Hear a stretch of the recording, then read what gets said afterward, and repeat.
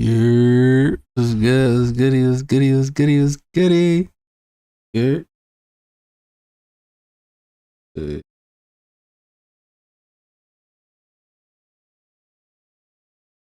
We're going. Uh, I had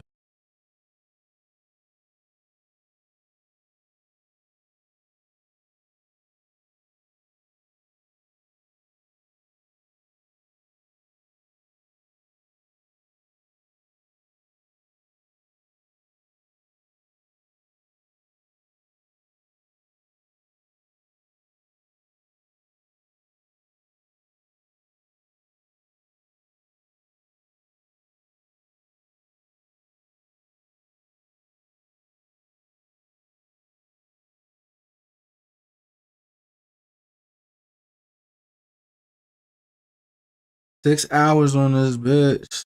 Sure.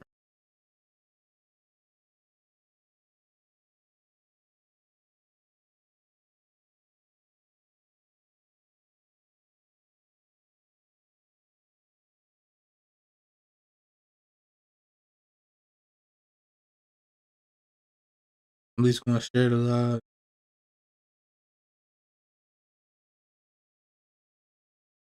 Long ass documentary.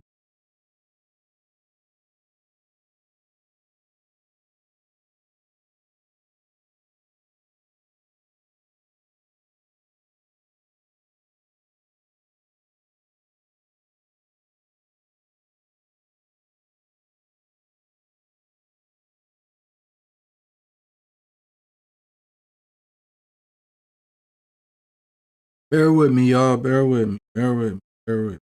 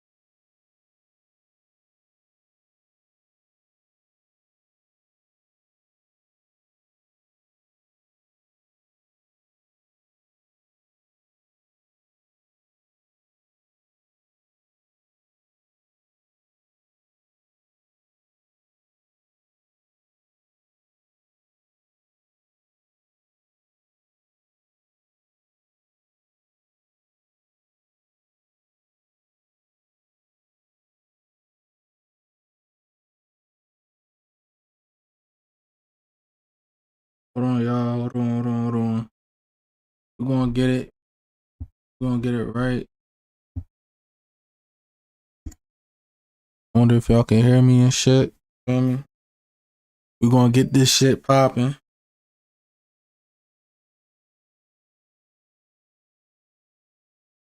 I know this shit kind of old. I wanted to do it. I was like, man, I could just go live, do this shit.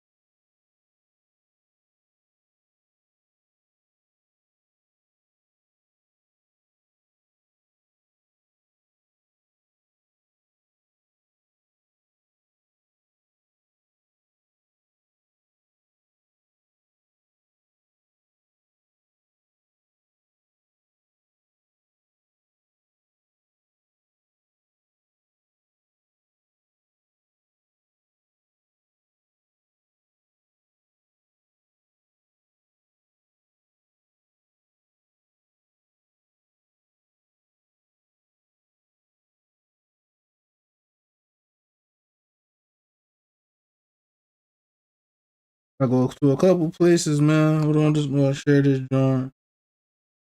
Promote myself. Fuck that.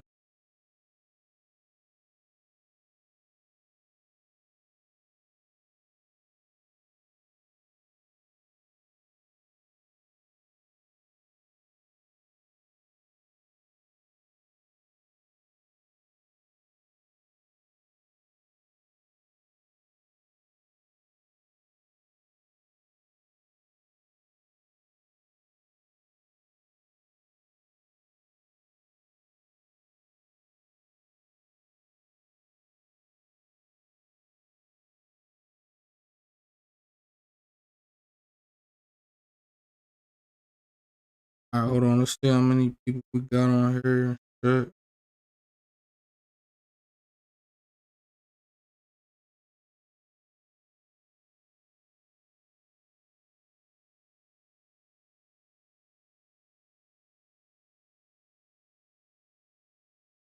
Got one person.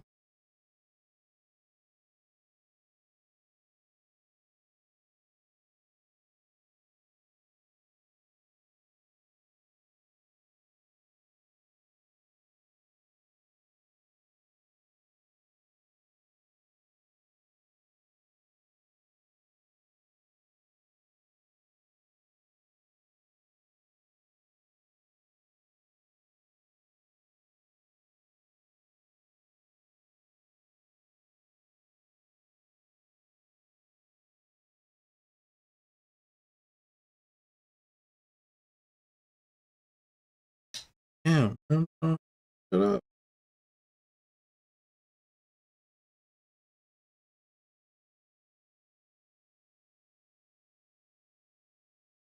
Hold on, y'all. You feel me?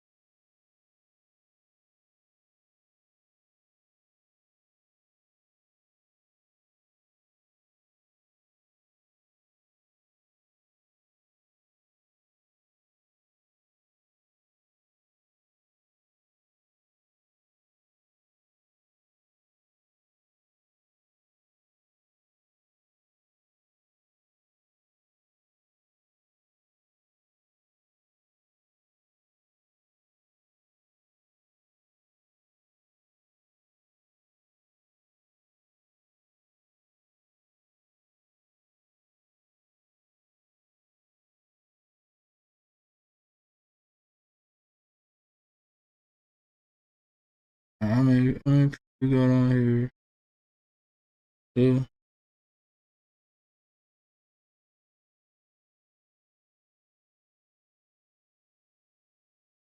Yeah, this shit about to be long as hell. Feel me? Make sure y'all go follow this joint, man. This my other channel. Just started it.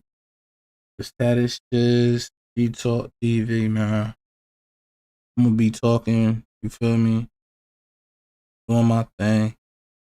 Make sure y'all go follow that. In the meantime, I'm trying to get more people, man. I'm trying to get more people.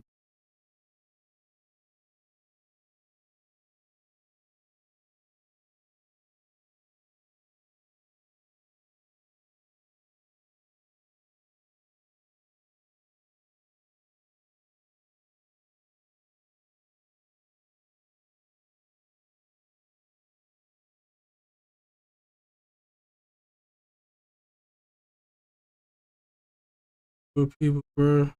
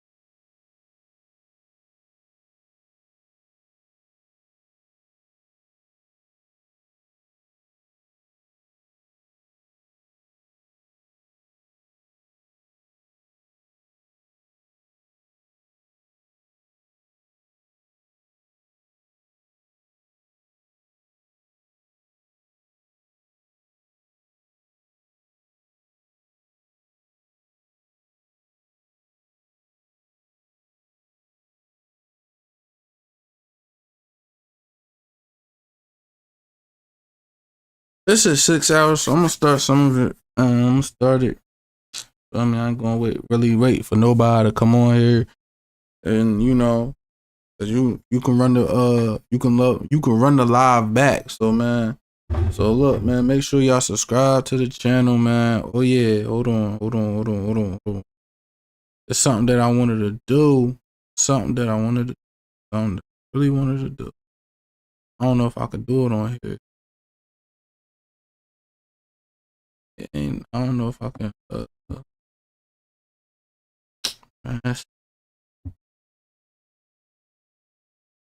hold on, I'm gonna see if I can put it.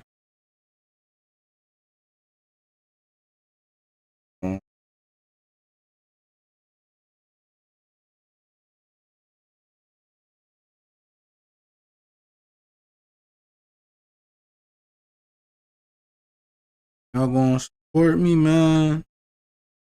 I'm gonna drop my cash app. I'm gonna drop my cash. I'm gonna support a brother. Feel me? Drop the joint. Everything's in. It's gonna be in the link, the description and shit.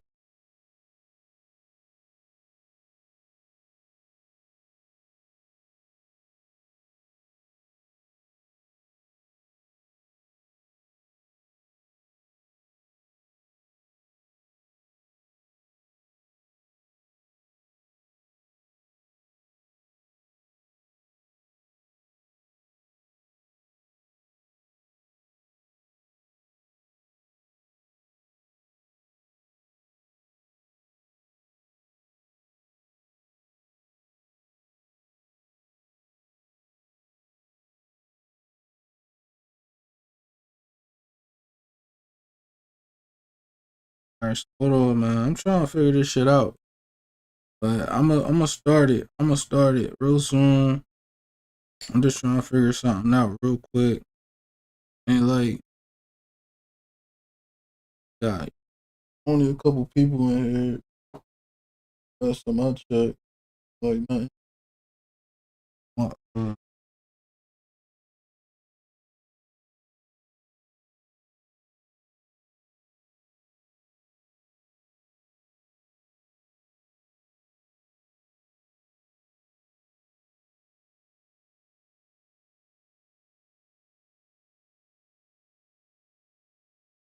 Shit crazy, bro.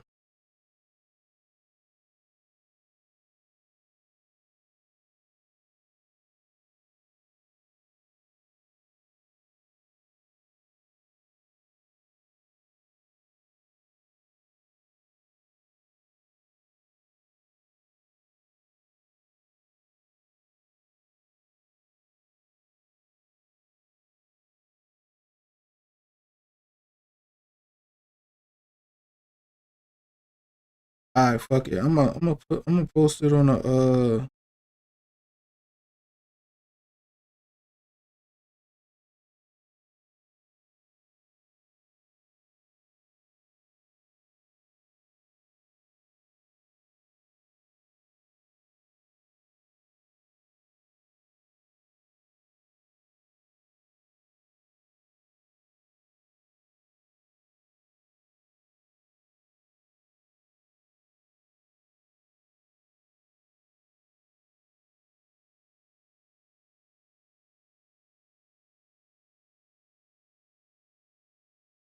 that's the Cash App. You feel me? Let me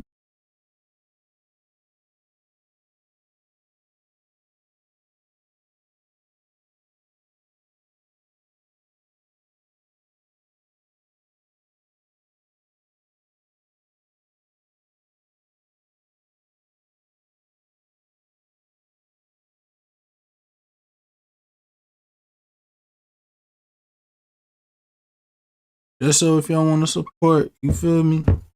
You get this shit popping.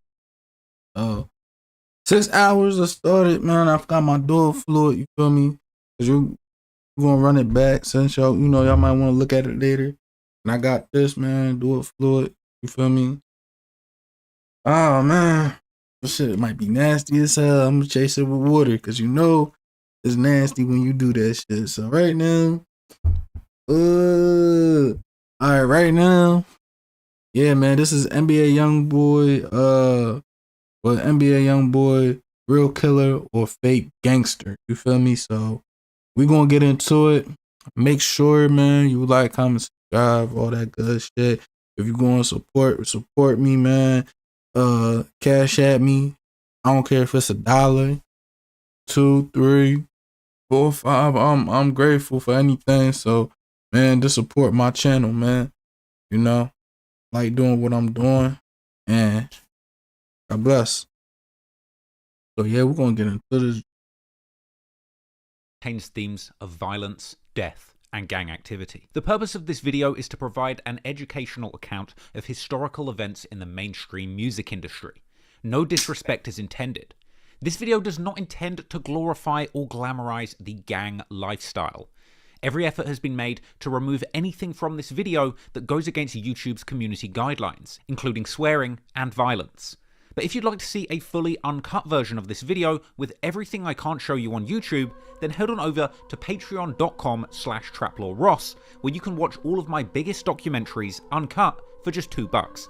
But if you're not into that, just hit the subscribe button and enjoy the rest of the video. Thank you. Over the last 5 years, there's been few rappers that have generated as much excitement and controversy as Youngboy. His music is personal, thought-provoking, and violent in equal measure. He's one of the few artists who can top the Billboard charts with music all about killing, death, and destruction. But his ability to communicate the stark realities of life growing up in the dangerous slums of Baton Rouge have inspired people all over America and the world at large. Youngboy's experiences in the gang-infested slums of Louisiana, where it's kill or be killed, inspired a generation of downtrodden youngsters to struggle through the pain too. Because despite losing family members, that shit it's alright. It's kind of nasty though. I gotta chase this with water. That cucumber juice ain't it, man. No, I knew it's, they say it's healthy, organic, whatever. But goddamn, bruh. And being the target of numerous assassination attempts, Youngboy has always managed to come out on top. Not just surviving, but beating the odds and coming back bigger every single time. It's rare to find an artist who attracts this much love and hate all at the same time. And Youngboy's thugged out survival anthems for the streets have made him one of the most beloved artists in history. But his influence has a dark side too, because some might say that his aggressive murder anthems are inspiring a generation of lost teenagers to slide and resort to violence just like he had to. But can Youngboy really be blamed? When basketball player Ja Morant ended up in hot water for flashing a gun in a strip club to Youngboy's music, many people suggested that this was Youngboy's fault. And considering just how many lives seem to have... I don't know how that's Youngboy's fault. That's he got a brain. See, that's the thing, man. People don't know how to take responsibility in their own actions. So like John Morant doing that is John Morant's fault. That's not Young Boy's fault. You can't put you can't blame Young Boy for what he did. Young Boy ain't telling him to go do that. And if he did, bro, you got a brain, bro. You can use that shit. People don't know how to use their fucking brain. So they just, you know. And I'm not taking up for Ja actions, you feel me? That too. I said it, man. He I believe he young. I don't know how old he really is and shit, cause I'm not really, you know, into the Grizzlies and shit like that. But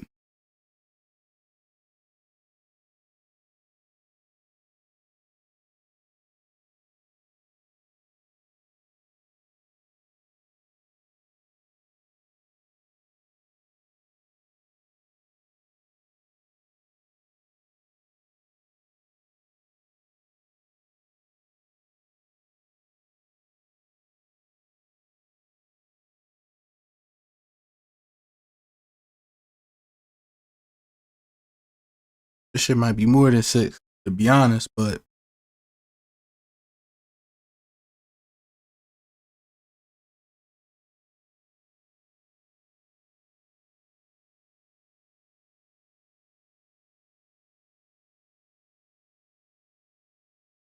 oh yeah, man, like I wouldn't put that on him though, man.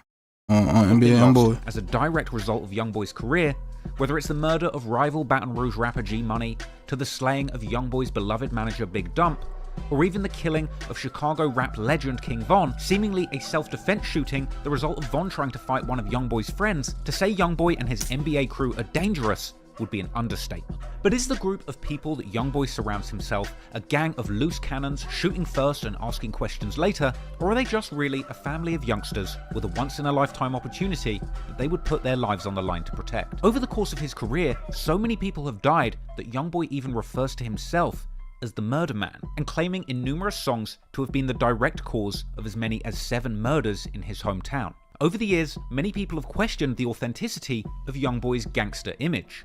You got cap in your raps. Youngboy talking about on this song, boy. In spite of all of the violence surrounding his career, in 2022, Youngboy had a change of heart, perhaps coming the result of reflecting on all of the destruction and pain that had been caused by his music career, or as a result of years of legal battles that have seen Youngboy endlessly confined to a cell or on house arrest. Because recently, he's been calling to stop the violence, pledging in interviews to stop promoting murder and violence in his songs. He said, "I'm shy." To de-escalate the conflict with his most hated rivals. Yeah, that's so funny. With Youngboy's crew even sharing the stage with their mortal enemy Fredo Bang for a special charity concert aiming to stop the violence. But that said, even these intentions have been called into question, when after pledging to stop the violence, Youngboy continues to drop violent murder anthems back to back. So, the $50 million question remains unanswered. Is Youngboy really a gravedigger, the self-proclaimed murder man of Baton Rouge, really serious about stopping the violence? Or is this all just a ploy to try and avoid the responsibility for convincing a generation of teenagers to pick up a gun and get active in the streets? Well, today we're going to take a closer look at the murders, the music, and the man, and decide once and for all, is Youngboy really as dangerous as they say he is? My question is, does this shit really have to be that long though to break that down? I know people that broke this shit down lesser than that. And my problem with him though, man, and I'm gonna talk about it on my other channel, man. Again, if y'all not, man, go follow this other channel. It's gonna be hella shit on there soon. You feel me? That Shiz G Talk TV, man. Go subscribe to that. Go subscribe to the channel. You feel me? Go subscribe to that shit. But look, my problem with Trap Ross is, bro, you overseas. All you do is get all your documentaries from other people who did their documentaries, who probably live in Baton Rouge, who knows the shit, or you know what I'm saying. So you're getting all your information and then you just switch it. The same with the King Von situation. He got all his information from people from interviews, because everything he said in that King Von documentary, I heard that shit all before. I'm like, bro, there ain't nothing new. He really said all he did was put serial killer. That would really market this shit. You feel me? But if he would have never put that, it would have been regular. Be honest. Same with this shit. You feel me? So it is what it is, man.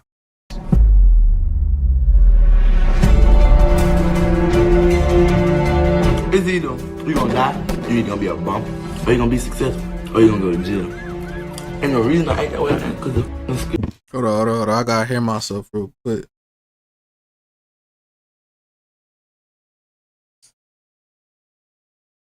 Alright, I sound good. Alright. I had to make sure I sound good, y'all. point I don't know which the one I'm gonna be. But I ain't dumb though. You hear me? And the people who play that role to y'all, them know I ain't dumb. The people who really know me, they know I ain't dumb. You hear me? How the I came this far? You think I came this far by being dumb? Come on, man.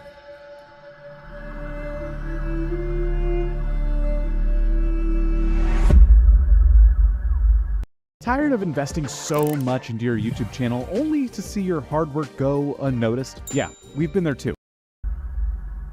Today's story takes place in the state of Louisiana. Louisiana is in the United States Deep South, a historic region of the US with a dark history. The Deep South has had deep ties to the historic slave trade, with these particular states like Louisiana, Mississippi, Alabama, and Georgia historically being heavily dependent on the plantation system, which saw black people kidnapped from their native lands in Africa and put to work against their will in cotton fields for the benefit of white Americans. Even after the Confederate States lost the Civil War and slavery was abolished, racism continued to cast a shadow over Louisiana for many years. Attempts were made to restrict free black people from voting, and racist organizations like the White League were formed in Louisiana to terrorize, intimidate, and target the black community there. Eventually, after World War II, in the face of the civil rights movement, black people in Louisiana finally begun to exercise their right to vote. And in 1960, this saw the establishment of groups like the Louisiana State Sovereignty Commission with an aim to battle racial segregation in the state, particularly in schools. During these years of segregation, it's believed that many African Americans fled Louisiana to states like California, seeking better treatment and opportunities. However, analysis by William Frey suggested that in decades that followed, due to better civil rights in Louisiana, many black migrants were actually attracted back to the state. But despite these improvements, however, Louisiana still remained a difficult place to grow up black through the 90s and the noughties. The state's incarceration rates have been at the very top in the world for decades now, and although black people are a minority in the state of Louisiana, the majority of the population in correctional facilities have been black. Louisiana has the second highest poverty rate in America, and here too, black people seem to suffer the worst. Hold on, let me see that. Let me see that. Let me see that. Of Hurricane Katrina, the majority of the population in correctional facilities have been black. Louisiana has the second highest.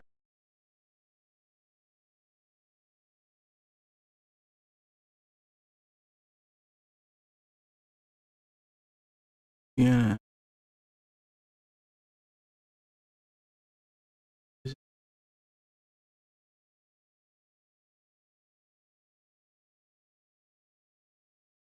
Jersey.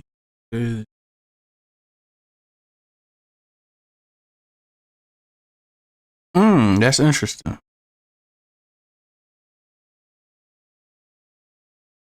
I thought another state would be on there, but I ain't gonna.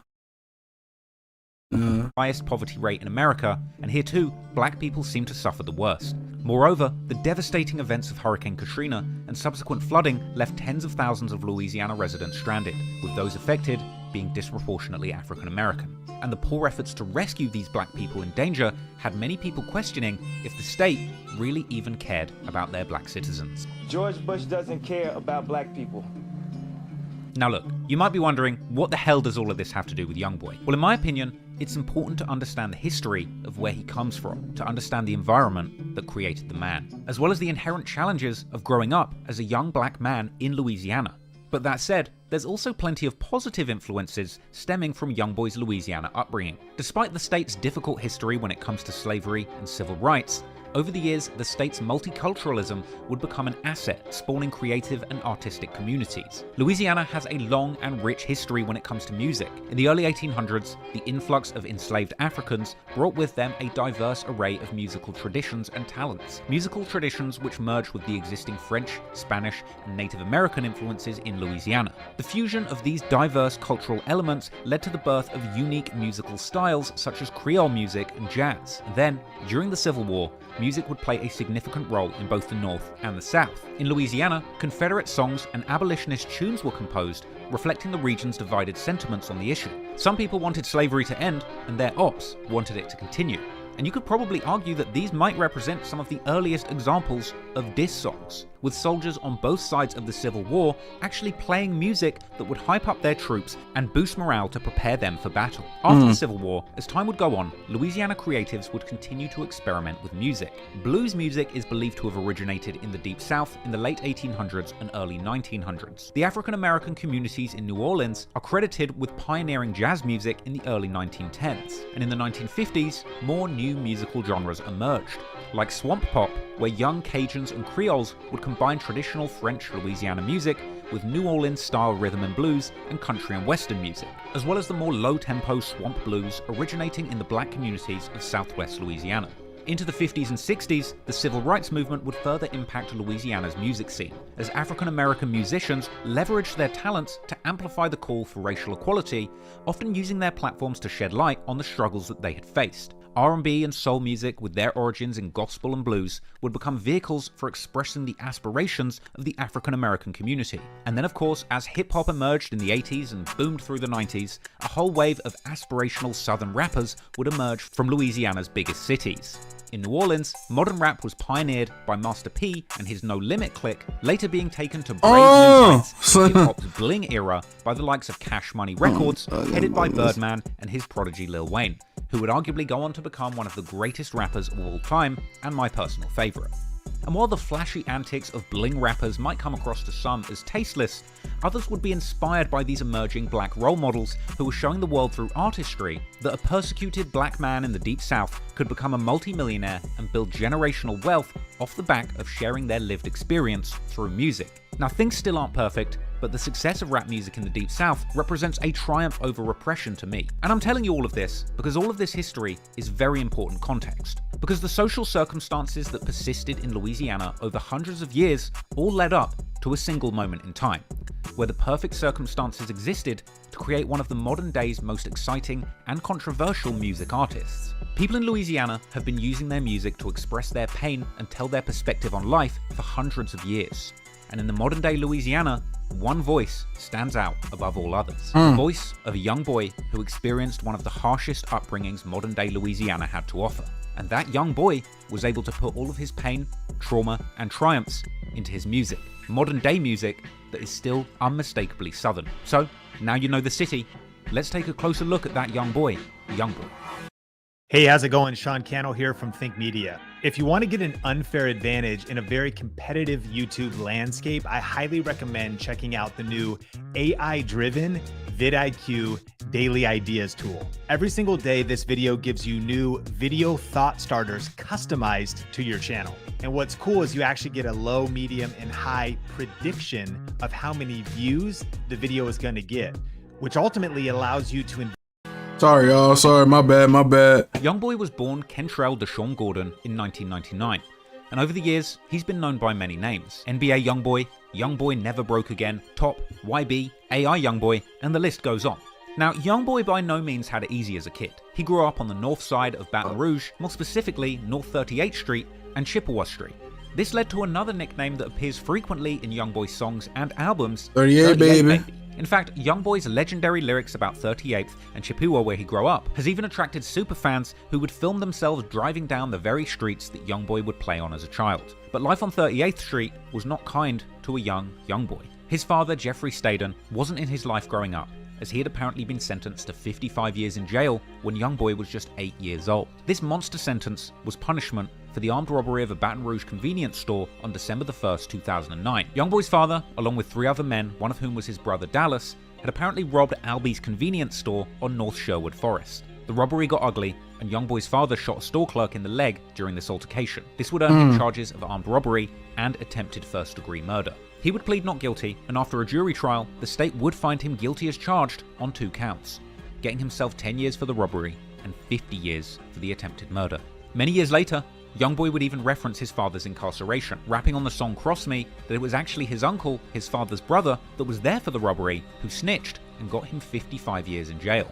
As well as referencing his father's plight on the song Where the Love At, where he raps that he prays he doesn't become an alcoholic like his father, as well as paying respects and suggesting that his father needs a second chance at life because robbing people for their money was how he was trying to provide for his family. It seemed like both sides of Youngboy's family had a history of robbery, as his uncle on his mother's side was also an alleged known robber in Baton Rouge. However, unfortunately, he would suffer a worse fate than Youngboy's father. Andy Golden, the uncle who Youngboy referenced a couple of times in his music, was apparently shot in the head during a robbery attempt. Youngboy mentions on the track Acquittal how he heard stories about how his uncle was shot in the head, implying that their relationship was most likely non-existent if Youngboy had to rely on stories to hear all about his life. As well as in the track R.I.P. Lil Dave, when Youngboy speaks of his uncle who got shot in the head and died while hitting a lick. Further references to this are heard on the track 38 Baby, when Youngboy outright declares that Andy Golden was his uncle, which means that robbery is in his genes. I mean, just take a second to think about the situation that Youngboy was dealing with here as a child. His father is serving 55 years for robbery, with one uncle who snitched on him, and his other uncle was also a prolific robber who got shot in the head and killed during a robbery.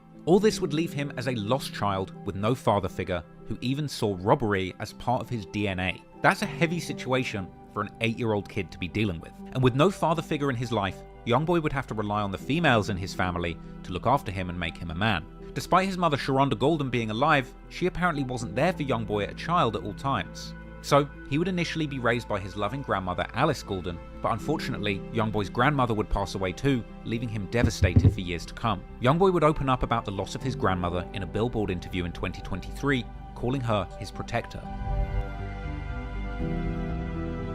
After losing his grandmother, with his father in jail and his mother out of the picture, Youngboy wound up in a group home, and it would be here that he would be subject to physical abuse and bullying. He would later explain in a Billboard interview that it was this experience of being targeted in the group home that led him to cultivate his own dark and violent side for protection. Clearly, Youngboy had to fight for survival as a child. In fact, he actually broke his neck whilst he was wrestling as a toddler. This was a serious injury which required him to wear a full neck and head brace whilst his spine healed. This was a corrective procedure which left him with the 3 iconic head scars that he has on his head to this day, an everyday reminder on his face of just one painful incident that he endured as a child, and something his enemies are still quick to use against him, with the hurtful moniker Denthead often being levied against him. Youngboy had gone through so many traumatic experiences as a child, it's unsurprising that he would grow up dealing with a lot of pain. But even outside of the tragedies in his own family, Youngboy would also suffer losses outside the home. When he was just age 10, he would end up losing one of his closest childhood friends to gun violence. As a child, Youngboy was friends with another boy who was around 6 years older than him,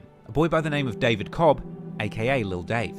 On March the 27th, 2010, a memorial picnic was being held at a park on Woodpecker Street in Scotlandville in Baton Rouge. This event was intended to honour the memory of local teens who had lost their lives to gun violence. But unfortunately, the very thing that this event was intending to shed a light on would end up happening that same day, because at some point, a fight broke out and bullets started flying. One of those bullets hit 16-year-old David Cobb in the spine, and despite there being hundreds of witnesses, this case would ultimately go on unsolved, partly due to a fear in the community of retaliation against those who would be seen as a snitch for speaking to law enforcement. As a result, the family of Lil Dave would be left grieving without closure, heartbroken that their child lost his life at an event that was intended to honour teens losing their lives to gun violence. And it wasn't just Dave's family who were devastated by this loss. Youngboy himself would be distraught and traumatised by losing a friend to gun violence so young. He would go on to rap about the loss of Lil Dave and the effect that it had on him years later. Youngboy would rap on the song For Keeps with Rich the Kid that Dave was killed by a chopper or machine gun and that he wishes he could call him.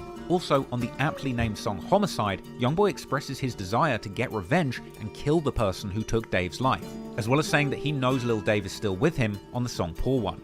On the song Cage Feeling, Youngboy speaks about the death of Lil Dave, saying that this loss turned his heart cold and made him become a killer. The fact that Youngboy was no stranger to Oh, get that up. Well, it's getting good too, man.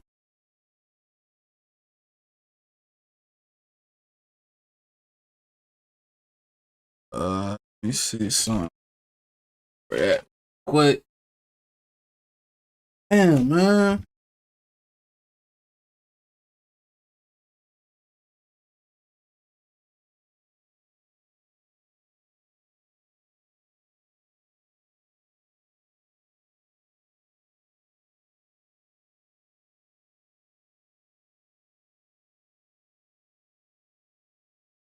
Oh, shit.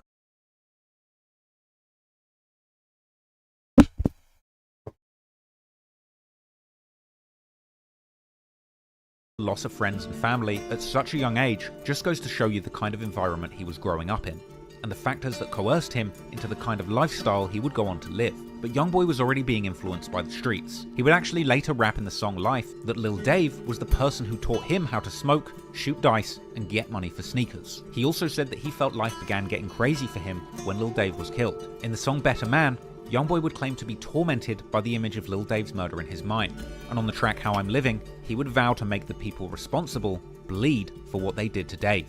Later on the unreleased track Hold 13, that appeared only in a trailer for his hit album Top, Youngboy would rap a lyric which some believe is him actually confessing that when he made his first $20,000, he spent it on a hitman to get revenge on Lil Dave's killer. With this traumatic and personal loss, combined with his family's reputation when it came to robberies, it's no surprise then that as a young teenager, Youngboy dropped out of school in the 9th grade and got heavily involved in the streets, becoming a teenage robber just like his father and uncle. Youngboy would later tell DJ Smalls Eyes in an interview that after his grandmother died, he started robbing himself and ultimately wound up in jail for a robbery at just age 14. I grew up stealing, taking from people. And like, well, at first, my grandma used to take care of me. And when my grandma died, started catching my attention at a younger age.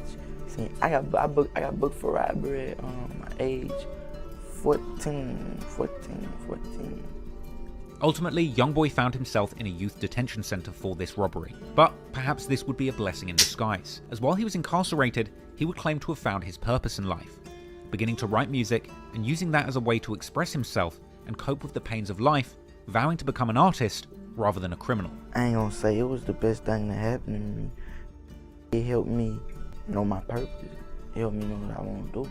Within them 6 months, I wrote at least like 25 songs with no beats. It was basically what I was going through, how I was feeling. It helped me learn how to express myself. Youngboy's family were actually always interested in music. Youngboy claimed to have written his own obscene rap lyrics in the 4th grade, and he had apparently been taken to the studio by his mother, who herself was also an aspiring rapper. And his father had even written to him from jail, telling him that he had been writing music during his 55-year sentence, and encouraging Youngboy to focus on music too. So, upon his release from jail for robbery, Youngboy would return to 38th Street with little more than just a dream of becoming a rapper, along with a lifetime of trauma. And before he could get anywhere with his rap career, he would at least need a stable environment to live in. Luckily, he ended up finding a new place in the neighborhood to call home, with Youngboy rapping on the song Life that he met his friend 33 riding his bike down Chippewa, and that 33's mother accepted him into their home like family. According to 33, him and Youngboy are essentially brothers, as the two grew up with the same mother, Monique. But Monique is really 33's biological mother, as we know that Youngboy is the biological son of Sharonda Golden. But due to the fact that 33's mother Monique helped raise Youngboy, he often refers to her as his mother as well, which would make 33 his adopted brother, and the two do seem to have a relationship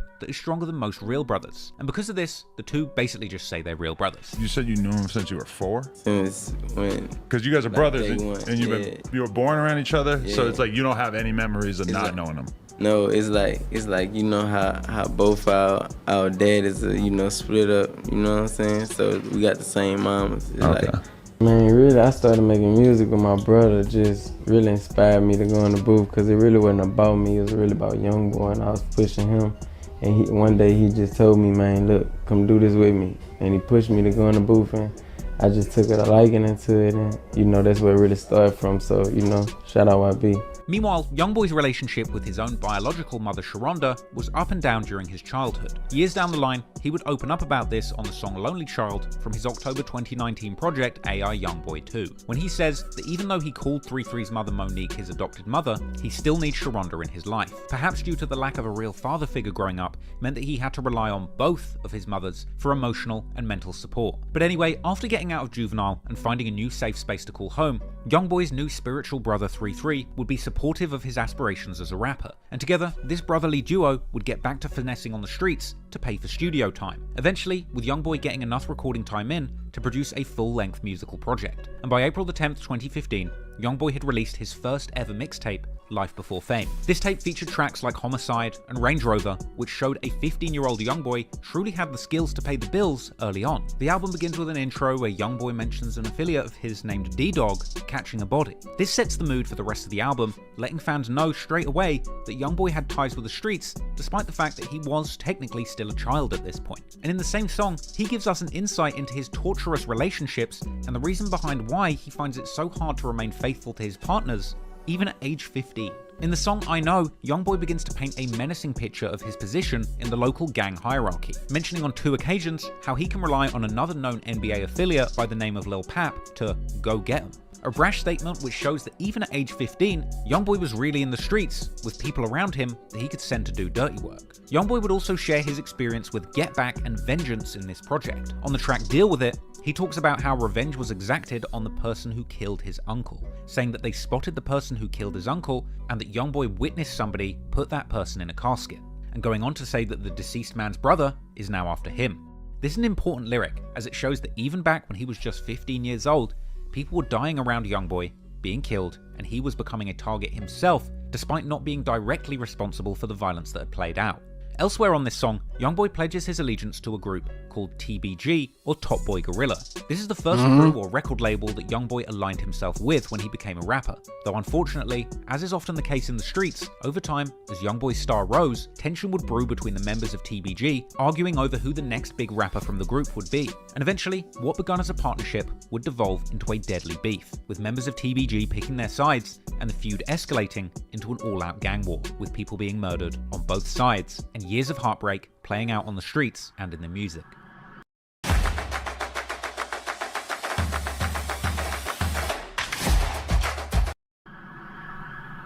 When Youngboy left juvenile detention, inspired to become a rapper rather than a robber, it wouldn't take long for others to see the potential that this teenage rap prodigy had. From here, a group of people from his neighborhood, with ties to the music industry as well as the streets, would begin to take him under their wing. Youngboy's first mixtape, Life Before Fame, was actually released under the banner of TBG, with Youngboy and 33 being seen in throwback pictures rocking TBG merch. TBG stands for Top Boy Gorilla, a crew with a storied history in the wild and dangerous streets of Baton Rouge, Louisiana. TBG was supposedly started by deceased Louisiana native and affiliate of rap veteran Boosie, Little Ivy Smith. He would turn out to be the uncle of future TBG rap prospect Lit Yoshi, but more on him later.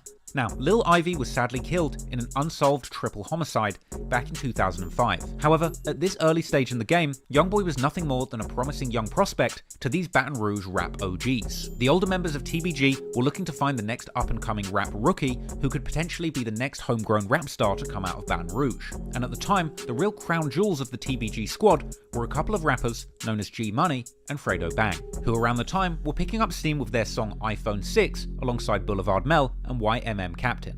You can tell that Youngboy was truly close with the TBG crew at this point because Youngboy even appeared in the background of the iPhone 6 music video, at one point handing a Gucci bag to Fredo Bang, a moment that would honestly be inconceivable in what would later become a deadly and bitter beef. As the story goes, the TBG crew had ties to Baton Rouge's criminal underworld, and rappers and affiliates of the TBG crew were still involved in the local drug trade. Unfortunately, soon some of this street beef would end up souring things on the music side, because the TBG crew supposedly had a beef going with another Baton Rouge crew called BBG, or Bottom Boy Gorillas. Gang, crew, clique, record label, call them whatever you want, but BBG and TBG were bitter enemies, with a big rumour at one point going around that Youngboy's cousin Boozilla, who was affiliated with BBG, ended up in a bitter disagreement with G Money from TBG. Now, there's been intense speculation over the years as to what was the exact cause of this beef. Some have suggested that Boozilla ran off with money or drugs from G Money, whilst others suggest that the whole drama was actually over a woman. Another explanation even suggests that it was actually...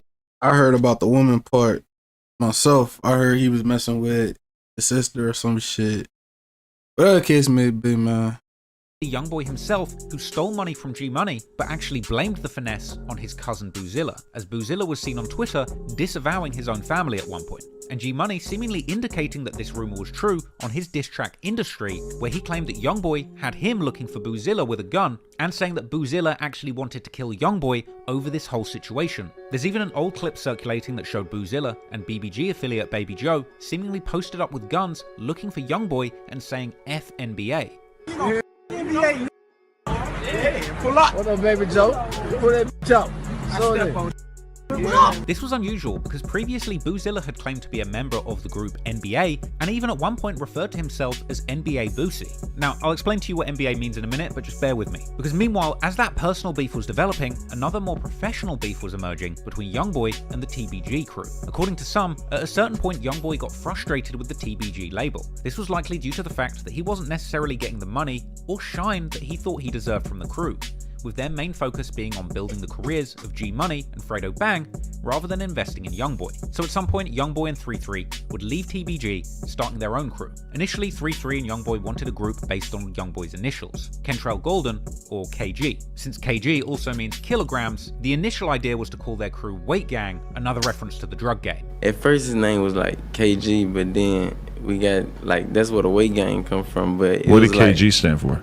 Like his initials. That's his name. Right. But Weight Gang was one of the first things he had came up with. But clearly that name wasn't really hitting the spot. So later on, a few of the members of this crew were just chilling, sitting on their porch, when Youngboy apparently vowed that he was not trying to go broke no more, to which other members of the crew agreed the same thing, with this pledge giving the crew inspiration to name themselves Never Broke Again, or NBA. Like when we was on the porch one day, it was like, we ain't trying to go broke no more, and then he was like, I ain't trying to go broke neither, so we never broke again. Like, you know what I'm saying? From day one, that's where NBA started from. Like, so the NBA crew was born, naturally taking some inspiration from the National Basketball Association. They would even make their logo the Jumpman, the iconic logo affiliated with basketball legend Michael Jordan dunking a basketball, but for Never Broke Again, their version would be a man jumping up in the air holding a pistol. Youngboy's NBA crew wanted to go from pistol-toting stick-up kids to music industry heavy hitters being paid as much as professional basketball players. Now, whether or not you like the name, there was no denying that the meaning behind it was powerful, and together, the Never Broke Again crew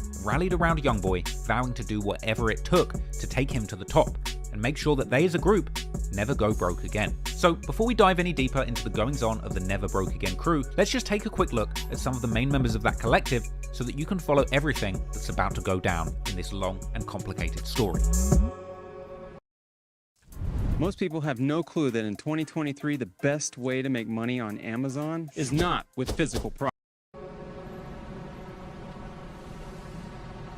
Youngboy is of course the face of Never Broke Again, the NBA collective. He is the label's leading rapper. And this crew's bet on getting behind Youngboy's career would ultimately end up paying off handsomely. And with his crew's support, he would go on to become one of the biggest artists in the entire world. Then there's OG33, NBA's co-founder, who started the group along with Youngboy and Montana. I started NBA, you know, like, it was then like Youngboy just was really like the main one who was rapping. Like, I don't really take rapping serious because like Youngboy really made me rap. After 3-3's mother took Youngboy in as one of her own, they would build a bond as strong as blood brothers. We got the same mamas, like that. OG33 is one of 10 children, 5 kids from his mother's side, 5 from his father's side, but he's the oldest of all of them, which has led to him having a mature outlook and a real head on his shoulders, as he's almost had to act like a father figure for Youngboy and his other siblings. And there's 10 kids altogether, right? Yeah. 5 from your mom, and 5 from your dad. Yeah. On both sides, I'm close with all my brothers and sisters because I'm the oldest, so it's just like... You're almost like a father figure, in a way. Yeah. Is that a lot of responsibility? Yeah. Yeah, for sure, but you know, that's just my role, so it's just, I took on my role. When Youngboy didn't really want to rap at first, it was 3-3 that pushed him and made sure that he stuck with it, dedicating his life to elevating Youngboy's career and keeping him on the right path.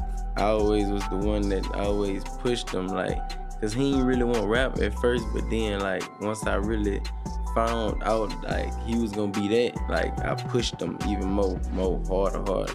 Like I was getting like I went back to like record companies was doing, like I was getting 1,000 CDs printed up. Like man, I didn't got them 1,000 CDs and really passed them out like just a matter of minutes, like this, that. It's Three who pulls the strings and make the moves behind the scenes, keeping the ship sailing smoothly and ensuring that the NBA collective runs efficiently and profitably. He apparently would manage the business side of things, sometimes writing contracts or putting shows together. I was more on like the business and management, like writing contracts and, you know, putting shows together for him. Like when we first started off, I was doing really everything, you know. And Youngboy apparently even inspired OG3 to start making his own music, because before, 3 was just mainly focused on pushing Youngboy's career. If it wasn't for YB walking me into the booth, I wouldn't even be in the music, because I was just mainly pushing him. It wasn't even about me. Now, 3 does enjoy rapping, but he's also a self-proclaimed CEO, and business is apparently where his passion lies. My main focus is it wouldn't be a career. I wouldn't choose rap as a career because I am a CEO and I love my position. But 3 has also gained a cult following of his own from being the head honcho of the NBA crew. And considering the dark reputation that has followed Youngboy over the many deadly years of his career, this has led to many internet fanboys speculating on whether OG3 is the true mastermind behind the violence playing out in Baton Rouge.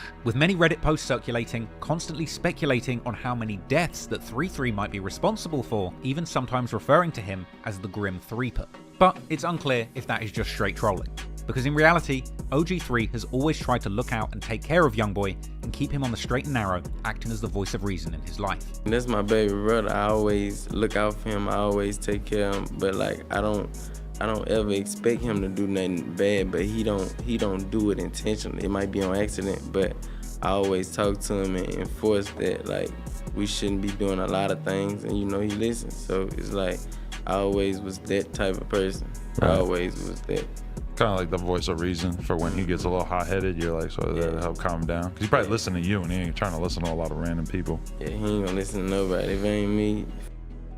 Then you've got Montana. According to a Billboard article profiling Youngboy, Kyle Montana Clybourne found Youngboy's music early on YouTube, and in the absence of a father figure or any real older male role model in his family, it seems like Montana assumed a kind of father figure role for Youngboy in the early stages of his life and career. That's what's up. On how to survive the gritty streets of North Baton Rouge. In fact, in the song Lonely Child from his October 2019 project AI Youngboy 2, Youngboy admits that he has been missing his father, and as a result, he actually calls Montana his father. Montana would help co-found the Never Broke Again label along with Youngboy and 3, with interviews explaining that in the early days of NBA, Youngboy would be sleeping on an air mattress at Montana's house, at a time when Montana played the role of manager, booking agent, and financier, driving Youngboy all around the South to perform for between $500 and $1,500 a show to build his fan base in the early days. However, there's always been confusion over exactly who Youngboy's manager specifically is, and to be fair, it has changed over the years. For a period of time, Youngboy's manager was a man by the name of Big Dump. Okay, I heard about him. Manager or agent. It was Dump who was there for Youngboy during the most turbulent years of his come-up, but Dump would ultimately end up losing his life in 2018, seemingly as a direct result of the deadly street beef between these two warring Baton Rouge gang sets. But we'll go much deeper into that situation later on in the story. Another person who played a significant role on the management side is someone called Fee Banks, a Louisiana industry legend who had apparently helped Lil Wayne start Young Money and previously managed Kevin Gates. These people are the brains and administrators behind the NBA empire. And then, when it comes to the rapping side, we have a number of NBA members with a much closer proximity to the streets. Now, there's a lot of names that have been affiliated with this crew over the years, and this list is by no means a definitive list of everyone who has had something to do with NBA as a crew, so don't be offended if you got left off. But these are just some of the people who have played a major role in Youngboy's crew and who play a relevant role in today's story. I'm talking about people like NBA Ben 10. This is OG3's younger blood cousin and a day one NBA affiliate. Ben met Youngboy at 3's house, and apparently the two had a fight the first time that they met. Man, 3 first cousins, blood. Like, we used to stay together. His mom and mom used to live together, so that's how I met 3. B, I met that day at 3 house. I met that. We had a fight the same day, you heard me? But apparently after this fight, they would share a blunt and become good friends, going on to make money and catch cases together since they were just 12 years old. We spoke the blunt, you heard me? Yeah, I became part of the NBA the same day, just like that. How old I was like around that time?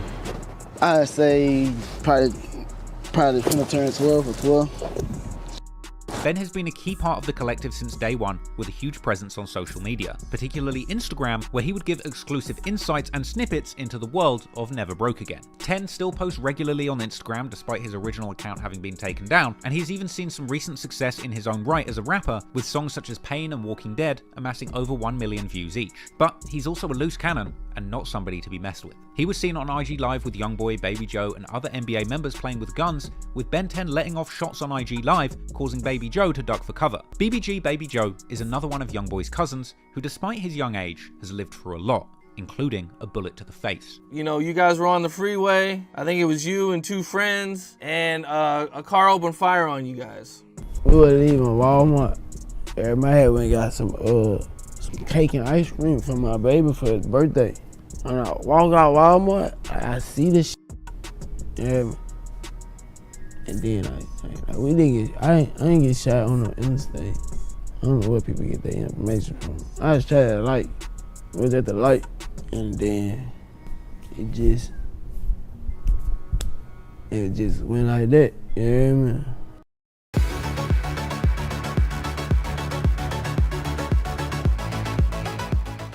Despite facing serious danger in the streets, Baby Joe has been aiming to make a name for himself in the music industry and make himself some legitimate money. His 2018 song, Iraq, has over 5 million views, and as a beloved member of the NBA crew, Joe's name often pops up in Youngboy's songs. And if these lyrics are anything to go by, it seems that Joe's relationship with the streets remains strong. Another key member of the crew is Michi Baby.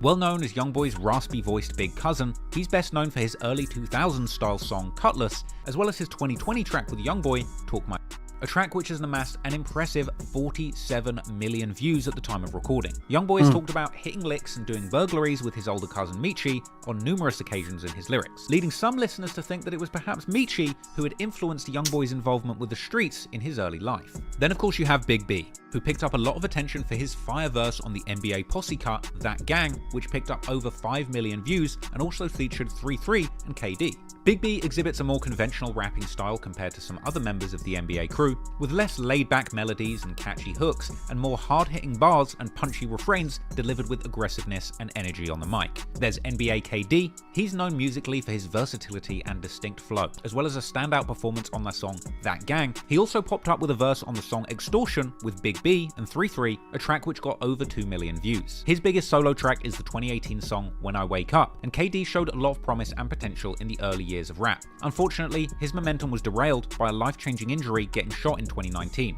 Reportedly, after this incident, KD was confined to a wheelchair. However, there's been a lot of speculation as to whether he was walking again after a period of rehabilitation.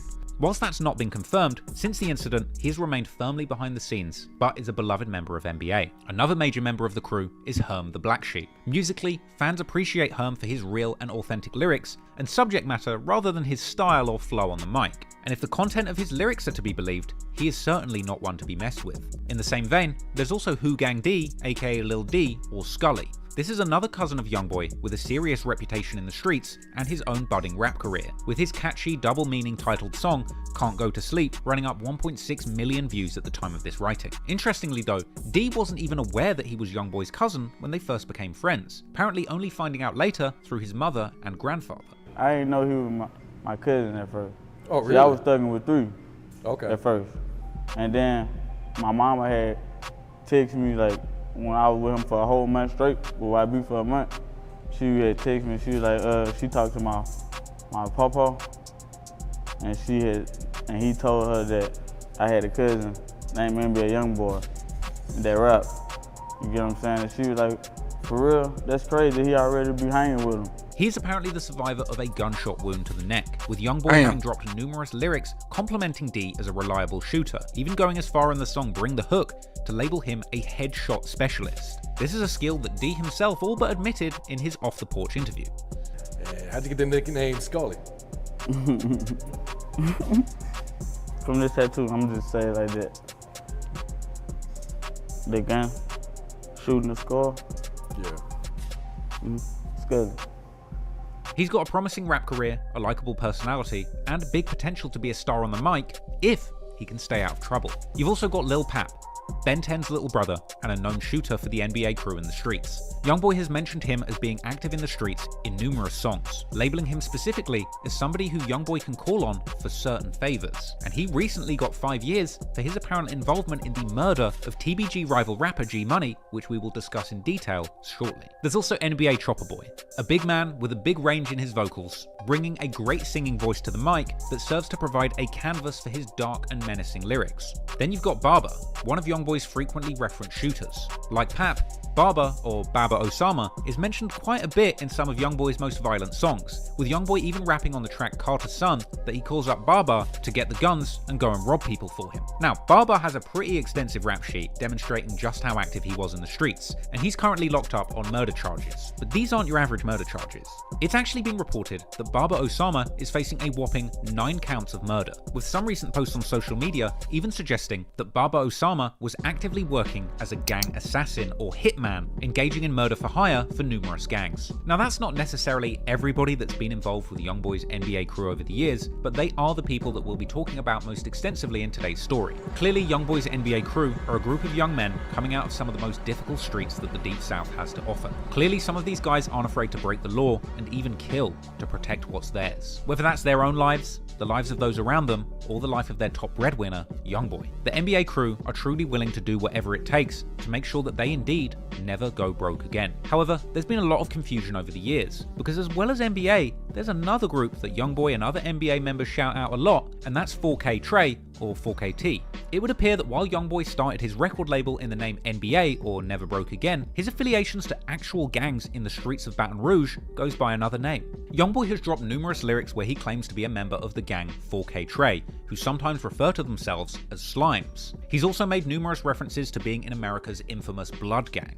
Now, slime is a decades-old term that has been associated over the years with Blood Gang members. This term was initially brought to the public's attention by Blood rapper Vado, who released numerous projects that would reference slime, with the usage of the Blood slang slime and slat being popularized in mainstream modern rap music by Atlanta Blood rapper Young Thug, who is currently incarcerated awaiting trial for gang-affiliated charges. Now, this slime ideology essentially sees Blood members identifying under the color green rather than the traditional red bandana that Blood members are known to wear. And as Youngboy got further into the music industry, he would seemingly build close relationships with other rappers who were known to affiliate with the Blood Gang or identified as Slime. People like Birdman, 21 Savage, and Young Thug himself. And as the years went by, Youngboy would increasingly use his lyrics and music videos to shout out his affiliations to 4K Trey, the Blood Gang, or Slimes, even naming his Never Broke Again label compilation album Green Flag Activity, along with him and his crew frequently being seen in public with nothing but slime green bandanas and blue clothing. They would also sometimes refer to each other as Fours for 4K Trey. However, for the specific explanation of the gang's name 4K Trey, this has been a mystery that has sparked debate amongst NBA fans for years. One popular theory is that it simply means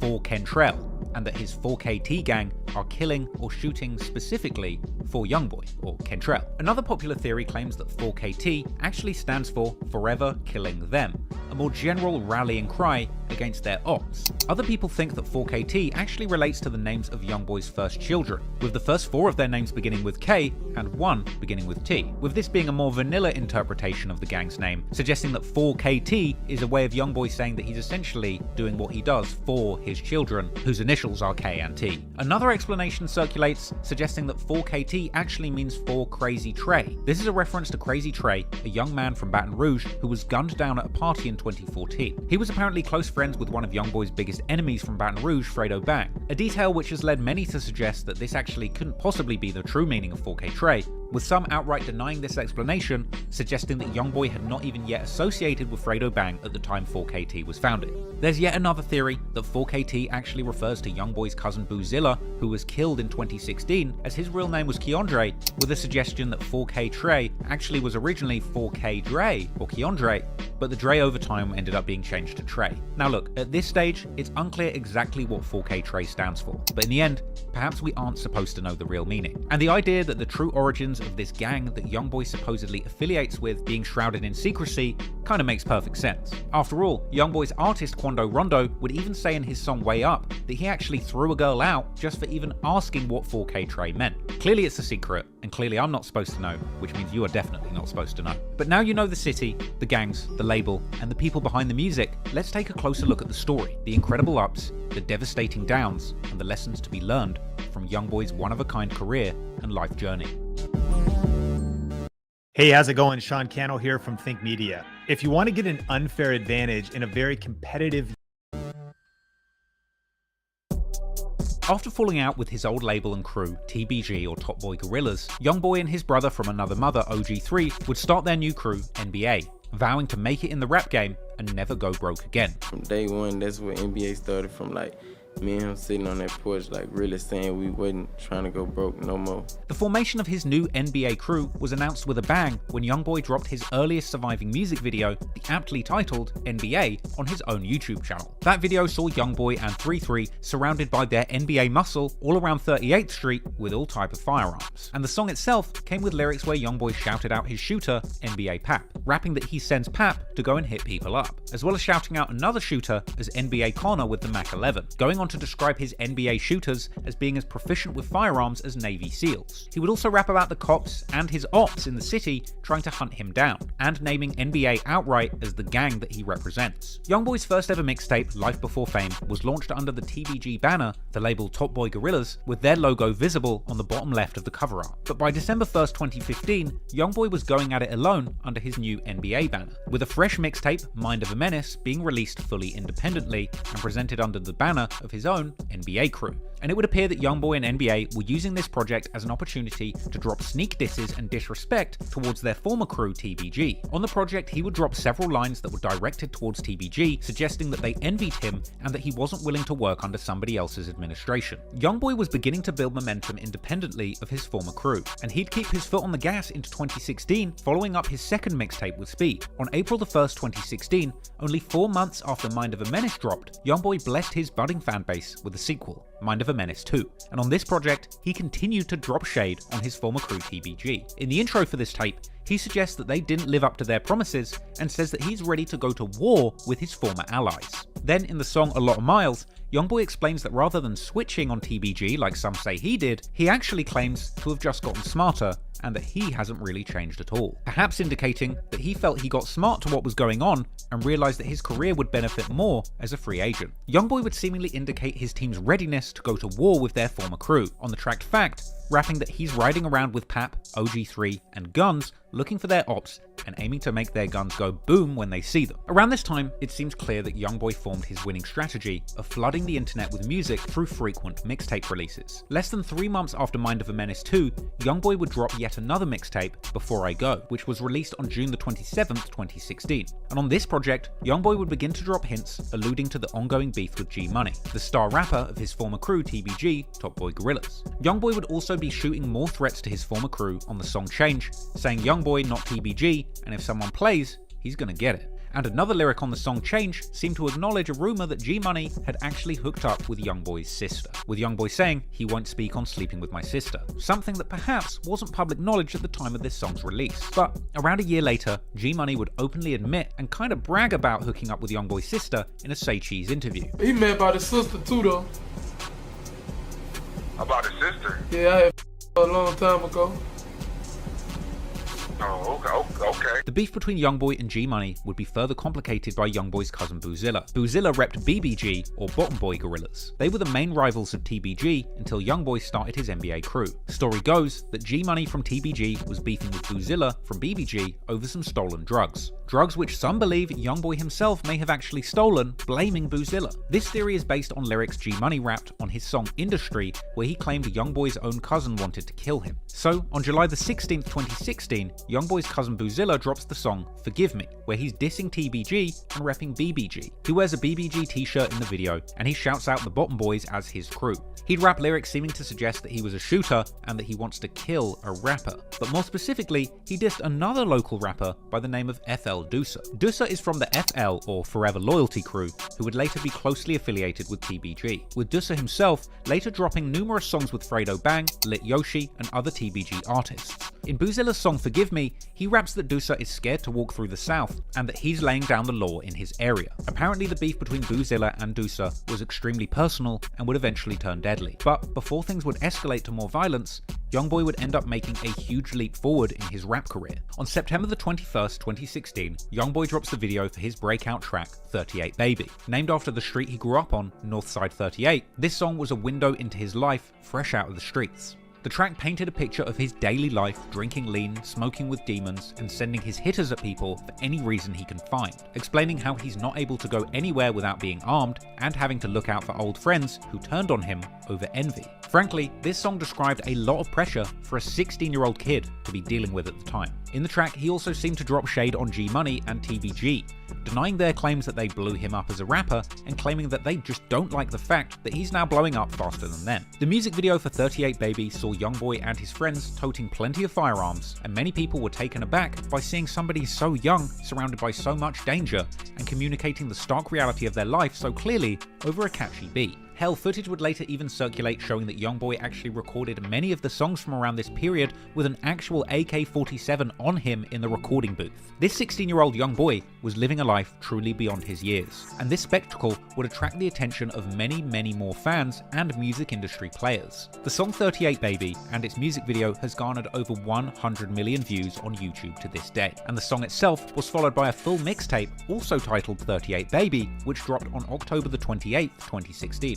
This project would truly be the watershed moment of Youngboy's career professionally, and he would finally get co-signs from respected rappers in the industry. As on the mixtape itself, Youngboy secured collaborations with fellow Louisiana Baton Rouge legends such as Kevin Gates and Boosie Badass, as well as a verse from his day one brother OG3. In fact, Kevin Gates, after appearing on the 38 Baby mixtape track Like Me, even got a portrait of Youngboy tattooed on his right leg just to show his admiration for the rising Louisiana legend. And Boosie would invite Youngboy to feature on his November 2016 track My Lil Son, where Youngboy rapped menacingly about sliding on his ops with NBA Joe and 3-3. But back to the 38 Baby mixtape. As well as gaining Youngboy the respect of heavy hitters in the Baton Rouge rap scene, it also gained Youngboy an enormous amount of fame and success in the eyes of his fanbase. But bizarrely, in very Youngboy fashion, rather than reveling in the success of his latest release, just a week after the 38 Baby project dropped, he came out with yet another mixtape, Mind of a Menace 3, releasing on November the 4th, 2016.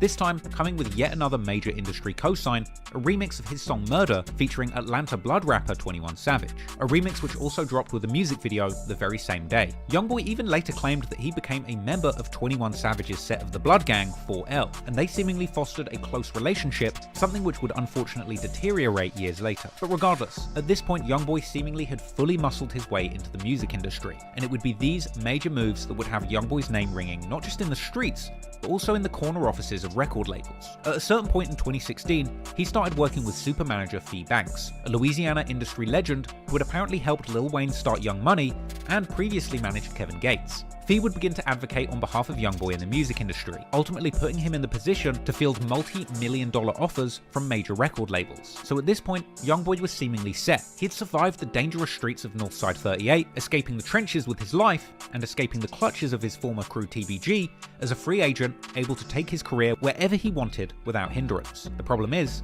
sometimes you can rise to the top so fast that it hurts, and unfortunately for Youngboy, troubling legal issues seemed to arrive just as quickly as the money and fame did. And unfortunately, due to the brewing troubles in the streets between his former crew and his extended family, Youngboy would end up being placed in a difficult position, ultimately catching a serious case that had the potential to put a complete stop to his promising career just as it was getting started.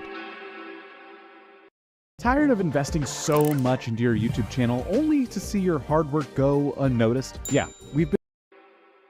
While Youngboy's star is beginning to rise, the deadly war on the streets of Baton Rouge is raging on. After departing from the crew TBG, Top Boy Gorilla, Youngboy and his Never Broke Again or NBA collective would become bitter rivals with the former crew, and this situation was only complicated further by the ongoing drama between TBG and their original rivals BBG, Bottom Boy Gorillas, a crew which Youngboy's cousin Boozilla was a prominent member of. Despite the two apparently having a falling out in 2015, it would seem that by 2016, Boozilla and Youngboy's NBA crew had made things right, as Boozilla would post on Twitter that he'd forgiven, as well as tweeting warning people not to play with BBG or NBA, suggesting that these two crews were in alliance against TBG and any of their affiliates. But things would all come to a head for these warring groups at the end of 2016. On July the 16th, 2016, Youngboy's cousin Boozilla drops the song Forgive Me, where he's dissing TBG and repping BBG, with lyrics in the song dissing another local rapper by the name of FL Dusa, saying Dusa is scared to walk through the South and that they're laying down the law in their area. It would seem that this lyric was taken as a personal challenge by his opposition, as just after midnight on November the 2nd, 2016, Youngboy's cousin, 18-year-old BBG Boozilla,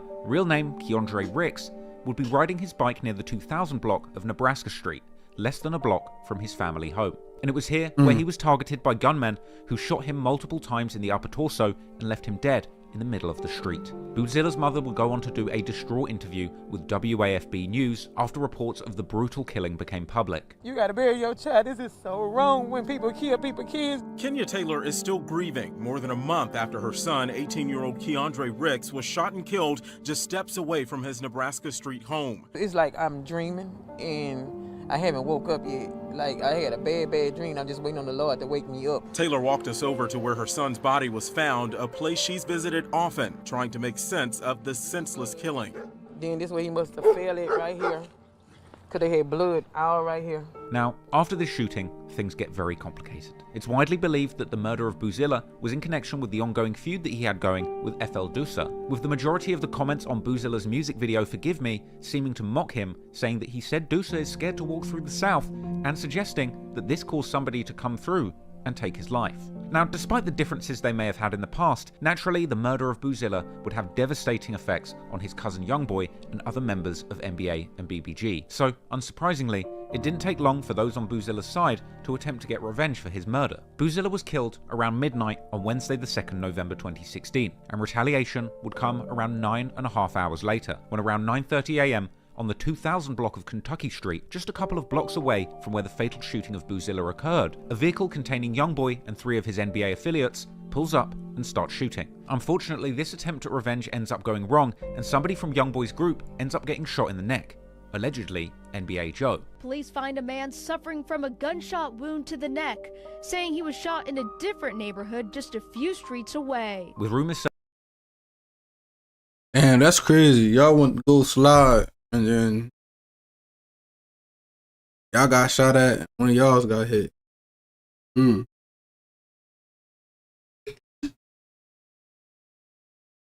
That's crazy. That's crazy. Hold on, y'all. Got to the bathroom real quick.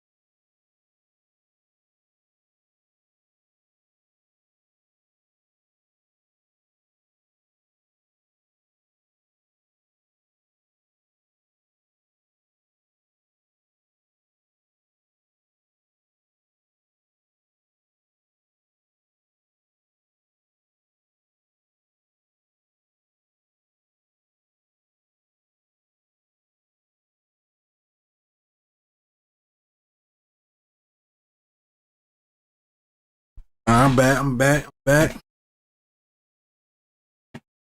Damn, bro, we didn't even cut the coverage of the but yeah, man, they sliding in there. What the fuck?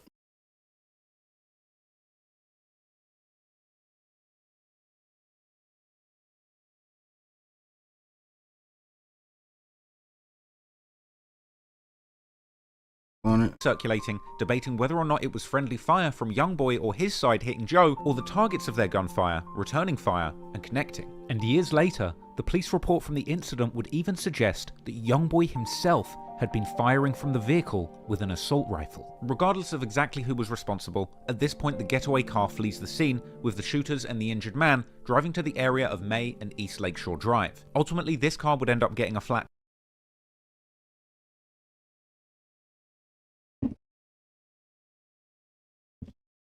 tire and crashing at the LSU Lakes. Here, the shooters flee, leaving the injured man in his vehicle, where he's fortunately found by police and given medical attention. Naturally, it didn't take long for details of these outrageous back-to-back shootings to hit the news. At this hour, there are a lot of questions remaining around two Baton Rouge shootings. One left a teenager dead, the other ended with the victim wounded at LSU Lakes. Possibly 3 different scenes, and all 3 may be connected. That's what Baton Rouge police are trying to figure out. They've been interviewing witnesses, but so far they do not have any suspects. Just after midnight, Baton Rouge police went out to Nebraska Street. 18-year-old Keandre Ricks was found dead, lying in the street, shot multiple times in the chest. Neighbors in the area tell us they saw a silver-colored Hyundai with 3 people inside driving around the area late night and into this morning. Then, shortly after 9:30 this morning, police get a call from a man shot once in the neck around the LSU Lakes. When they finally found him, he was in a silver-colored Hyundai. He was transported to the hospital and listed in stable condition as of now. Baton Rouge police have said the shooting did not start here at the lakes. Instead, they're looking to see if 3 different scenes are all connected. The first was at Nebraska, well, just 8 streets over, or 0.4 miles away. Around 9:30 this morning, police say a man was shot in the neck. He or the suspect then drove 1.4 miles to East Lakeshore in May around the LSU Lakes and called police for help. This is not a random shooting. They believe the shooter and victim actually did know each other. Surprisingly, however, the violence was still not over, and the following day, on the 3rd of November 2016, at roughly 9:49 a.m., shooters would return to the street where Boozilla lived with his family and was killed, with officers nearby claiming to have heard 37 gunshots, apparently fired by 2 shooters, who then fled the scene in a getaway vehicle. They would leave 2 homes on the street riddled with bullets, and at this point, the violence in Baton Rouge, held just in this street alone, was spiraling out of control. And at a certain point, the danger was so high that the authorities placed the local school on lockdown out of fear that further shootings would affect the children in the local community. A number of schools in East Baton Rouge Parish are on lockdown for separate reasons today. We start with the 3 schools that were also placed on lockdown yesterday. Police are still on scene here at the intersection of Nebraska and East Harrison Street. They're looking into reports of shots fired earlier today. Now you can see details are still very limited, but much of the investigation is centered around this white home here right near the intersection of East Harrison and Nebraska Street. This is the latest in a rash of recent shootings in this area over the past few days, including one that left an 18-year-old dead. The teen was found shot to death Wednesday in the 2000 block of Nebraska Street. That incident happened around midnight. Then yesterday morning around 9:30, a man was shot in the neck on Kentucky Street, which is just a couple of blocks from the spot where that fatal shooting occurred. The victim left the area in a car and then parked around the LSU Lakes to call for help. These recent violent incidents near Nebraska have left some residents feeling uneasy. At this point, even people living on this street were being interviewed by the news, telling them that it's like living in hell. I live on this street, and this is about the worst street to live on. You say living in hell? This is hell right here. The young folks don't have no respect for old Elizabeth. At some point, the shooting would stop, the smoke would clear, and local investigators would finally be able to piece together exactly what had happened and putting those involved in handcuffs. A 17-year-old man by the name of Trayshawn Coates would be arrested and charged with second-degree murder for the killing of Boozilla, along with a 27-year-old man by the name of Monty Carey. This was reported in The Advocate that also published an interview with Boozilla's mother. In it, she would claim that since the killing, her other children's grades have fallen in school and that they're suffering behavioral issues. And I thought that this was an important detail to include, because you have to remember that when somebody gets killed in a gang feud, feud, it starts a chain reaction, and ultimately, this cycle of violence affects far more than just the victims. Whether it's their innocent relatives suffering depression following the incident, or surviving friends who vow to commit acts of violence in revenge, a vicious cycle is started when that first killing happens, that only accelerates with more retaliation, dragging more and more innocent people into this deadly cycle of violence. Anyway, despite the rumors that FL Dusa was involved in the killing of Boozilla after he dissed him on the song Forgive Me, Dusa, real name Renard Clifton, would not be connected to this incident officially, though theories would circulate online suggesting that he was the one that sent the hit. He would remain free following this incident, going on to release songs like Straight Facts. However, he would end up in jail on a separate attempted murder charge stemming from a double shooting on the 3rd of June 2018, which we'll go into in detail later. But with the shooters of Boozilla in cuffs, the Baton Rouge police would next be tasked with finding those NBA members who slid the following day, with one member who got shot in the neck already in the arms of law enforcement. Their next job was to get their hands on Youngboy himself. A warrant was issued for his arrest, and he would be tracked down by authorities, being arrested on November the 28th, being taken into custody by US Marshals just before he could get on stage at a show in Austin, Texas, in dramatic scenes that were even caught on camera. Hey, get inside, get inside. Hey, get the hell inside, get the fuck inside. Youngboy was charged on suspicion of attempted first-degree murder from the alleged drive-by shooting, while NBA Big B, real name Trulondrick Norman, was also involved in the shooting but wouldn't get arrested for his role in it until 2019. There was also NBA Ben 10, real name Ben Fields, who would also be identified as having participated in this drive-by shooting. As a result, following the arrest of the NBA crew and Youngboy himself, the local news would begin to report on this dramatic takedown of one of Baton Rouge's most promising rappers. 17-year-old rapper Kentrell Gaulden, better known by his stage name NBA Youngboy, is behind bars tonight after being taken into custody by federal authorities before a concert in Austin, Texas. Tonight, police say they've arrested 17-year-old Kentrell Gaulden, a rapper known by his stage name NBA Youngboy, in connection to a drive-by shooting on Kentucky Street. Detectives believe those shootings may have been in retaliation to Rick's death and say more arrests are possible as they continue to investigate. Brave provides the best privacy by default of any browser while keeping you more secure from hackers. At this point, Youngboy would be taken back to Louisiana and booked into prison with a $200,000 bond being set. But the Baton Rouge police weren't done seeking justice yet, as the final piece of the puzzle would fall into place once police announced an arrest in the third shooting, which occurred on Boozilla Street the day after NBA members had attempted to get revenge for his death the previous night, with cops identifying 20-year-old Derek Geis, who was taken into custody, accused of being the getaway driver for two other shooters, being charged with attempted murder, attempted second-degree murder, aggravated criminal damage of property, illegal use of a weapon, and simple criminal damage to property. And he would ultimately end up pleading down to a lesser weapons charge and getting only 2 years in jail, with cops ultimately identifying one of the shooters in the case as Michael Odenyinma, as well as, shockingly, Trayshawn Coates, that very same person who was charged for the Boozilla murder just the day before. Which means that if true, the person that killed Boozilla did it, got spun on by NBA, and still went back the very next day and shot up that same block again. But unfortunately, due to him being just age 17, there was never any public reporting on whether or not he was found guilty for these crimes or sentenced. The murder of Boozilla and days of deadly violence that followed truly rocked this Baton Rouge community, as well as those connected to the victims. Many NBA members would get RIP Boo tattoos on their necks, and others would be seen toting guns at Boozilla's grave. Regular celebrations would be held called Boo Day on his birthday in his honor, and at the 2018 celebration of Boozilla's life, his mother would speak to a crowd, delivering some poignant words to a number of friends and family who had gathered in the area. It's just my baby time to go. Yes, it hurts. But the good Lord called him home, so he in a better place. And if they asked him to come back here, he wouldn't even want to come back here. He just gonna wait on us to come up there, so y'all gotta do good, so y'all can make it to heaven. He was like, we just for the Lord. I know a lot of people out here doing a lot of stupid things, and I ain't gonna tell y'all don't handle y'all business, but if they ain't coming at you, don't worry about it. But if they come at you, you handle your business. That's all I can tell you. But all I'm gonna do is I'm gonna pray for all of y'all, pray y'all making home safe, and pray for y'all every day.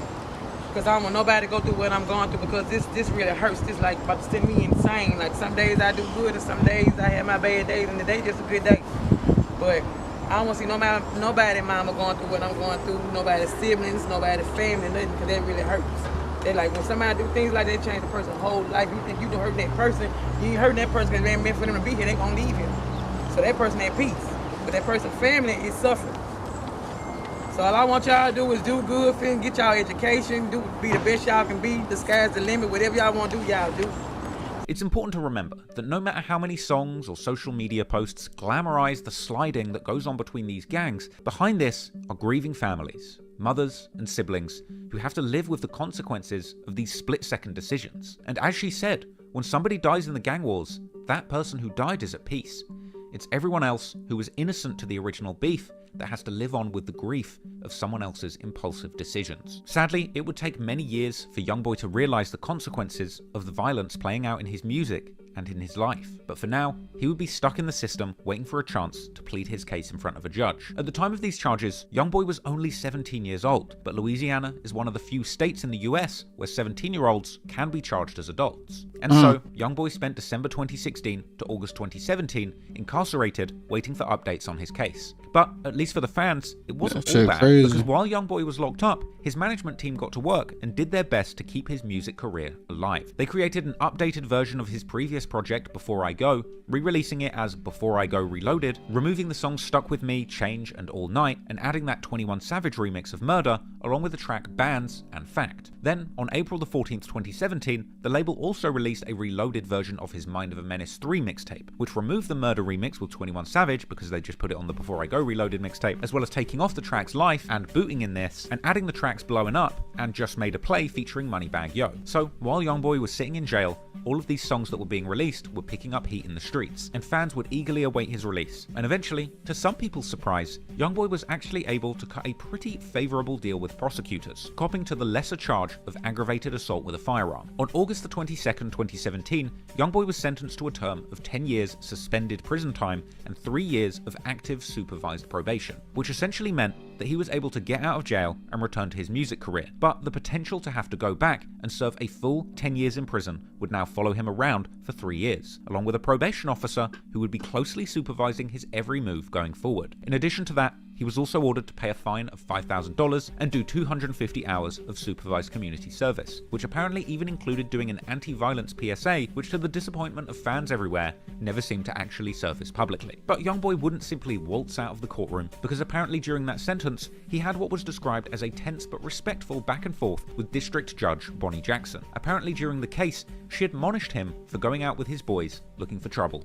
and finding it. But Youngboy, to his credit, kept his cool during this exchange, taking full responsibility for everything that had gone down in the incident. Judge Jackson went on to say that she didn't care about Youngboy's celebrity status and suggested that his rap music wasn't helping the high rates of violence in the community that he was coming out of. The judge would tell him directly that the genre of music that he makes has a lot to do with the mindset that people have, suggesting that it normalized violence. Apparently, Youngboy actually interjected at this point, reminding the judge that nobody had actually died in the incident, with the judge clapping back, saying that he's lucky that he's such a bad aim and that he wasn't facing first-degree murder charges. It's also worth pointing out that the court did hear about how Youngboy had been trying to make a difference in his community by looking after his mother, buying her a home, and giving out school supplies to local children. The judge would then make a smearing and condescending remark about the fact that Youngboy had 3 kids at 17 years old. In response to that dig by the judge, Youngboy promised to do right by his family, and once Youngboy accepted his plea, he would be released from jail ahead of the actual sentencing, being welcome homed by hotshot rappers like Boosie and Young Dolph. Youngboy would be seen treated by his NBA crew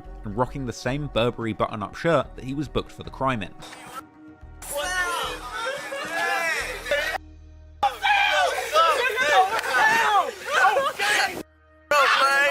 Say where my new boys at, man?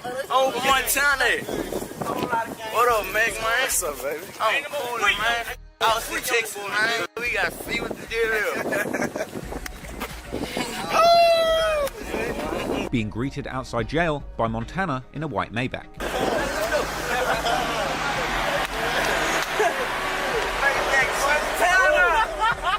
it's the best feeling ever. We got KD right there, we got Davis, we got Max Harden. Man, you know what it is. Youngboy was fresh home, and music would be the first thing on his mind. He would be seen filming freestyles in the same outfit and surrounded by his crew and manager Big Dump. Called 3 years, tell them I don't want to chat in the studio with Shade, in the studio with Strange on the grind every day. I've been chasing that sack real 38, baby. I'm from college track. His first major release since his release would be the biggest song of his career so far, the track Untouchable. This was a big single where Youngboy spoke optimistically about making it out of the struggle of the Baton Rouge streets and vowing to make the most of this opportunity that he had to make it through music, and declaring his intention to move out of Baton Rouge to Los Angeles, where he would hope that he no longer needs to carry a gun. Untouchable ended up hitting number 95 on the Billboard charts, becoming Youngboy's first solo single to chart in the United States. By August 2017, Youngboy was back in the studio, ready to focus on his music career, despite the prying eyes of a probation officer set to be following him for the coming years. So, following the successful release of Untouchable, Youngboy's team would drop his latest mixtape, AI Youngboy, on August 4th, 2017, a project which would end up landing at the impressive number 24 on Billboard's 200 album chart. This also included another popular single, the track No Smoke, which surpassed Untouchable and ended up landing at number 61 on Billboard's Hot 100 singles chart. Youngboy was storming the charts and seemingly attracting the attention of both labels and other rappers. Funnily enough, on the song GG, Youngboy seemed to suggest that Chicago rapper Lil Durk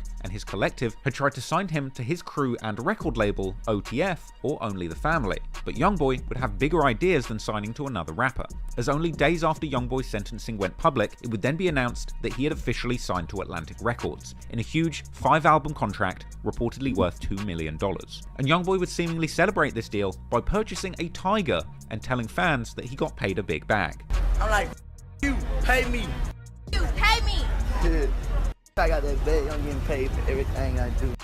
So, despite losing his cousin Boozilla and very nearly losing his freedom attempting to get revenge, in the end, Youngboy would escape a long prison sentence, returning to the music career that was buzzing before he went to jail and taking it to new heights, landing chart positions on Billboard and a multi-million-dollar deal with a major record label. Things were on the up for the NBA crew, but despite the wins they were having in the industry, there would still be tension in the streets, as Youngboy had a whole host of enemies who would be dissing him while he was locked up, and desperate to see him fall when he was released, with the NBA crew ultimately taking drastic action to protect their star prospect. Robotics and automation. Without this field, many of the things we do day to day would. These asses killing me, bro.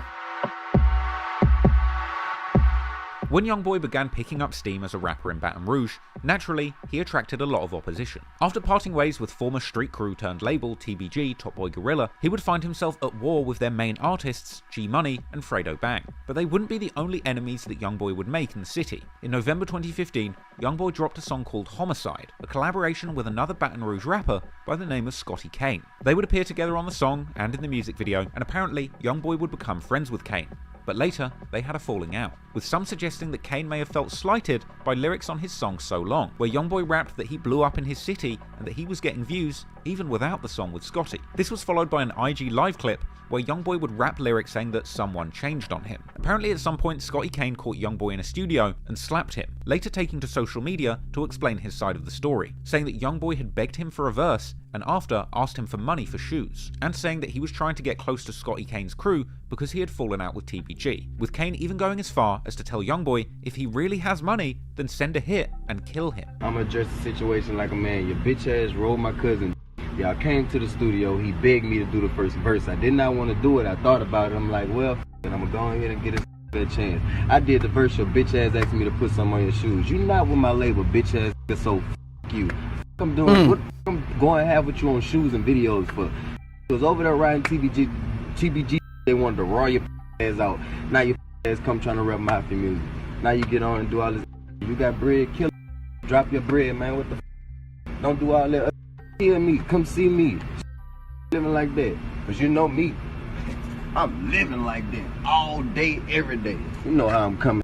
In response to this deadly threat from Kane, Youngboy would reply to this by rapping more lyrics from the song Gravity and showing that he had goons behind him ready to shoot. Yeah, and I don't owe nobody but my mama, boy, and my they was doing super honey, boy. Remember, I ain't had nothing to eat, I go steal for it. Show you my bank account, I swear I got 6 figures large. Around me, they hating, probably won't snake me for it. These under the skies, living under the board. I hate these they wasn't made for it. Lord, please don't mistake me, play gon' die, cause I ain't going for it. In this life that I'm living, I pray I make it through the night. As I ride through my city, I'm thinking, looking at the lights. Youngboy would appear to address the incident on the song Who You Supposed to Be, admitting that he was sent an address where he pulled up and where he was confronted by 3 people, and seemingly admitting to crying when they pulled out guns on him, but still mocking them for not using the guns, and ending the track seemingly threatening to kill Scotty Kane. Later on, Pablo El Chapo, who had apparently intervened in this incident where guns had been pulled on Youngboy in a studio, posted a clip to social media seemingly confirming that Youngboy cried and suggesting that he had saved his life. But I do know, little young boy, when you pulled them rods on your ass, you was crying in that studio. I saved your fucking life. I told my youngin', man, leave that slide, bro. That crying, man. Crying in front of his manager, man. Let that slide. He ain't about that gangsta shit. Y'all asked him to fight, the won't fight. Then when he brought up the gun, we could do it with the gun. Pulled 3 guns in your face, you was crying. Ass boy. Chapo saved. Kane would actually respond to Youngboy in a diss track of his own, only days after his cousin Boozilla was gunned down. Scotty Kane would drop the Youngboy diss track NBA Smoke, produced by prolific TBG producer Austin on the Track. On this track, Kane would return Youngboy's death threats with threats of his own, as well as saying that somebody killed Boozilla and he didn't do anything about it. Kind of an ironic lyric, considering that a month after this song dropped, Youngboy would indeed be charged with double attempted murder, attempting to do something about Boozilla. But while Youngboy was in jail for doing exactly that, Scotty would drop a video on Instagram seemingly distancing himself from this beef. Hey look man, I'm on the road to success, man. I ain't with none of that. Y'all can have that shit. I ain't with that bitch. I ain't trying to kill none of you. I ain't trying to do none of that with none of you, man. Y'all need to have that shit. I got kids. I got so much going on good for me, dog. Like, it's a lot happening right now. I ain't with no copping deuces and nothing. I just ain't with it. Like, I ain't having this shit, dog. Like, too many people that's depending on me, too many people that care about me. I don't need to be doing all this dumb. Like I gotta do this for my kids and my family and everybody else that love me, dog. Like all y'all can have it, man. Y'all want it, y'all can have it. And he would go on to say in an interview with Gutter TV that he regretted dropping his death-threatening Youngboy diss, NBA Smoke. Like I ain't gonna lie, even though NBA Smoke did so many views, I regret it. You feel me? Like I'ma honestly say that. Like I didn't want to do that, you know what I'm saying? But you know, it's certain shit that you gotta. I feel like that was my flaw, that song. You feel me? So y'all is saying that raw and all that did try to do this and that. I don't even like the song. Tell the truth, I hate that. I don't care how many views it got on it. You feel me? However, the beef would be reignited when Youngboy returned home from jail. Scotty Kane would post a clip to social media showcasing a long set of both bankrolls and fingernails and saying, "Get your cash, you don't get any money." Boy, get your cash up, bro. You ain't get no. This would attract a response from OG3, who posted a picture of Youngboy with money and a caption saying what Kane was holding ain't half of what Youngboy's holding. This would apparently prompt a response from Kane, where he said that OG3 was holding his big dog's money. Now, I couldn't actually find that post, but Youngboy seemingly responded from the back of his Maybach, even dragging his manager Fee Banks into the situation. I don't know what the wrong thing. Listen to my music, be on my got a free young boy this. Say Fee, man, you better tell him I ain't got no big dog, man. Everything in my pocket for me. Wrong these, man. Tripping, boy, get off my. You know what it is. Apparently, a few months later, Scotty got his chain taken, and Youngboy would clown him online immediately after the thieves exposed that they had taken his chain. Boy, I damn gonna take anything off my neck. However, something else would also happen during this beef that would appear to be much more sinister. A prominent producer for TBG, Austin on the Track, who had made numerous beats for songs made by Youngboy's biggest rival G Money and Scotty Kane himself, as well as landing credits for Chicago rappers like G Herbo. Austin on the Track was quite literally the person who made the beat for Scotty Kane's NBA Youngboy diss track NBA Smoke. Well, at around 7 PM on the 10th of August 2017, TBG affiliated producer Austin on the Track, real name Austin Rashad Norwood, was sitting in a car with another person outside the Ardenwood Village apartment complex on North Ardenwood Drive. At this point, somebody turned up and sprayed the car with bullets, after which the suspected shooter fled the scene in a car before crashing and escaping on foot. This would leave the passenger injured and Austin himself dead at the scene. This was a brutal assassination, with investigators being seen examining the bullet-riddled scene. But in a chilling turn of events, the body of Austin would even be left in place in the driver's seat of the car, which was towed away from the murder scene, with detectives claiming that the entire car with the body inside it had become a crime scene and would need to be moved with the body to a controlled environment so that they could process all of the DNA evidence. Police would ultimately describe the murder as a suspected robbery, with cops claiming that Austin and his cousin had gone to an address to sell a cell phone that they had advertised online, a situation described on the news as a setup. A man is shot and killed while trying to sell a phone on North Ardenwood Drive last night. 2 men shot after police say they were lured to the Ardenwood Village apartments in hopes of selling a cell phone to someone they met online. At some point, that transaction taking a dark turn. While there, the individuals attempted to rob them, shot into the vehicle, striking both victims. With the victims left for dead inside the car, the suspected shooter allegedly took off. Sergeant Elgin McNeely says for now, it's unclear if whoever pulled the trigger acted alone. We're just keeping it open-ended and not going to dictate if it's 1, 2, or 3, 4 different suspects. But as the investigation continues, we'll determine all the individuals that was involved. Now, as far as I was able to find out, this murder was never solved. And once again, let me make it very clear, there's nothing connecting Youngboy or the NBA crew to this crime, but it's certainly yet another case of somebody involved closely in the rap scene in Baton Rouge, in this case, the producer of prominent Youngboy diss tracks, who seemingly wound up losing his life in a brutal gangland-style slaying, with the police none the wiser as to who was responsible. A month after this brutal murder, in September, it was believed that Scotty Kane and Youngboy would finally squash their beef, after Scotty Kane posted a picture of them together on a FaceTime call, along with a caption suggesting that they were on positive terms and both focused on earning money and success rather than beef. Though it would seem that the NBA crew would eventually have the last laugh, as many years later, Scotty Kane would get a taste of his own medicine. He himself ultimately wound up getting jumped on camera in a studio, just like Youngboy did. And OG3 would later even be seen on social media with the person who had allegedly jumped Kane. Fortunately for Youngboy, the Scotty Kane beef would be resolved without anyone losing their life. Sadly, however, not everyone would be so lucky.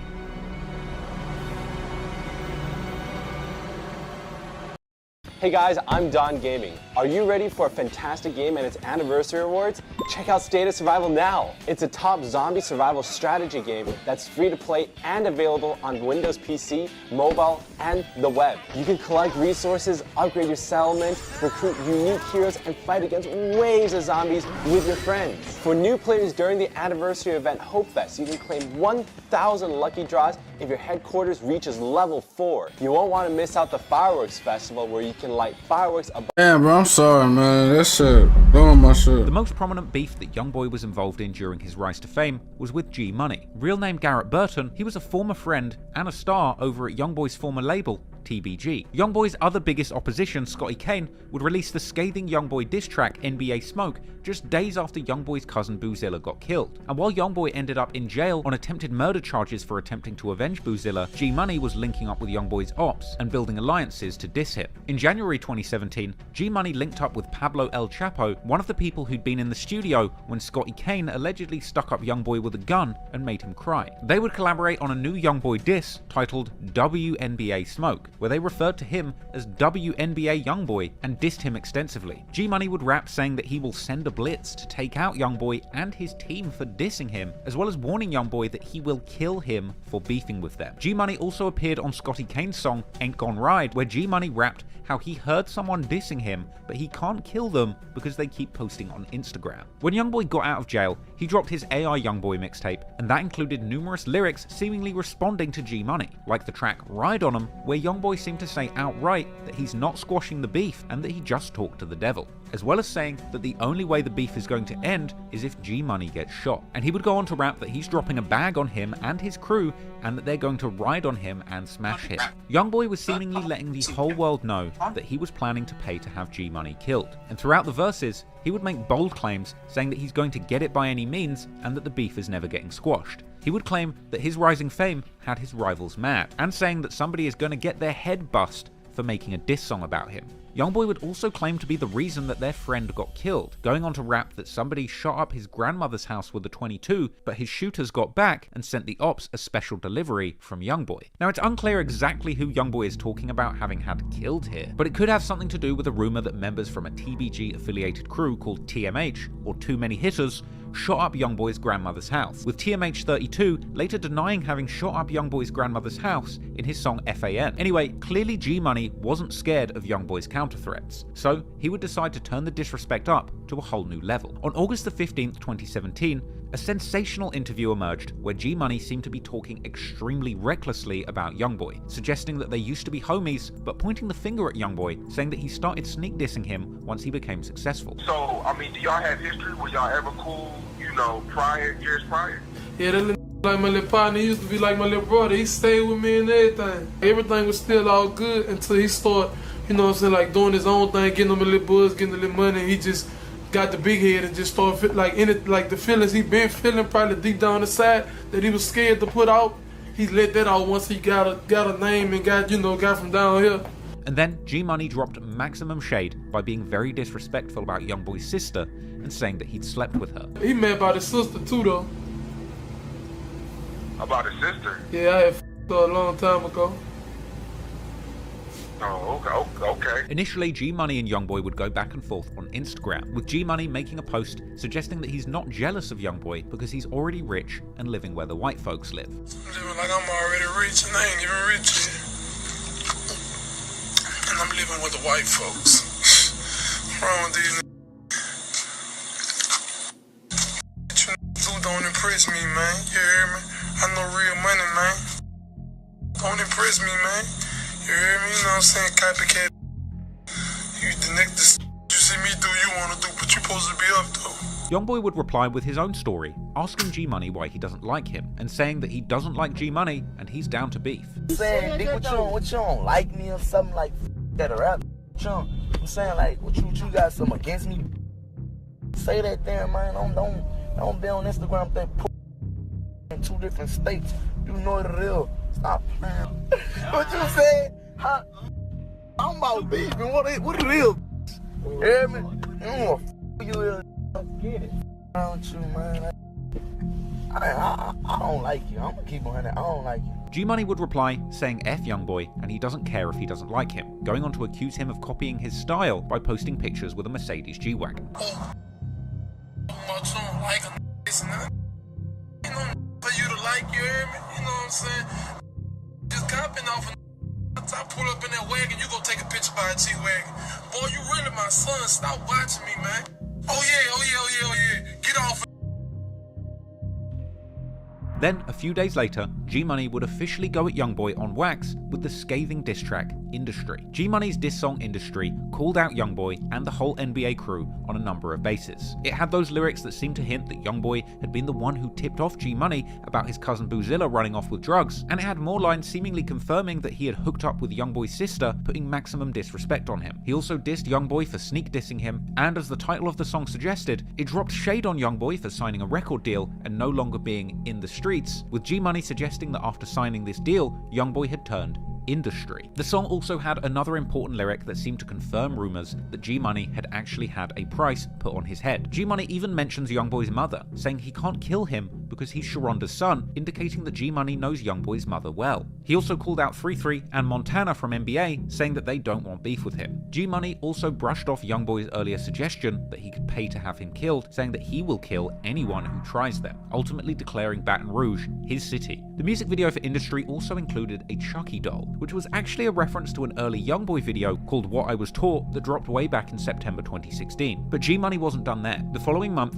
he would continue to diss Youngboy, dropping yet another diss song, this time in a remix to Bodak Yellow, calling Youngboy a fake and warning him not to mess with TBG, as well as saying that Youngboy is hating on G over a woman and that he used to be TBG but switched up on the crew. G would also shade Youngboy for signing to a label, saying that by contrast, he got to where he was without a deal, as well as warning that he would be sending shooters to Youngboy's home. He would reference the NBA crew, saying that he thinks he's Steph Curry, referring to a player in the actual NBA known for his accurate shooting, and G would end the song saying that somebody tried to kill him but failed and got killed in return. It would seem for a while that Youngboy just wasn't responding, but G-Money would continue to go at Youngboy and the NBA crew any chance he got. In a September Instagram live session, he would continue throwing shade at Youngboy, mentioning that a Baton Rouge rapper got hot and left everyone behind, and saying that Youngboy is scared of him and his gang. These rappers in Baton Rouge be hating anyway, you hear me? These don't be sticking together down here.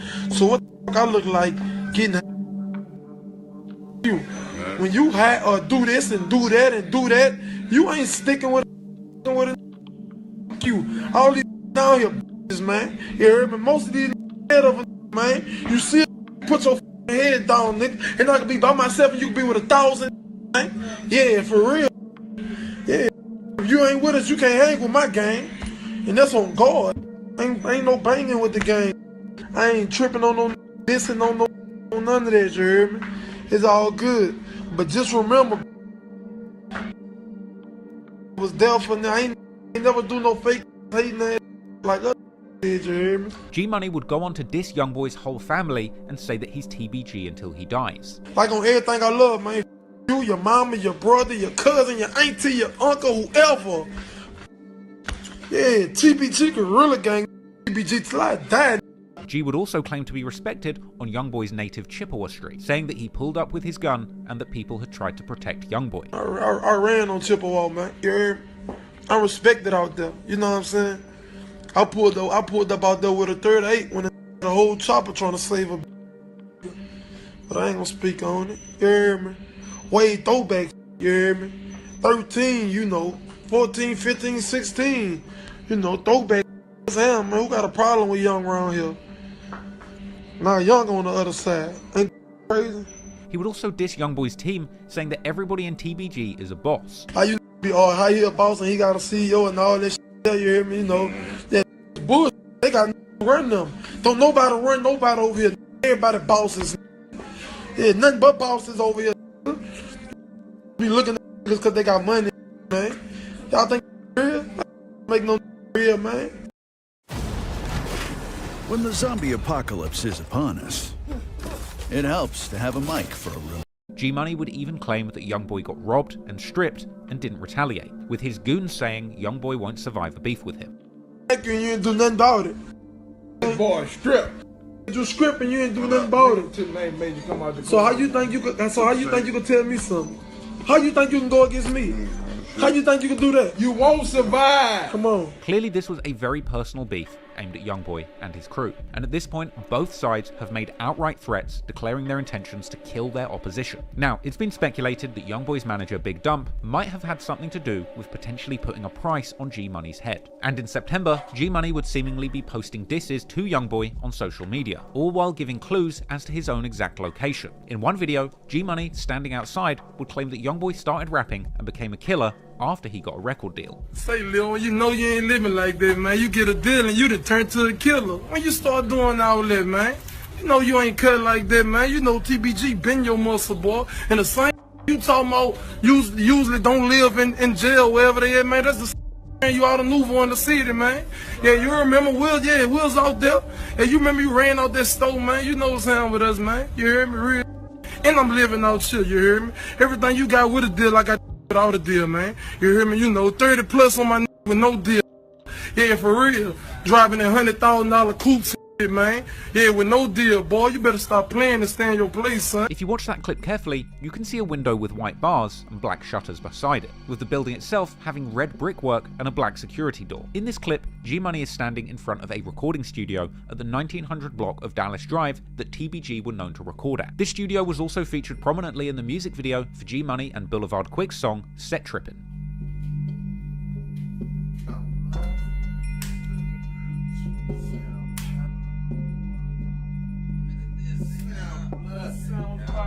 And this studio is the exact location where G-Money would unfortunately lose his life. On the 10th of September 2017, G-Money would be seen on Instagram at his usual recording studio working on music, seemingly recording a Youngboy diss song with lyrics where he says that your favorite rapper is a liar.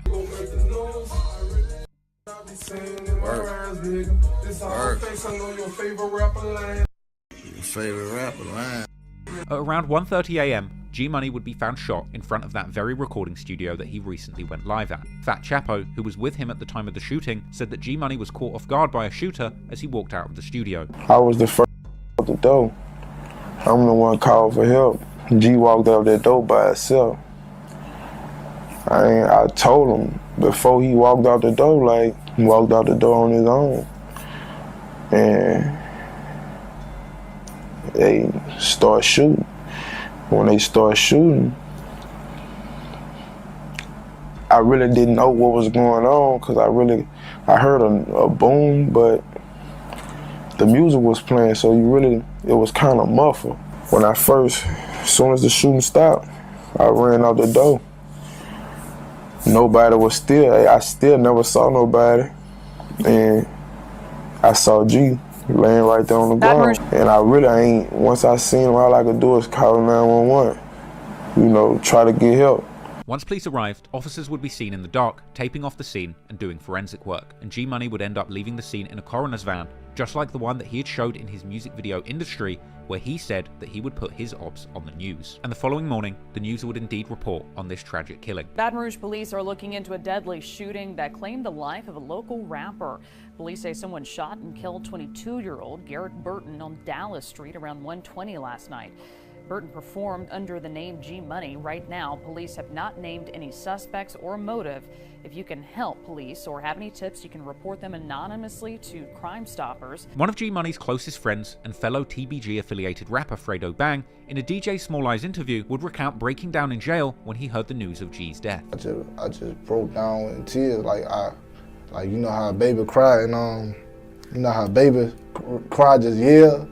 I really just sat there and locked up. Scotty Kane would also react to G Money's death, even telling followers that he was getting DMs telling him that he would be killed next. Man, I wake up to some every day, man. My partner got killed this morning. What the oh like that, son? Then it's sad to say, man. Talking about not even 25 yet. Like, come on, man. Like, it ain't that serious, son. Before I let you take me, dog, I'm slinging this. Whoever, whatever, and I don't care who love who, I'm going on my move. Get the on my DM talking about I'm next and all that. Man, I ain't worried about none of that. I ain't worried about none of that. Oh man, when it's my time regardless, but I ain't worried about none of that. Better stop playing with kill y'all, son. I do not play by my life at all. I'm gonna step, yeah. I don't give you know, yeah, I'm gonna die about it for real, you know. The day after G Money was killed, it seemed that fans would attend the scene of the murder, filming the location and peculiarly finding a pillow on the ground. The presence of a bloody pillow at the murder scene would end up going viral, sparking a conspiracy theory that G Money's killers threw a pillow on him after the assassination and told him to go to sleep, with these rumors being further fueled by Youngboy lyrics that came out later, like the song Step On, where he says, "Lay your bed, I throw the pillow, police after all of my people." And even in his recent single Bitch Let's Do It, where he rapped that his crew will creep up on their ops and lay their heads on a pillow, with Youngboy even doing an impression of a dying G Money laying on a pillow in the music video. However, for the record, this is just a conspiracy theory, and some of the more sensible Youngboy fans would work out that this pillow was actually used by emergency medical staff that had attended the scene. But setting aside those rumors, once this went down, all eyes were on the NBA crew, but it would take years before the authorities were able to identify any of the people involved. DeAndre Fields, aka Lil Pap, or NBA Pap, actually the brother of NBA Ben 10, aka Ben Fields, who also got arrested for being in the car with Youngboy in that same incident after Boozilla's death, where Youngboy ended up getting the 10-year suspended sentence for. Now, Pap was eventually arrested on second-degree... I'll go to the bathroom real quick. Hold on, y'all.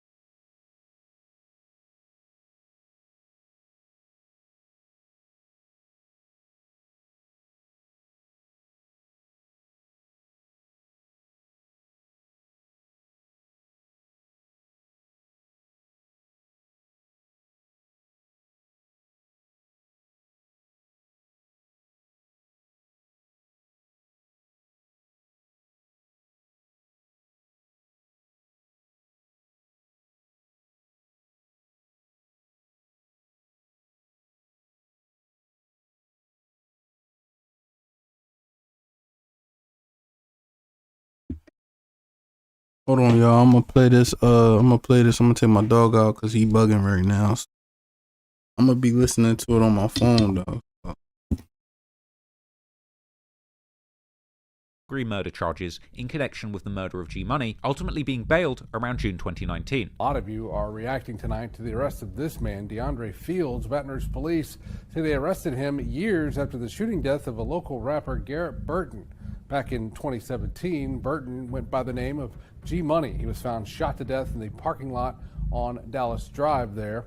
Police arrested DeAndre Fields for second-degree murder. And initially, Pap would plead not guilty, but some interesting information would eventually be revealed to the police when they interviewed him after the shooting. He actually told police that he had left Baton Rouge with his mother and son, fleeing to nearby New Roads about 40 minutes away from Baton Rouge after G Money was murdered. As well as this, when asked about his whereabouts on the night of September the 10th, 2017, Lil Pap claimed that he drove to Hammond to get gas. When detectives later obtained his phone records, this claim was proven to be false, as his records revealed that he was actually in Baton Rouge on the night of G Money's death. But perhaps the most shocking piece of information that Lil Pap shared with the police, which I can imagine was a huge driving force behind his indictment, is the following. After police asked Pap who among his friends would shoot people for the NBA group, he replied, "To be honest, me." Now, it's worth adding that in Youngboy's very first album, Life Before Fame, all the way back in 2015, he basically admits that he can call on Pap to carry out what needs to be carried out in the streets on 2 occasions. Firstly, in the song NBA, and secondly, in the song I Know.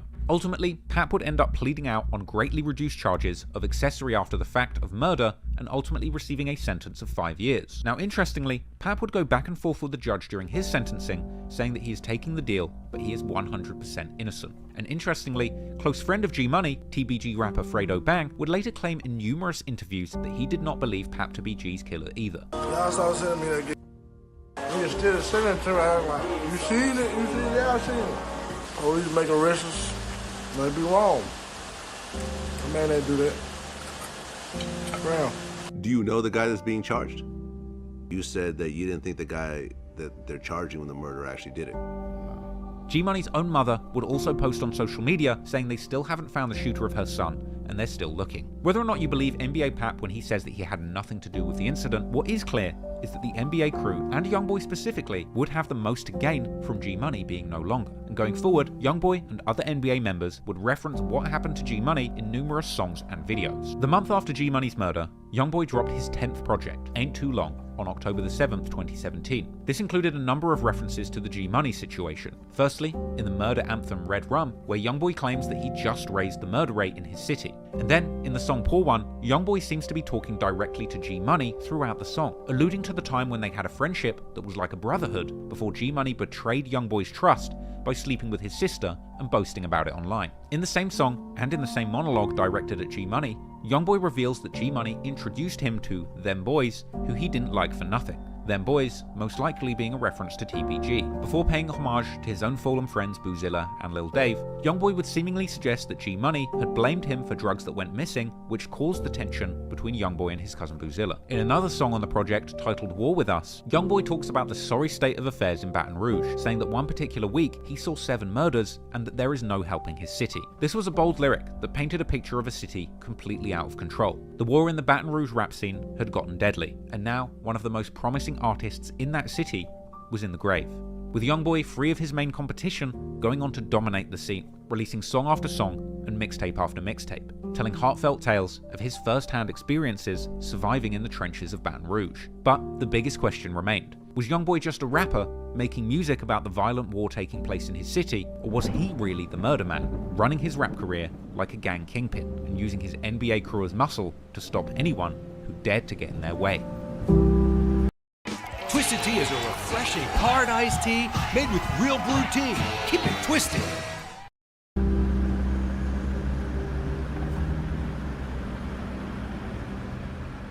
Youngboy's run from 2015 to the end of 2017 was one of a kind. He dropped 8 solo mixtapes and 1 joint one with Moneybagg Yo, giving fans more music in his formative years than some artists deliver in their entire careers. And this generosity with his art was rewarded by a cult following of loyal fans who fell in love with the music and would always show up for him from here on out. 3 songs on the Billboard Hot 100 and 3 projects on Billboard's 200 albums charts. Youngboy was flourishing in the music industry since signing his monster 5-album $2 million deal with Atlantic. But Youngboy was making murder music all about violence and killing. And before we go any further, I just want to address something. In Youngboy's songs from 2017 and in numerous tracks that came later in his career, he seemingly claims to have 7 bodies. And despite being considered a mainstream artist making music for respected record labels, the content of his music and his own statements in these songs has led to intense speculation over whether or not Youngboy has in fact personally killed anyone, or more specifically, more than 7 people, as he claims in many of his songs, with many wondering exactly who these people he claimed to have killed might have been. This is not dissimilar to all of the speculation that has surrounded Chicago drill rapper King Von,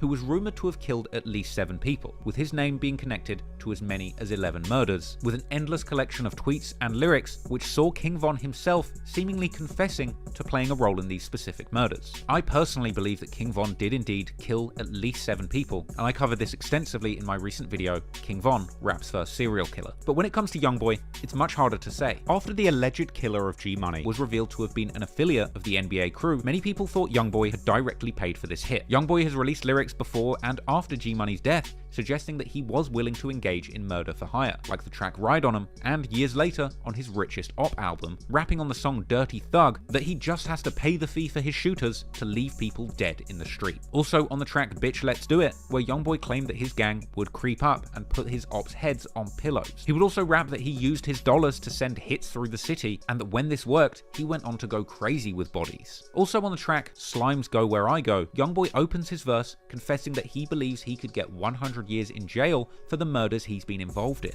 As his career has gone on, more and more fans have theorized as to whether or not Youngboy has killed, or whether he has at least had people killed. There's even a fan theory that Youngboy has a child for every person he kills, a theory partly supported by lyrics on a leaked song that didn't end up on the album top, but was circulating in the days leading up to its release, a song apparently titled Soul Stealer, where Youngboy raps that he has guns with bodies on them and that he's part of a group that he had to kill to join, even ending the song saying that he's 7 up, but he needs 3 more, and saying that he needs 10 bodies, 10 hats, and 10 mama baby souls. Which, if you consider the fact that he apparently has 10 or 11 kids at this point, could very well hold water. However, some of the conspiracy theories on exactly who Youngboy may be referring to when he says he has over 7 bodies do seem like a bit of a stretch. The first person Youngboy is rumored to have killed or had killed was one of the killers of Youngboy's childhood friend Lil Dave, with this speculation being based off a single Youngboy lyric where he appeared to suggest that he paid for vengeance for Dave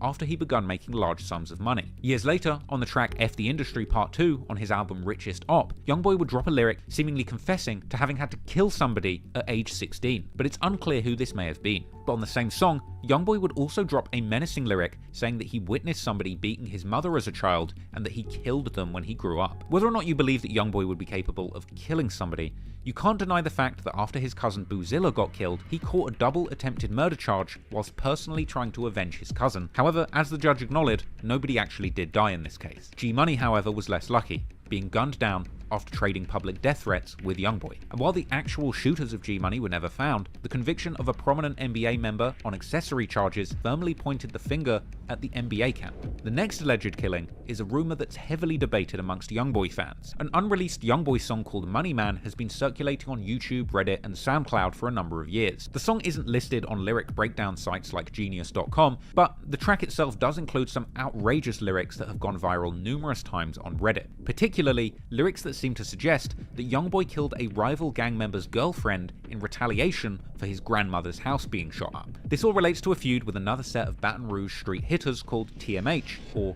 Too Many Hitters. The story goes that somebody from TMH shot up Youngboy's grandmother's house. However, TMH32 would later deny this shooting in lyrics on his song FAN. But according to lyrics from Youngboy's song Money Man, another person from TMH by the name of Hammer was actually targeted in a shooting, which unfortunately ended up claiming the life of his girlfriend. Now, while this is just a lyric and an unreleased freestyle, Youngboy fans on Reddit have desperately tried to solve this crime, with one theory suggesting that the victim was a 19-year-old woman by the name of Ernisha Barnes. The news would go on to report on the shooting, suggesting that she was a passenger in a car hit by accident whilst the shooting targeted the driver. We also have now learned the identity and the name of that 19-year-old woman. Police tell us that it was about 10:15 last night when an unknown suspect in a red Chevy Trailblazer fired several shots into a car with 19-year-old Ernisha Barnes sitting in the passenger seat. It happened near Gus Young and 48th Street. We're told that Barnes was actually taken to a local hospital where she later died. Barnes died of a gunshot wound to the stomach after police say a suspect traveling in a red Chevy Trailblazer fired into the car she was a passenger in.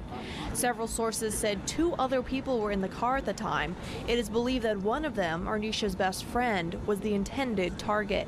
No one would ever think suspect or imagine something like that happening to them, their child, However, despite fan theories that Youngboy was in fact responsible for this tragic murder, later on, 2 completely unrelated people would be taken into custody for this shooting, with it being claimed that the shootout stemmed from an argument and that the shooter was targeting the driver of the vehicle Barnes was in. Donnie Spencer was charged with first-degree murder for the shooting, despite publicly claiming to be innocent, and Ashley Taylor was charged with attempted second-degree murder and illegal use of a weapon, for apparently shooting at a woman in the same spot just minutes before this fatal drive-by, with cops claiming that the 2 shootings were connected and that both shootings stemmed from an ongoing argument. Scotty Hunter tonight with the key thing that helped police make a very quick arrest. The man accused of carrying out this year's record-breaking murder in Baton Rouge, 27-year-old Donnie Spencer, is behind bars tonight. As he was loaded off to prison, he had nothing to say except one thing. Innocent. Spencer is charged with first-degree murder and attempted first-degree murder after allegedly gunning down 19-year-old mother Ernisha Barnes last Thursday in a drive-by shooting on Gus Young at 48th. His information put out on Friday. Roughly 72 hours later, he was picked up today by the U.S. Marshals Task Force. Now, the rumor that Youngboy was involved in this murder has been widely considered to have been debunked, as Donnie Spencer would eventually be sentenced to 22 years for this murder. However, that hasn't stopped rabid Youngboy fans from continuing to spread the rumor that the person who took the charge was actually just doing it on behalf of Youngboy to take the fall, since he'd maintained his innocence during proceedings. And this rumor's been kept alive by yet more ambiguous Youngboy lyrics that seem to mention a woman being killed in the crossfire. What makes Arcade tight is they have all these sounds for space. You know, it's just a bunch of cool sounds that you can play in between tight chords. Youngboy seemed to mention a similar situation in an unreleased song called Stay in Your Lane, rapping about how she got killed outside a corner store, seemingly a reference to the location of the killing of Barnes. And later, Youngboy rapped in the song Murder Man, thought it was him, it was his bitch. Let me tell you how that go, I'm the Murder Man. And even more recently on his 2023 album Richest Op, where he rapped on the song I Heard that someone got swerved on with his girl, she got hit, and all he heard was her last breath. Now, despite the fact that this particular murder has been solved with a suspect who was sentenced for the murder, fans would continue to be desperate to try and link Youngboy to specific murders going forward, and Youngboy himself would appear to be happy to contribute to these conspiracies. Throughout his career, he's continued to make supposed murder anthems. Murder songs are essentially a subgenre of Youngboy songs, primarily where he raps all about these supposed murders and assassinations that he may or may not be responsible for, and repeatedly referring to himself in these songs as a gravedigger or the Murder Man, and claiming to be doing his Murder Man dance to these songs, with Youngboy fans even rabidly creating playlists of what they feel are his best murder songs, and ranking which murder anthem is the best for spinning on ops, with it generally being considered that Youngboy's top murder anthem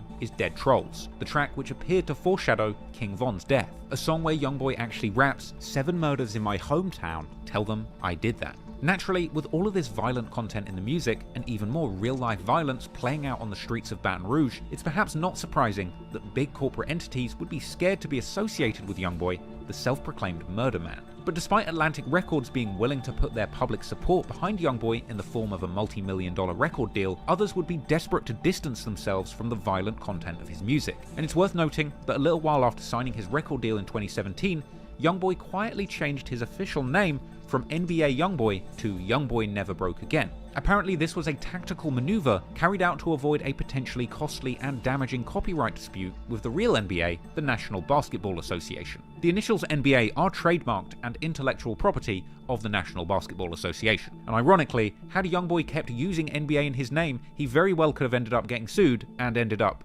very much broke again. With the National Basketball Association generally being a bit more of a family-friendly business that likely don't want to be associated with the sort of street activity that Youngboy's NBA are into. Unless your name's Ja Morant, of course, but we'll get into that later. Anyway, after resolving his name change and avoiding a potentially costly legal dispute with the other NBA, and after the murder of his biggest rival in the Baton Rouge rap scene, G Money, Youngboy, with the support of his label, would launch into a huge promotional campaign for his next project, setting the stage for Youngboy to have a meteoric 2018, which saw him break into the mainstream music conversation. In January 2018, he released his big commercial single, Outside Today. The song itself was interesting thematically, and perhaps foreshadows Youngboy's constant subjugation to house arrest. Only in this song, he says that he's staying inside to avoid the paparazzi and all the attention that has come from his newfound fame. The song wasn't short of gangster content either. Elsewhere in the hook, he rapped that he would still do a drive-by in his Rolls-Royce Wraith. Youngboy goes on to make a pretty bold and shocking claim, stating that if you want to join NBA,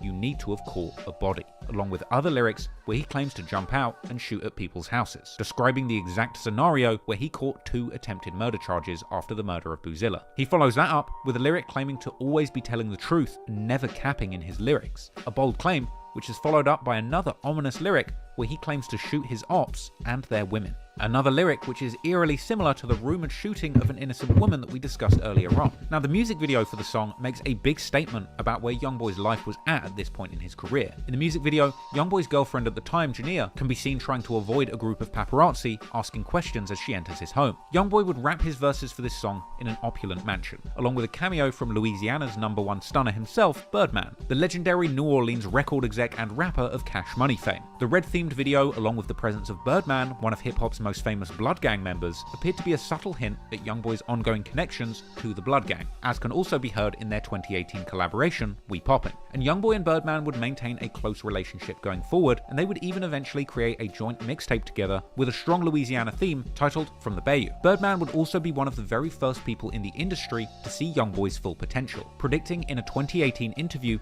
just days before Outside Today released that Youngboy would be the biggest young superstar that the rap game had ever heard of. I think he the next biggest young superstar the game that never had. Talent-wise, he's an animal. He's a monster. I had the pleasure of being around him and see how he worked, watch how he worked. I think he's gonna be the next biggest superstar in the world. As the youngsters. Birdman was spot on, and that single Outside Today ended up becoming Youngboy's breakout hit, landing on the Billboard Hot 100 singles chart at number 31. The song Outside Today would actually be the lead single for Youngboy's debut studio album, titled Until Death Call My Name, which was released on April the 27th, 2018. This project was a resounding success for Youngboy, peaking at number 7 on the Billboard 200 albums charts, his highest performing project at the time, and his first top 10 Billboard hit. And the project also included the song Genie, his most viewed solo hit, which today sits at over 380 million views on YouTube. The project itself was laced with interesting and introspective lyrics where Youngboy painted a picture of the dark life he was living. The song Preach has lyrics where Youngboy talks about how he often thinks about his dead homies, and we hear Youngboy reflecting on the state of his mental health, as he speaks on how he masks his pain every morning with a smile. The album also references members of his NBA team as shooters, like Baby Joe in the first song Solar Eclipse, and secondly, in the song Right or Wrong, where he says Baby Joe will put that Draco to people's back or heads. And in the song Solar Eclipse, Youngboy also reveals that he keeps a firearm even when performing on stage. Elsewhere in the song, he pays homage to legend of Chicago drill music Chief Keef, saying that he's killing like the Grim Reaper and drilling like Chief Keef. An ironic line, given the eventual beef between NBA and Chicago rappers a few years down the line. But at this point, Youngboy had truly arrived in the rap game, a top 10 charting artist with the whole power of the music industry behind him, despite the violent content behind his lyrics. But unfortunately for Youngboy, despite his success as a rapper, his past in the streets would indeed catch up with him and his team, and soon he would end up losing one of the people closest to him, his close friend and manager, Big Dump. Hey Fit Fam, I just found the biggest weight loss hack for y'all.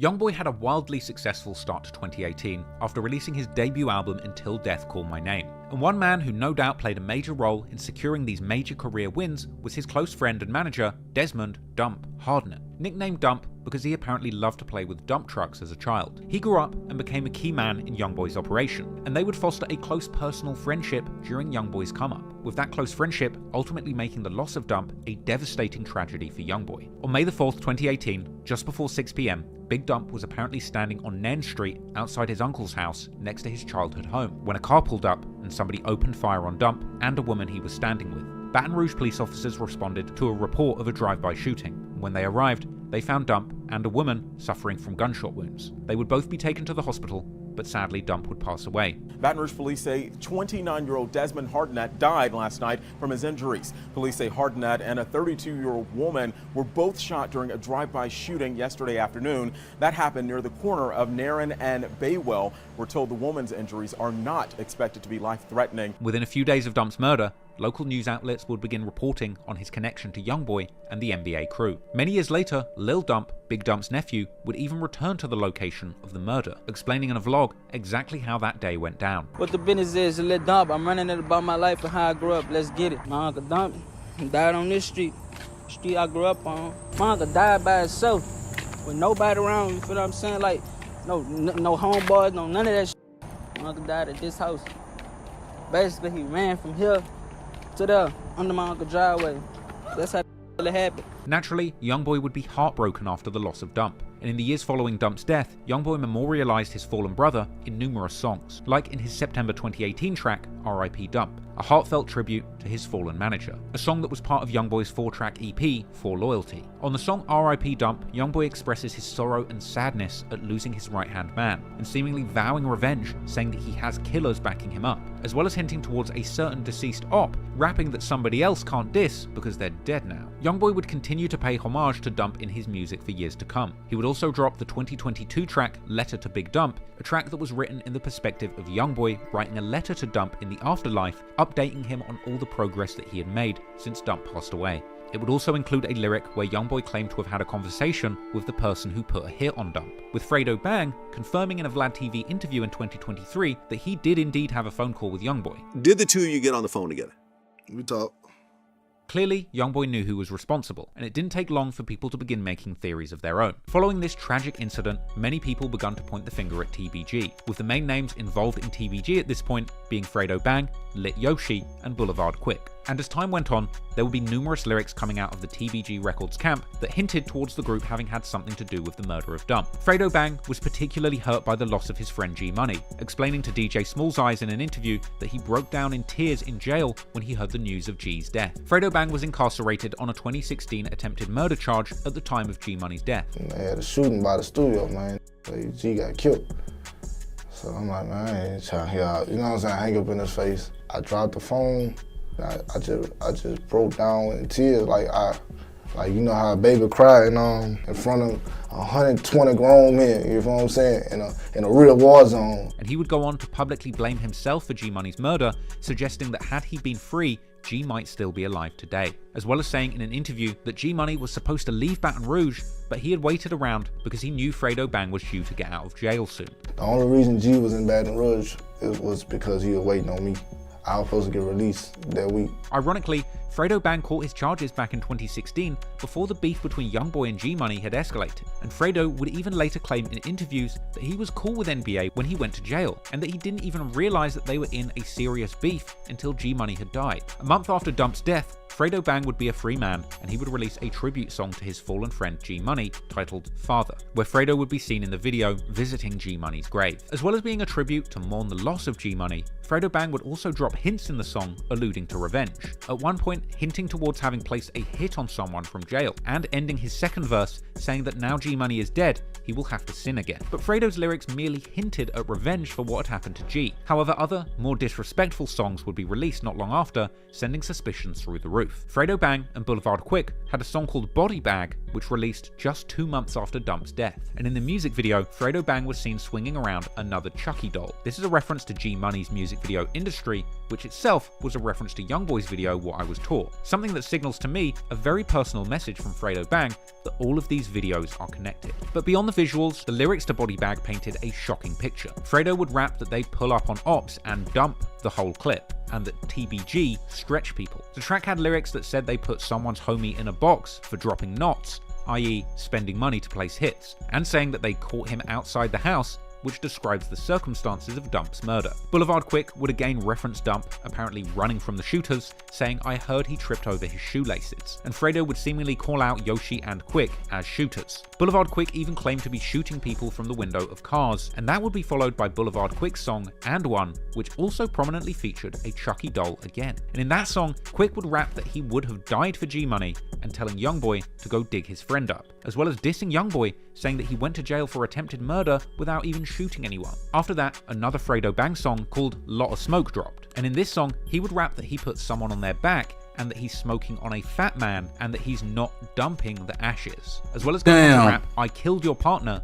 I ain't sorry." In January 2019, Fredo Bang would release a tribute song to his friend YNW Melly called Free Melvin, and in this song, he would seemingly name Boulevard Quick as his shooter and saying that he committed murder after murder, as well as lyrics where he claims that his friend caught a body and Fredo thanked him, going on to say that they were dumping clips and Free Boulevard, seemingly painting a picture of Boulevard Quick as indeed being Dump's killer. In September 2019, TBG rapper Lit Yoshi would also release a track called Blasting, which came with lyrics about walking people down in their own hood and making ops run but still leaving them slumped, and shooting them with 7.62 bullets. Yoshi would also later release and delete a track called Chase Down, where he appeared to describe the circumstances of Dump being shot whilst with a woman who was screaming as he ran, and continuing to describe the scene where he claims to have personally chased someone down and left him face down, as well as claiming the whole city are against him and that he's always going to dump or shoot, and claiming to even have a $150,000 bounty on his head, but he's not scared and he's still making his ops run. One particular standout lyric was from his song Drake's, where he says he put it on that truck, an obvious reference to Dump. Lit Yoshi would also release his new song Runts, named after the popular brand of Mary Jane, on 4/20/2020, and in that song he would rap that he's smoking on that truck while standing on what looked like a large dump truck, as well as dropping lyrics where he claimed that he'd catch ops in their own hood and shoot them, and repeating the ad-lib dump dump dump, which he censored on the music video version of the song. However, uncensored versions of this track do still circulate on YouTube. And in the verses, seemingly addressing Youngboy directly, he would rap that he hit someone's partner up, and claiming that when bullets get to flying, people start running while he's coming, gunning, and dumping. Even in a 2021 interview with DJ Vlad, when asked about Dump, Fredo Bang seems to beam an enormous smile across his face before catching himself and then pretending to not know who Dump is at all. This guy named Dump ended up getting killed in May 2018. Yeah. Do you know who that is? I ain't never heard of him. Okay. Dump's murder was never officially solved, but the music painted a clear picture of who had the most to gain from Dump's death, and as time went on, more of those people would continue to make songs and social media posts mocking Dump's death and antagonizing the NBA. I know Boulevard Quick got killed. Surprisingly, it was only a matter of months before a deadly retaliation. I was kind of, you know what I'm saying, a little bit, but would take place, leaving one of those individuals. I was looking at both of them and shit at the time where this shit was going on, and you know, the beefing and all that. So yeah, I knew he got killed. Who had mocked Dump's untimely demise is facing the exact same fate. Yep.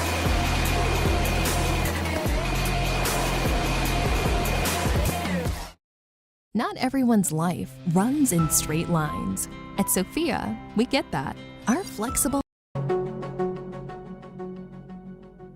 By summer 2018, the Baton Rouge rap scene was in the grips of a violent gang war between numerous factions. The 2016 murder of NBA Youngboy's cousin Boozilla was just the first in a chain of deadly shootings that would claim the lives of members on both sides. After narrowly beating 2 attempted murder charges trying to avenge his cousin, Youngboy would ultimately remain free to pursue his music career, but the NBA members backing him would seemingly continue to wage war against his rivals in the streets. The September 2017 murder of former friend turned rap rival G Money would see his friends from his crew TBG looking to avenge him, and ultimately that revenge would come in the form of the murder of Youngboy's close friend and manager, Big Dump, in May 2018. But the violence would be far from over. Before Boozilla was killed, he had released a song called Forgive Me, where he dissed another local rapper by the name of FL Doosa. Boozilla would be killed soon after, and that music video would be flooded with comments suggesting that Doosa had something to do with his death. On June 3rd, 2018, violence would reignite once again on Kentucky Street, which is interestingly the very street that Youngboy and his NBA affiliates shot up in retaliation for Boozilla's murder. And it would be here that FL Doosa, along with 2 other gunmen, would be involved in a shootout on 2000 Kentucky Street. According to the police, one person was shot 3 times in the back, and another was hit in the arm and leg, with cops finding 27 shell casings in the street. Reportedly, one of the victims was BBGD, who was shot in the back, and according to a news article, one of the victims even identified the shooter as FL Doosa, as well as another person who was not initially named, but later confirmed to have been taken into custody. Rumours would later circulate that BBGD had cooperated with authorities to identify Doosa as the shooter, partly due to TBG rapper Lit Yoshi seemingly telling fans that Doosa was doing 5 years due to NBA members ratting on him, and he denied wanting to beef with NBA members, saying that they will rat on people, ultimately telling them to slide for Boozilla. I don't want to go to jail. Some boys free Doosa. Doosa already doing 5 years for them. I don't want to go to jail. I don't want no smoke with no BBG. All of my boys. So y'all stop saying that like I'm beefing with them boys. I'm not. I don't want no smoke with none of them. I'm scared of them. They'll end your life. They'll have you face the time. I'm scared of them boys. They're my boys. I love them. I don't want no beef with them. Better for their own people that's dead or people who still up. Yoshi would go on to insult Youngboy and the NBA crew, suggesting that when someone dies, the whole NBA gang claim responsibility for that one body, likely a reference to G Money. Somebody died, the whole city will rep on one body. That's crazy. How if somebody died, the whole city will get on Instagram and rep on it, and ain't got nothing to do with it. These crazy. But it wasn't just Lit Yoshi showing public disrespect to the NBA crew. Boulevard Quick also called out NBA members for allegedly snitching on Deucer and claimed that Youngboy was too scared to live in Baton Rouge.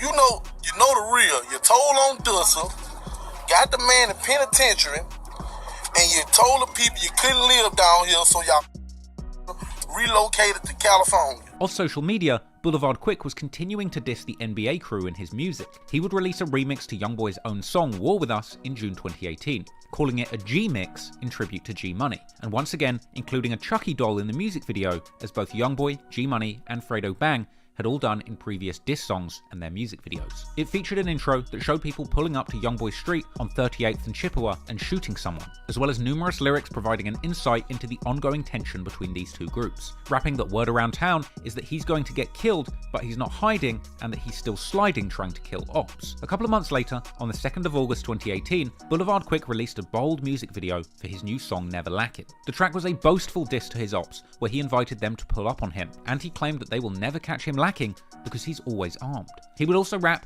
that people are claiming to be putting money on his head, but he's not scared. And the song would end with a rant where Quick would taunt his ops, claiming that despite them putting up money to have him killed, he's still alive and breathing. You dropped the bag? Well, I'm still breathing. I got breath in my body. Fake ass boy. A little while after this, a preview of a Youngboy song would circulate, where Youngboy dissed G Money and threatened to shoot someone like the last gorilla, a reference to their crew, Top Boy Gorillas, TBG, with Quick reacting to this snippet after a wave of people tagged him, saying everybody Youngboy knows, including his mother and father, are hoes. I tagged me and all. You see this here? I got that up. Your mama's, your dad's, everybody you roll with. But Quick wasn't done there. He would also be seen on social media telling a story about OG33, saying that he beat him up in jail and that 3 requested protection from him and Fredo Bang. 3 in the dorm with me. He had just came to the dorm that night. That morning, I walked up to his bed, woke him up, punched him in his stomped him out. He on himself. Damn. Told her and checked out. Told the people he cannot be around me or Fredo Bang. Yeah, that was 3 said.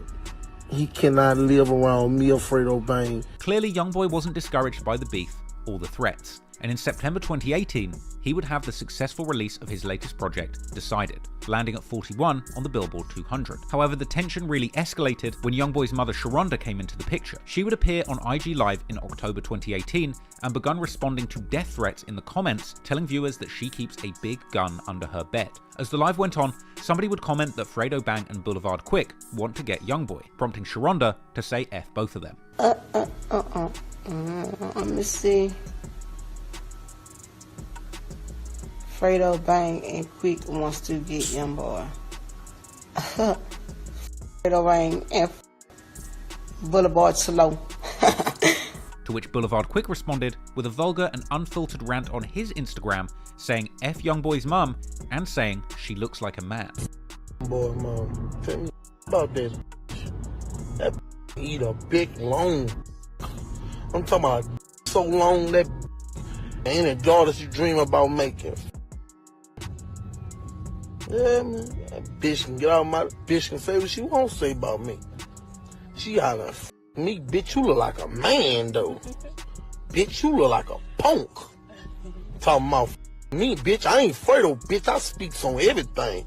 Boy, that nigga mama. Bitch, play with me first.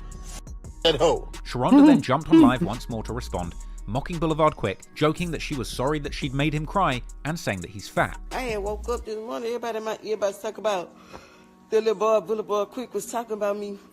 But I really got on him to tell him that I'm sorry. I came to tell little Boulevard Quick that I'm sorry. I'm sorry that I made you cry, boo. I'm for real. Because I wasn't being mean. Like, somebody was on my thing, like I'm reading now, and somebody said, oh, somebody hit me, he's their friend, so I said, f his friend, 'cause I'm like, I feel like anybody that don't like my children, and that's how I am. If you don't like my children, you know, y'all.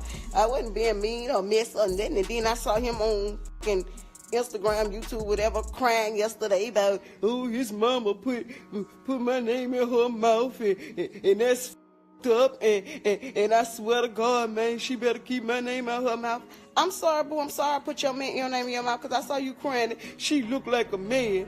She ugly. She got man features. I'm sorry, boo. I'm sorry for talking about you, because you look like a ball. You got round features, boo. I'm sorry. She want to be a comedian so bad. Bitch, you want to be a rapper so bad. I'm sorry I made you cry. For real. I don't know you, boo. I don't. I'm sorry. I was just saying, whoever don't like my children, I wasn't just saying, you know, trying to be mean or messy. They be on my thing, talking about you, saying you said this and that, and so that's why I said y'all, you know what I'm saying? I'm sure you done said us plenty of days.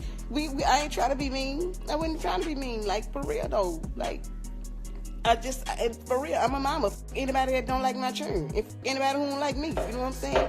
I'm not saying you personally, because I don't know you. I do not know you. So go ahead and, you know, I said I'm sorry on live in front of everybody. So now you can go back to a grocery store and make you some more little videos. 8.5? Stronger. 9%? Yes. 9.5% ABV! Juice Force IPA. Live dangerously. Boulevard Quick would respond once again, saying that it was Youngboy's mother who started it by dissing him and his friends. You sure got some manly features on your mother, man. Stupid. Like a whole game playing with a shit. Yeah, man, you know if people gotta say, yeah, I spoke on, I did that, I can't take that back. Tell my name out of mouth. And keep my partner name out of mouth.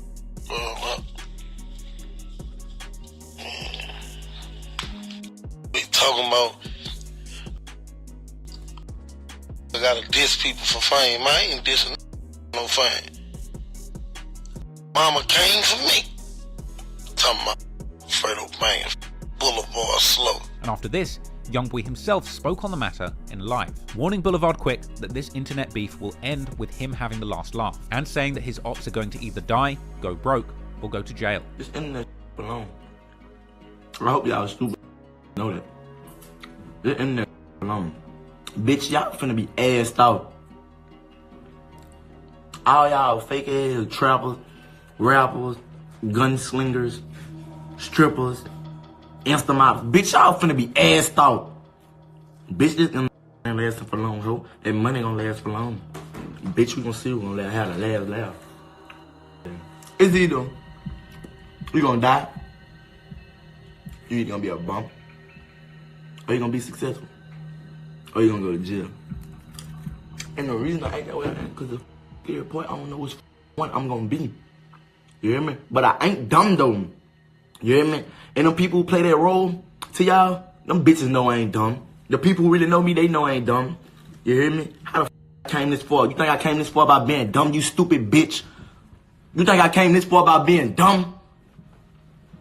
Come on, man. You think I ain't see that nigga, huh? It's a joke, huh? So, I'm a hoe. You hear me? Don't mix my rap life with my music life. I am pure.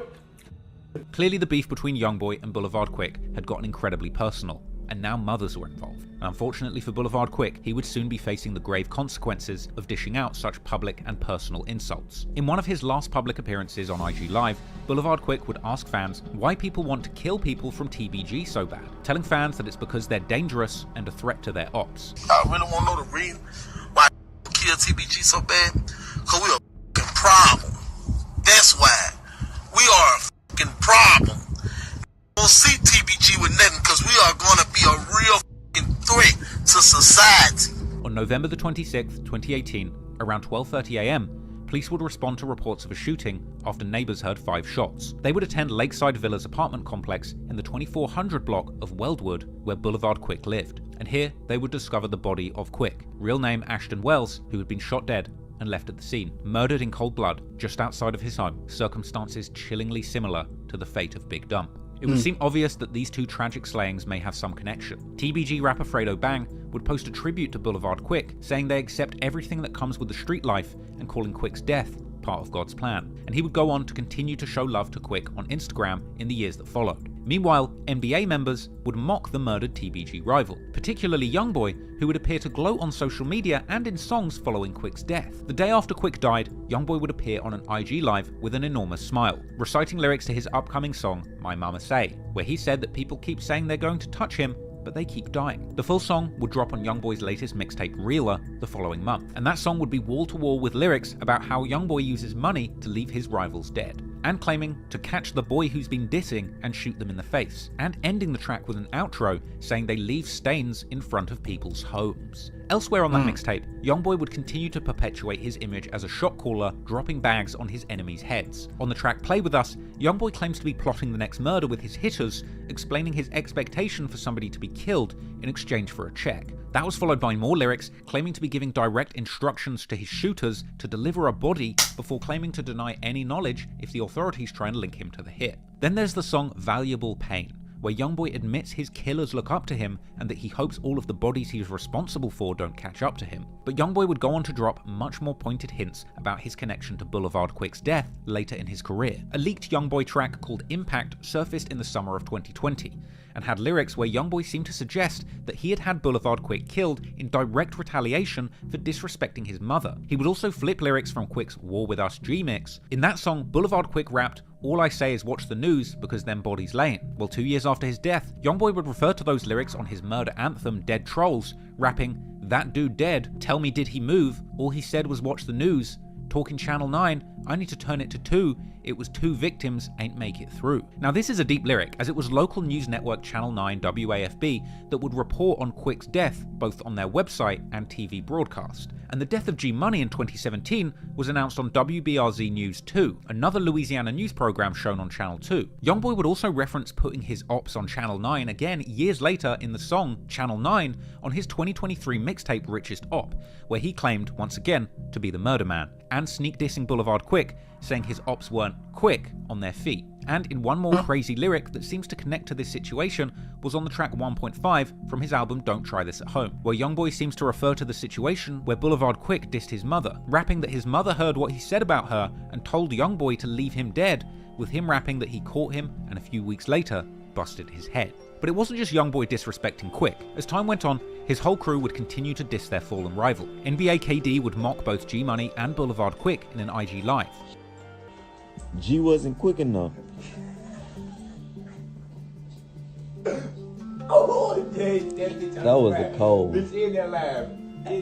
Some people believe NBA Big B to have had something to do with this due to numerous lyrics where he claimed to have rolled up a fat op. On the track Smoke, he rapped, "Smoke in the air, there's a fat dude there. I done messed around and rolled him up, put him in my bag, and drop a bag on his head, I promise I'ma do it." And on the song Op Season, he raps, "He was talking, he got ran down by his front door," and even being seen in an unreleased song snippet saying, "The fat man didn't make it to December." NBA Herb would also tease snippets on Instagram where he appeared to rap that he got the drop on an op's apartment and a fat op dead. And NBA Ben 10 would respond to friends of Quick posting his music, laughing and saying he finds it funny when he sees dead people dissing him on the timeline. So tell me, don't be funny. When you're going down your timeline and you see a dead like Polar Boy, you dead. Clearly Boulevard Quick was deeply invested in the gang war, and he wasn't going to stop until he killed someone or got killed himself. And in the end, he would wind up being the latest victim of another senseless murder. Another young man whose life would be cut short before he could see any true success in his music. And while Youngboy would be happily moving on with his life after losing his close friend that picture though. To the the picture though. With one of his biggest enemies and the person rumored to have had something to do with Dump's murder now out of the way too, it wouldn't be as easy as simply walking away from the violence back to his rap career. Youngboy 2 would ultimately be too deep in this beef to simply move on and focus on music, because now friends of Boulevard Quick were grieving and looking for their revenge. And even while seeking refuge in other states, far away from the violence of Baton Rouge, that danger would seem to follow Youngboy everywhere he went, raining death and destruction all around him.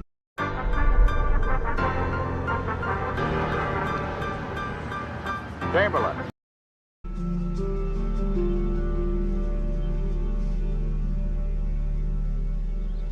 By 2019, Youngboy was a long way from the dangerous streets of Baton Rouge. He was now a Billboard charting recording artist with a multi-million-dollar record deal and a whole lot of people depending on him. He was also on probation, getting a 10-year suspended sentence for his role in a double attempted murder the day after his cousin was killed. So, he would have to move smart if he wanted to take advantage of this opportunity being offered to him.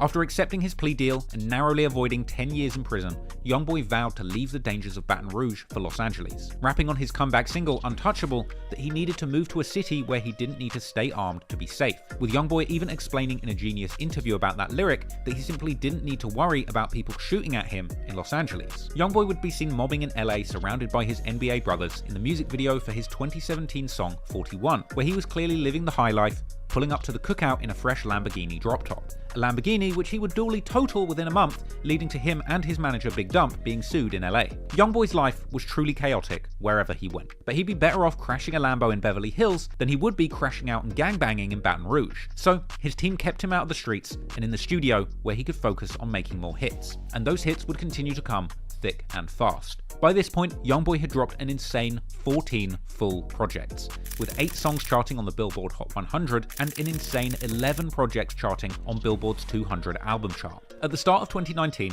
Youngboy was riding high off the news that he had been named as YouTube's top streaming artist in the United States for nearly 101 weeks straight, with it being claimed that he had racked up a whopping 8 million global views just on YouTube per day, giving him yet another reason to go by the nickname Top, which he apparently got from his grandfather originally. Youngboy wasn't just having success, he was becoming one of the all-time greats of the rap genre. With his unmatchable work rate, creativity, and realness, by just age 19, he had cemented himself as one of the top rappers to ever do it, and no doubt, all of this success was having a devastating effect on the enemies that he had left behind in Baton Rouge. And Youngboy would continue to use his music and position at the top of the rap game to taunt his rivals and drop clues about the goings-on in Baton Rouge's gang underworld. His first release in 2019 was the song Kick Your Door, an aggressive home invasion anthem where Youngboy rapped about kicking in doors and doing robberies with his gang. In April 2019, he dropped his new song Free D-Dog, a tribute to an incarcerated homie. The track was an aggressive murder anthem where Youngboy would boast confidently about having people killed for disrespecting him or his people or speaking on him.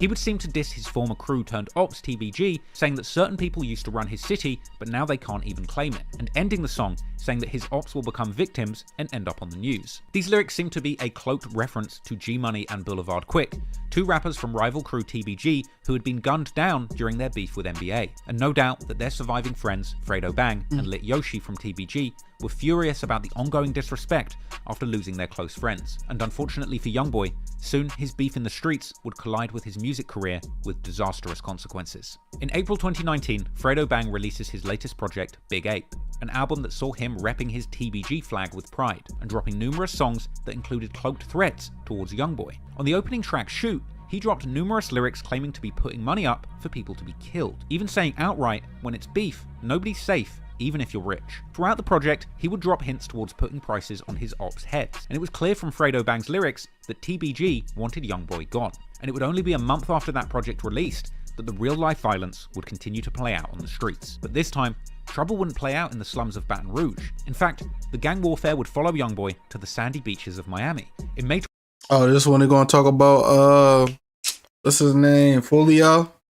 2019, everyone's favourite rap music festival, Rolling Loud, would be set to take place in Miami, and Youngboy would be in town to perform at the festival in what would be a hugely lucrative and high-profile performance. Youngboy was booked to play on the Sunday, May 12th slot where Kid Cudi was headlining, but this was a star-studded weekend, and many of the biggest names in the rap game would be in town to perform at this event. Lil Durk was due to perform on Friday, Saturday saw Lil Wayne, 21 Savage, Kodak Black, and Chief Keef touch the stage, and on Sunday, fans would see Lil Uzi, Gucci Mane, G Herbo sharing the stage with Youngboy. However, all of these crews in town at the same time, no doubt there would be interconnected beefing going on between numerous camps. Apparently, early Friday morning, Youngboy was attending a strip club party with Young Thug, who was due to perform Saturday. where apparently somebody popped off a few rounds at the party bus that was driving between venues, an attack which TMZ reported was targeting Young Thug. Young Thug and his entourage became the apparent victims of a drive-by shooting that went down this morning on I-95. The shooting happened on Interstate 95, and Youngboy's TBG nemesis Lit Yoshi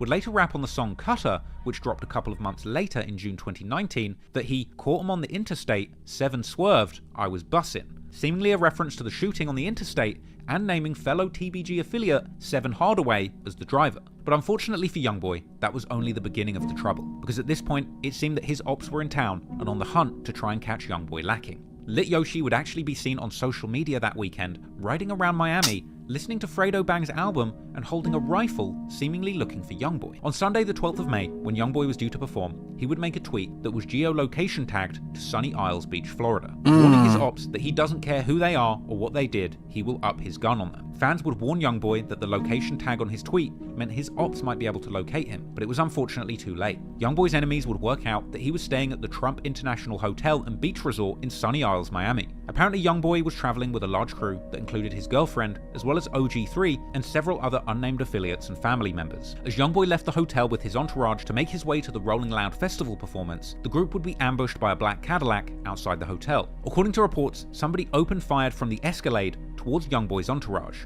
prompting return fire from members of his crew who had their own gun, with court papers later explaining that Youngboy, his family, and entourage were traveling in a 2-car convoy that was shot up drive-by style, with the front car that carried his mother and friends being shot first, with Youngboy and his girlfriend in the second car that was then also shot at. This would be a chaotic scene, and Youngboy's girlfriend, Kaylin Marie Long, was hit in the shoulder and later taken to hospital. But the biggest tragedy of all would be a case of incredible bad luck, as according to court documents, in Youngboy's car was a bag full of guns, and when shots started flying, members of Youngboy's entourage returned fire with apparently legally registered firearms, and apparently, at some point in the chaos, Youngboy himself was given a gun and begun shooting back too. Authorities later described them as standing at the valet section, firing rifles wildly from the hip. Inevitably, this ended up with some tragic consequences, as 3 bystanders were hit in the crossfire, with it being reported that a 5-year-old child was grazed by a bullet. But even more tragic, one of these gunshots fired between these 2 warring crews claimed the life of an innocent bystander. 43-year-old Mohammed Jaradi, an honest, hard-working guy minding his own business who had just finished his shift working at the Hertz rent-a-car across the street, would catch a stray bullet and end up losing his life. I remember that. This was a chaotic scene, with bullets flying and bodies dropping in the middle of the street in a major American city in broad daylight. Eventually, the police would shut down the street and gain control of the crime scene, and footage would circulate showing people being detained at the scene.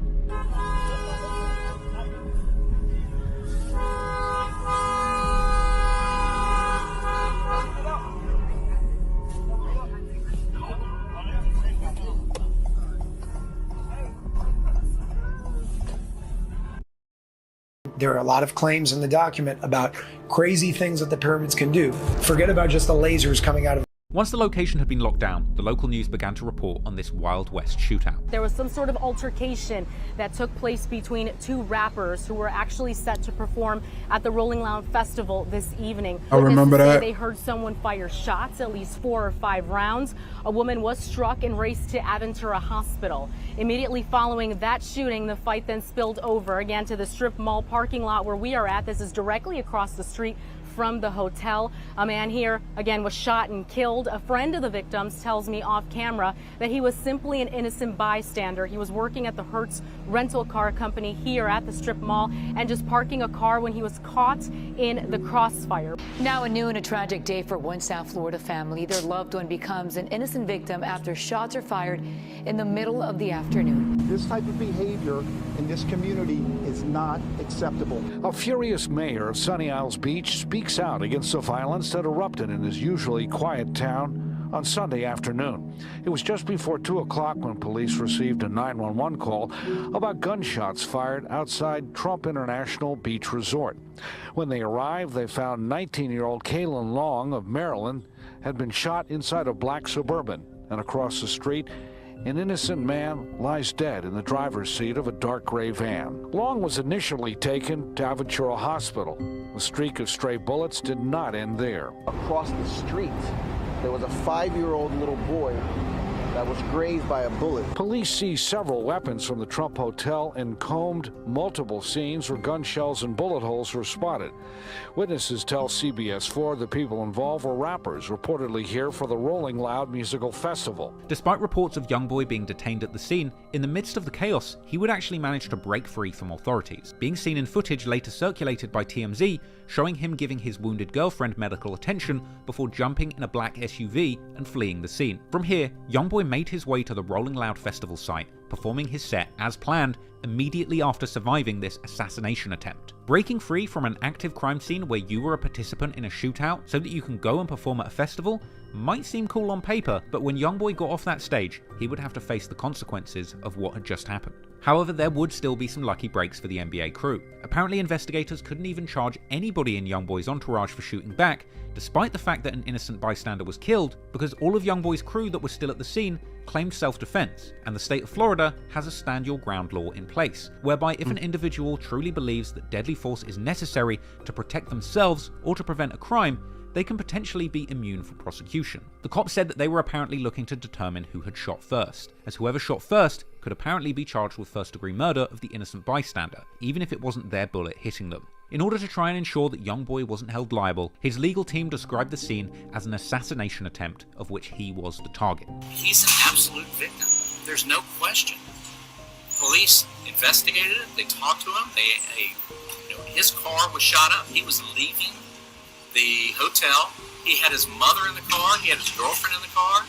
And somebody came up, and I don't know what the weapons were. I don't know if it was an AK or what it was, but they opened fire and lit him on fire. Youngboy and his label apparently even offered to cover the funeral costs for the innocent man who died, but it's unclear as to whether or not they were taken up on this offer. And Youngboy's lawyer had said that apparently he felt terrible about this and that he had wished it had been him that was killed rather than the innocent man. It was also initially reported that apparently Youngboy had refused to cooperate with law enforcement who wanted to know who had initiated the shootout. But Youngboy later said that that was just miscommunication, and that they hadn't really been given enough time to try and convince Youngboy to speak to them about the incident, suggesting that he was scared to cooperate. With none of the actual antagonists who shot first in custody, however, unfortunately the consequences of this incident would still fall on Youngboy's shoulders, and due to the fact that he was already on thin ice because of the 10-year suspended sentence he got for the attempted murder charges in 2016, a week later he would have to return to Baton Rouge for a court hearing where he was swiftly put back behind bars, with TMZ reporting that he had been jailed once again for violating his probation. This would be numerous violations, including being seen holding a gun in public, and being caught in the presence of NBA Boomer and Ben when the terms of his plea forbid him from associating with them. And apparently the judge had also claimed to have seen a video on social media of Youngboy antagonizing his ops. Now, this was supposedly a social media which the judge claimed she saw, but then Youngboy's lawyer, and myself included, couldn't even find. The judge said that she looked at a news feed regarding the article, and in the comments there was some sort of embedded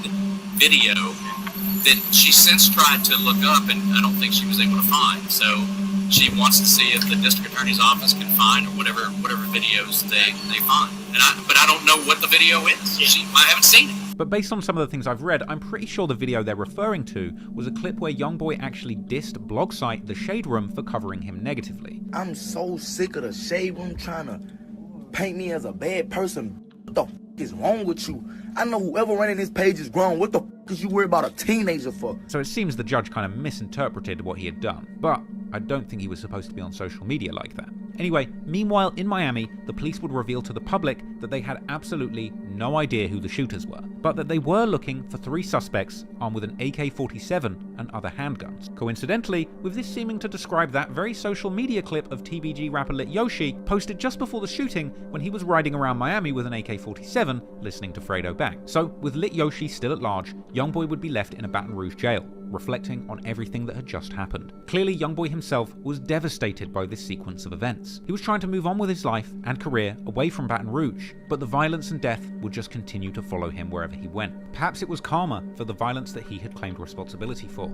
In the song No Understand from Youngboy's February 2021 project, Still Flexin', Still Steppin', Youngboy even speaks on this shooting, saying that as the bullets flew, he didn't have enough time to grab his own gun, and saying that Baba Osama shot back, a claim that is seemingly confirmed by Girardi's family, who is suing both Youngboy and Baba in relation to the shooting. And then in the next line, Youngboy seems to pay respects to that innocent bystander who lost his life, as well as the child who was grazed in the shootout, saying that he feels the pain of the innocent, and that when he did his time in jail following the incident, he felt nothing, as he felt that the pain that he went through was suffering that he deserved on behalf of the man who lost his life and the child who was grazed, who shouldn't have been dragged into his conflicts. Following the shooting at the Trump Hotel in Miami, Youngboy would remain in jail for 90 days before being released, but he would be seen in August 2019 looking like he'd put on some muscle, bailing out of jail and being picked up once again in a fresh Maybach. Youngboy would be seen in selfies with his mother, and he would later go on live with family in his garage upon getting home. Say something to the people. Hello.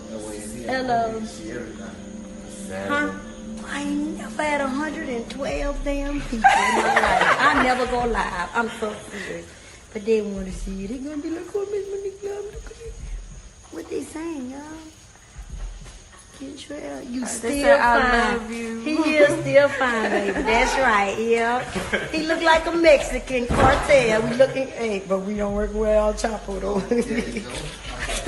The judge would order Youngboy to remain on house arrest for 12 months following his release, with the court apparently deciding not to completely revoke his probation, giving him the opportunity to finish out his remaining year of probation without further punishment, in a deal that would not allow him to perform for the entire year either. So no more trips to Miami or California, and no more concerts. So Youngboy, for the first time in his career, would be confined to his home, unable to play shows, shoot music videos, or slide on ops. He would remain in his home and focus on the one thing that made him successful: recording and releasing music. Already a prolific releaser of music, now with no distractions, as ordered by the court, Youngboy would kick his creative spirit into overdrive, not only recording an insane amount of music, but arguably delivering the best bodies of work of his entire career, and going on a once-in-a-lifetime run of success, the likes of which the music industry had never seen.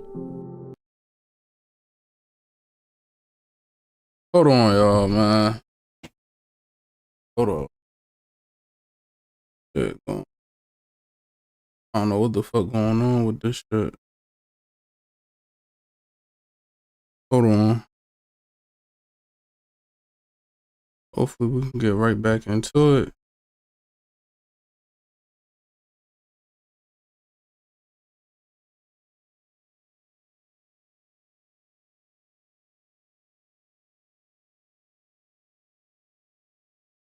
The hell?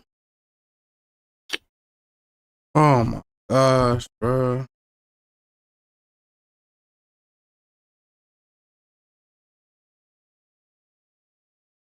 Shit acting dumb now, man. Come on.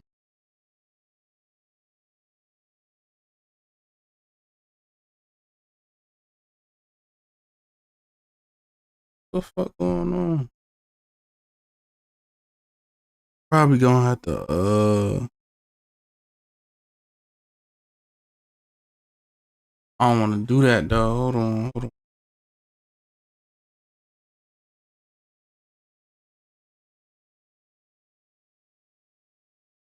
Oh, shit.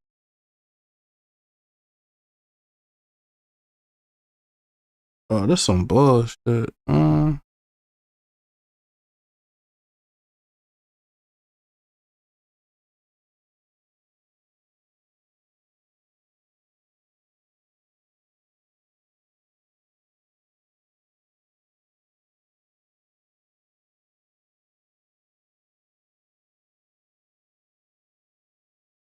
Hold on, bro.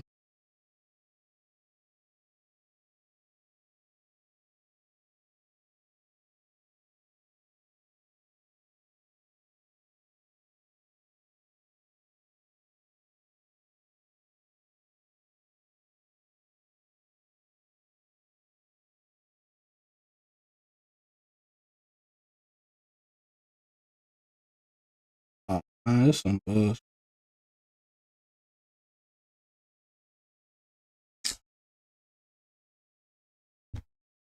All right, cool.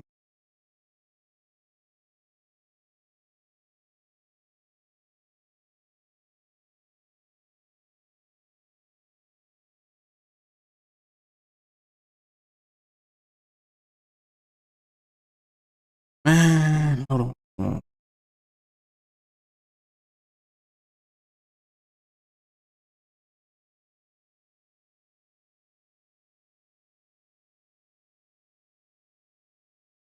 Let's go. Let's fucking go, man. All right.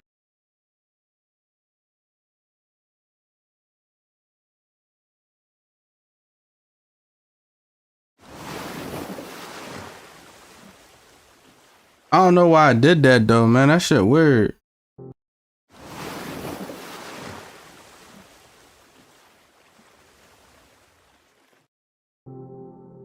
After getting out of jail, Youngboy picked up his career right where he left off. On September the 1st, 2018, dropping a new track called Slime Mentality. This was yet another aggressive murder anthem where Youngboy pledges allegiance to his gang 4K Trey and letting everybody know that him and his whole family, including his mother, father, sister, and brother, all see themselves as Slime members too. Following that up with audacious lyrics about dropping more bags to have rivals killed, and even promising to die in the hunt for revenge for Dump's death. And all of this apparently while ducking the watchful eye of his parole officer. And the chorus of the song lays bare the realities of life in Youngboy's circle, made cold and ruthless from growing up in such a harsh environment, forcing him to be constantly armed and ready to kill anyone who might want to come and kill him from his city or even out of town. All while confidently boasting that the whole city knows that he and his shooters will kill before they let anyone take them down. Upon his release, Youngboy was being filmed from the moment he walked out of the prison gates, with that footage serving as the introductory sequence for his next song and music video, the track Self-Control. The song came with lyrics where Youngboy reflected on the pain he felt after Boozilla was killed and wanting to avenge Dump's death. On the hook, Youngboy sings a unique melody all about how his chronic smoking habit is a tactic to stop himself from being so dangerous, and describing his entourage as equally dangerous, ready to shoot at the slightest provocation. 20 days after that, he would drop a follow-up song, the iconic House Arrest Tings. That track completely blew up on release, racking up millions of views within days, and to this day, still sitting around 100 million views on YouTube. He would also appear as a feature on the track Richer Than Everybody, with industry heavy hitters Gucci Mane and DaBaby. Youngboy was dropping songs all in anticipation of his next full-length project, which did not disappoint. On October the 11th, 2019, Youngboy dropped his latest mixtape, AI Youngboy 2. This, in my opinion, is Youngboy's best project, and perhaps one of the greatest albums in modern rap history. AI Youngboy 2 is wall-to-wall with some of Youngboy's best songs, and throughout the project he showcases an incredible range as a melodic rapper and singer. The project just oozes creativity, and the songs are really like nothing else out there. It's unmistakably unique, with Youngboy using his trademark style to sing, rap, and whine perfect melodies, all painting a picture of his wild ride from the gutter to the very top of the rap industry. So I actually did an entire breakdown of all of the most important lyrics in AI Youngboy 2, but it made the video way too long. So if you want to see that, it's in the uncut version that's on Patreon, or it's going to be in the extended version of this chapter going up on my third channel, Trap Law Clips, soon.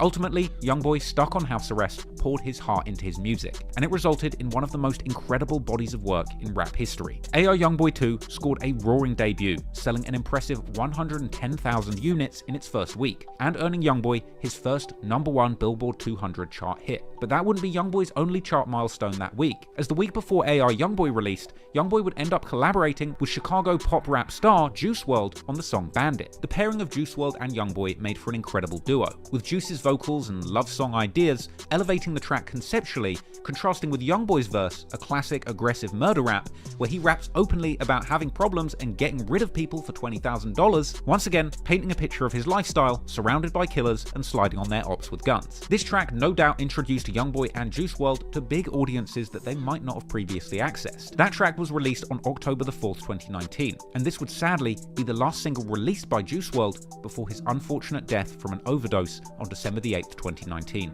Bandit would peak at number 10 on the Billboard Hot 100, becoming Youngboy's highest charting song of his career to date, and it also became an international hit, charting in 20 countries. And by the end of 2019, Youngboy had cemented himself as one of the greats in the rap game. He wasn't just taking over the rap game, but he was influencing its direction going forward, and in the coming years, Youngboy's influence would be undeniable. However, time and time again, the thing holding him back would be legal issues. But luckily, soon Youngboy would catch a major win, shaking free of a case that had been dogging him for years, and paving the way for him to follow up AI Youngboy 2, eventually going on one of the most impressive runs that the rap game had ever seen.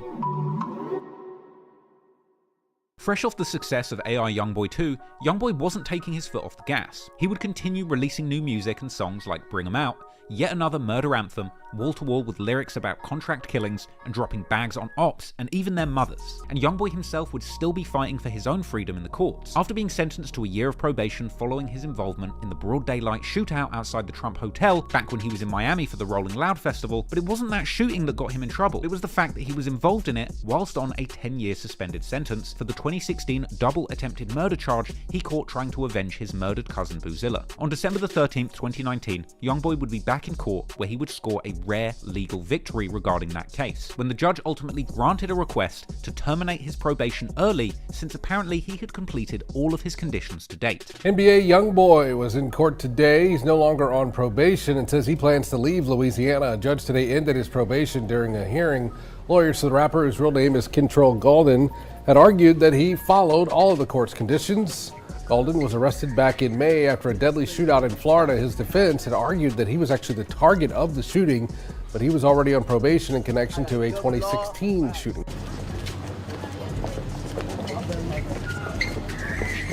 What you say, freely top, nigga? Grandma, baby. Leave that. What's sound, J. Harlow? I got double R. I got big day. I got me. How you gonna do it? Congratulations, bro. Yeah. Oh, how do you feel right now? Feel good, bro. I ain't lying. This was a huge win for Youngboy, and arguably the judge was doing him a huge personal favour. After all, it was plainly clear to anybody who knew the situation that Youngboy's enemies in Baton Rouge wanted him dead, and it would turn out that the conditions of his probation were actually creating potential danger for him. Apparently, a court-approved music video had actually put Youngboy's property lease in question, and with limited rental properties available in Baton Rouge where he could genuinely remain safe and anonymous, moving out of the city would be his best option. However, prior restrictions relating to his probations would force him to keep coming back to Baton Rouge, where he would indeed be a huge target for his ops. Atlantic Records would even write a letter to the judge claiming that his personal and financial safety were at risk in Baton Rouge, and the judge actually agreed. So, after being granted his freedom, Youngboy called Judge Jackson a blessing, saying that she saved him and saying that she had given him opportunity after opportunity up until this point. And honestly, it seemed like this judge truly had Youngboy's back, apparently previously denying numerous attempts by the district. That's a good ass judge. For real. District attorney to revoke his probation and send him straight back to jail. She ultimately told Youngboy that she felt that it was the people around him that didn't have his best interests at heart and that they were bringing him down. And while the judge is clearly trying to give Youngboy helpful advice from her perspective, realistically, it was the same people bringing trouble into Youngboy's life that were also putting their lives on the line to protect it. I would personally argue it wasn't Youngboy's friends bringing him down, but his enemies in the rival crew TBG that kept trying to kill him that were truly bringing him down. And right or wrong, it was the NBA members that were willing to kill, die, or serve life in prison, all in the pursuit of protecting their provider Youngboy. And oh boy was he providing. Because by 2020, Youngboy had now released 15 full-length projects, and off the back of the success of AI Youngboy 2, he was now clocking in a total record of 17 songs charting on the Billboard Hot 100 and 13 projects charting on Billboard's 200 album chart. In February 2020, the Wall Street Journal drops an article saying that Youngboy is the biggest music star you've probably never heard of, pointing to the fact that despite not being a household name globally,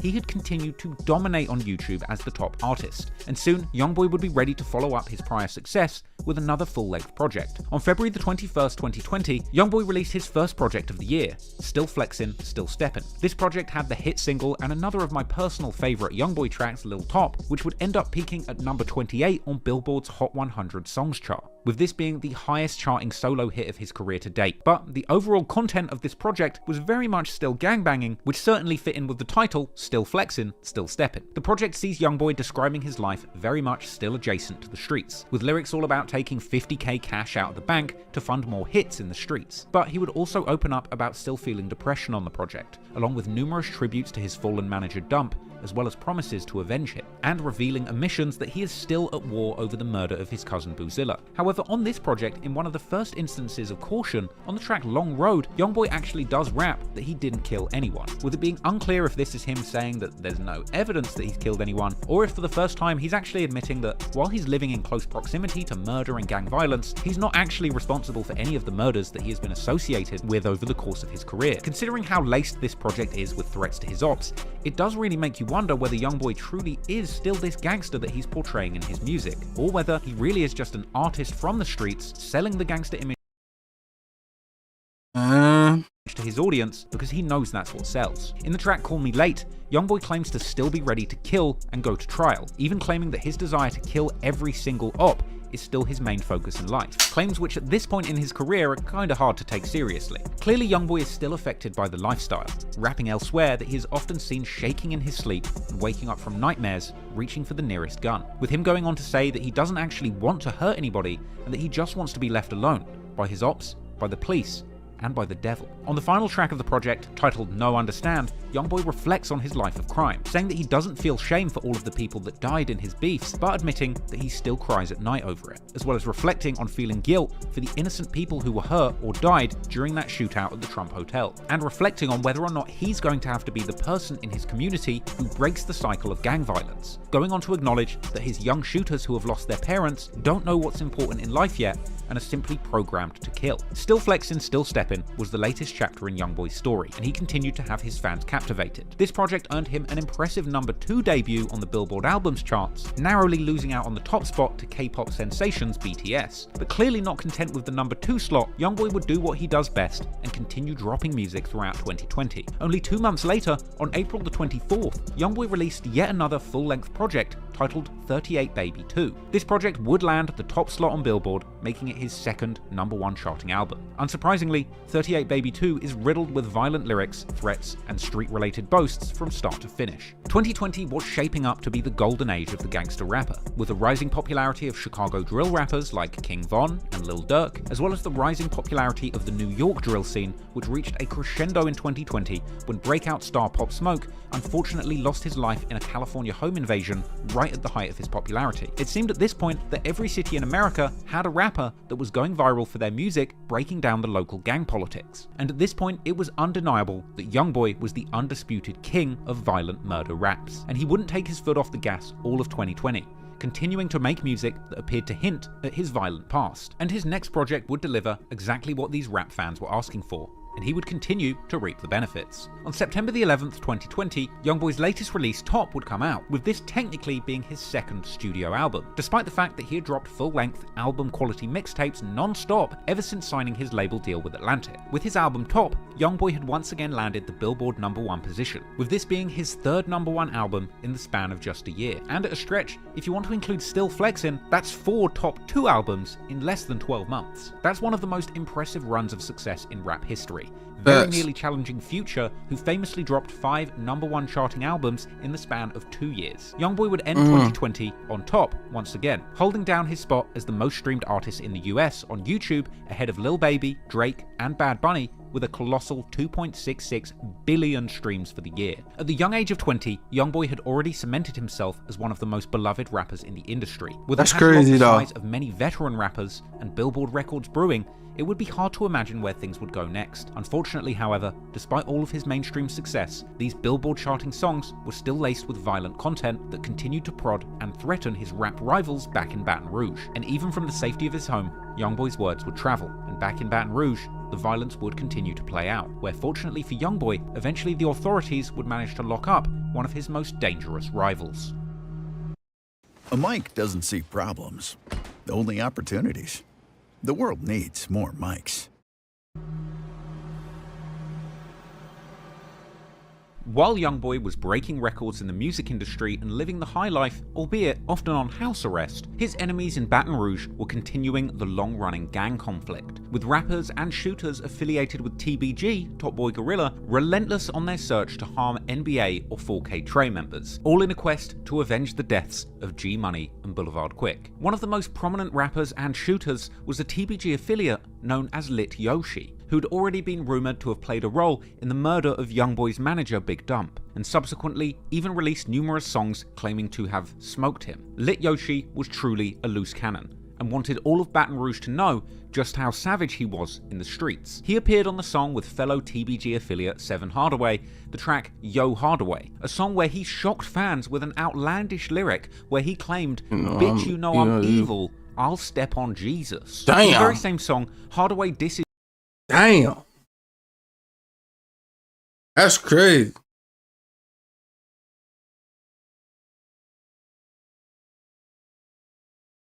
Youngboy by rapping, "For a Trey 8 baby, I got 38 cradles," and reminding him of that ill-fated shootout in Miami by rapping, "You will never make your show cause we might kill you for rehearsal." Members from TBG were still attacking the NBA crew and their affiliates, whether on songs or in the actual streets. According to documents later revealed in court, Lit Yoshi was connected to a February 2019 shooting at a house associated with BBG members. BBG being the crew that Youngboy's cousin Boozilla famously repped heavily before NBA became famous. 2 months later, Yoshi would allegedly strike again. On the 10th of April 2019, police would be seen securing a crime scene on a stretch of Highland Road in Baton Rouge. The police would initially attempt to keep details of the incident secret. However, court documents would later reveal that Lit Yoshi was accused of performing a drive-by on that street, with 4 people being hit by a shooter firing an assault rifle at them outside of a convenience store. But the really crazy thing is that after these 2 shootings, Yoshi would still evade arrest, and only a month after this alleged quadruple attempted murder, Lit Yoshi would then be connected to the shootout targeting Youngboy outside the Trump Hotel in Miami, with an innocent bystander unfortunately losing their life. However, thankfully, authorities would eventually put together their case and take Yoshi off the streets. 4 months after the Trump Hotel shooting in September 2019, Yoshi would be rapping on the song Blasting, all about hitting people with bullets so hard they'll think they're 7.62s. 3 months after that, in December 2019, he would be arrested by authorities in connection to the April 2019 quadruple shooting, as detectives revealed that both a 7.62 cartridge was apparently found at the scene and that the victim of the drive-by identified Yoshi as the shooter. With all of this evidence landing Lit Yoshi, real name Myoshi Edwards, to eventually be charged with 4 counts of attempted murder over the incident. That's a unique also name. Claiming that ballistics proved that the same gun was used in the February 2019 shooting at the 3000 block of Crestwood Street, the known BBG house. The cops would describe Yoshi as a TBG enforcer, and even claim publicly that Yoshi was a suspect in numerous murders prior to these charges. But in an insane turn of fate, despite the apparent danger that Lit Yoshi clearly posed to the community, Baton Rouge authorities did not keep him locked up, and within a week of the public learning of his arrest, Lit Yoshi was miraculously bailed out, to which he would celebrate by dropping a music video for a new song titled First Day Out. The music video starts with a menacing intro taken from a YouTube documentary, where a computer-generated voice lists the charges that Yoshi was arrested for, with this being followed by a real-life shot of him walking out of the same jail that Youngboy has walked out of so many times before. The song itself is mostly Yoshi taunting his ops, with some incredibly incriminating lyrics given the charges, such as Yoshi telling the listeners how he still has the same Glock that made him drop, and how he still gets a drop on all the ops and continues spinning their blocks. The brazenness of the song wasn't lost on the fans, who would clown him in the comments for self-snitching, imagining his lawyer listening to the song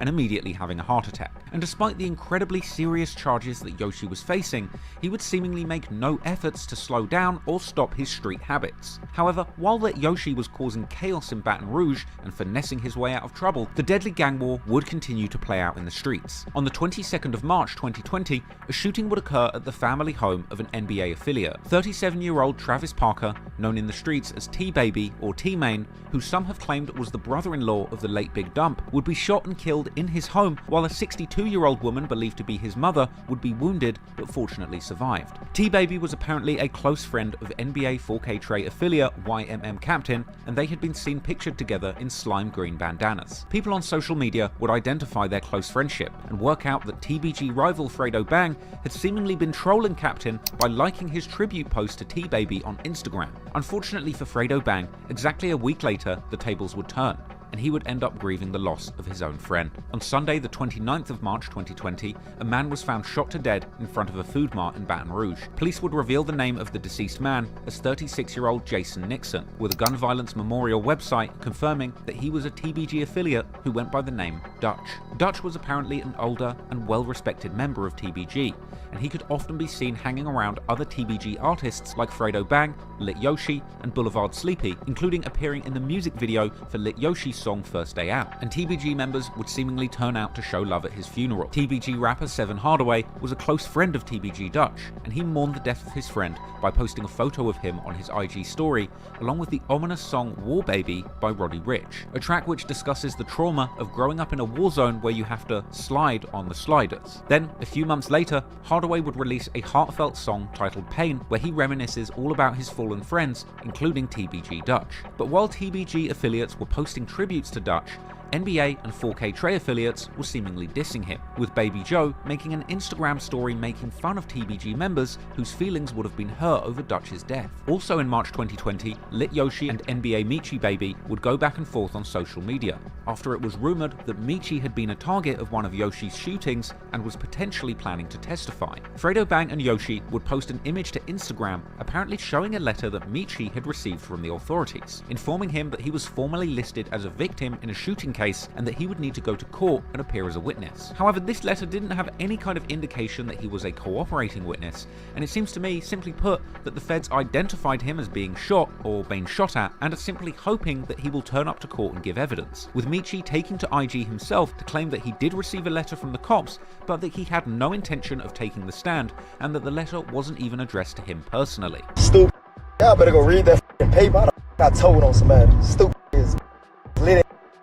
The paper is on Instagram. Read the f***ing paper. Stupid. The f*** I told on my. You don't see no statement with Lawrence Wilson back. Ain't my f***ing name and ain't my f***ing address. Those stupid over sound me too. Bitch, read the shit. Them churn. Y'all this boy. Churn. Let's churn. Read. What he said? I told on. Oh, bitch.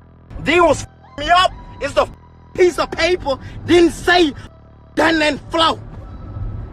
Big dog, man. Hey, that say done and flow. He would go on to admit that Yoshi did shoot at him and that the cops took him to jail and then sent him the letter. Shot at me, and the people they sent a piece of paper to my house. They sent a piece of paper to my house. They shot at me, I ain't leave that. The police pulled up, I went to jail at night and everything, man. Stop playing with me, man. However, that didn't stop Yoshi, who would continue to mock Michi on Instagram, even tagging him directly in a post, asking him not to come to court on him. And he would also post another story calling Michi an informant just because he received that letter and saying that they have no evidence on Yoshi, and that he's being taken to court purely because of Michi's statement, and suggesting that Michi did this to get off probation himself. Get on here, talk about some fake. Yeah, stop playing. That's the paper that came to your front door. Playing. NBA Michi is a rat. You heard what I said? That ain't the paperwork saying exactly what he said, but that's the paperwork saying that you's a victim. You said something and they need you to back up on my court date because they don't have nothing on me. You know what I'm saying? They only got probation for 5 years, 10 years in jail if you get caught with a gun. You just got out. You swapped me out, huh? Yeah, you made a deal with the people and swapped me out for your probation, huh? Now, Michi would continue to deny that he was a snitch, calling out Yoshi for attention seeking. Fortunately for Yoshi, these statements would come back to haunt him. But even with all of this attention around the situation, he would allegedly continue to slide in the streets and shoot at his ops only a couple of weeks later. A week after the murder of TBG Dutch, on the 6th of April 2020, 2 masked men were caught on security camera footage shooting at somebody in a parking lot of an apartment complex in East Baton Rouge. While the intended target of the shooters is off screen, the camera would capture the frightful moments of an innocent bystander sitting in their car getting caught in the crossfire. One of the shooters would later turn out to be Lit Yoshi. In fact, he would appear in a social media post along with Seven Hardaway wearing the exact same outfit from the shooting surveillance footage, a black night tech hoodie and grey sweats, while Seven Hardaway would be wearing a different hoodie, but it is clear that he also matches the build of the other shooter in the footage. This was seemingly a post laughing about the shooting incident and tagging Fredo Bang, letting him know that they were in a good mood after carrying out the shooting. One of the targets of this incident was later revealed to have been the NBA affiliate who was later convicted in connection to the murder of G Money, NBA Lil Pap, aka DeAndre Fields. And the other target of the shooting would seemingly be Michi Baby, with later court documents pointing out that Yoshi had quite literally tried to kill the same man that he was just calling a snitch a month before on social media, which would leave one to believe that Yoshi was actively attempting to kill the witness/victim of the previous shooting, all in an attempt to beat that charge. But ironically, he would now be on the hook for yet another crime. And it was only 10 days after that alleged shooting that Yoshi would make yet another IG Live where he accused NBA members of snitching on him and FL Dusa. I don't want to go to jail. Them boys free Dusa already doing 5 years with them. I don't want to go to jail. I don't want no smoke with no BBG. All of my boys. So y'all stop saying that like I'm beefing with them boys. I'm not. I don't want no smoke with none of them. I'm scared of them. They'll end your life. They'll have you face some time. I'm scared of them boys. They're my boys. I love them. I don't want no beef with them. Somebody died, the whole still rep on one body. That's crazy. How if somebody die, the whole city will get on Instagram and rep on it, and ain't got nothing to do with it. These crazy. These better start sliding for their own people that's dead or people who still up. My list. Hey, put family first by ordering new $5 bites from Dave & Buster's.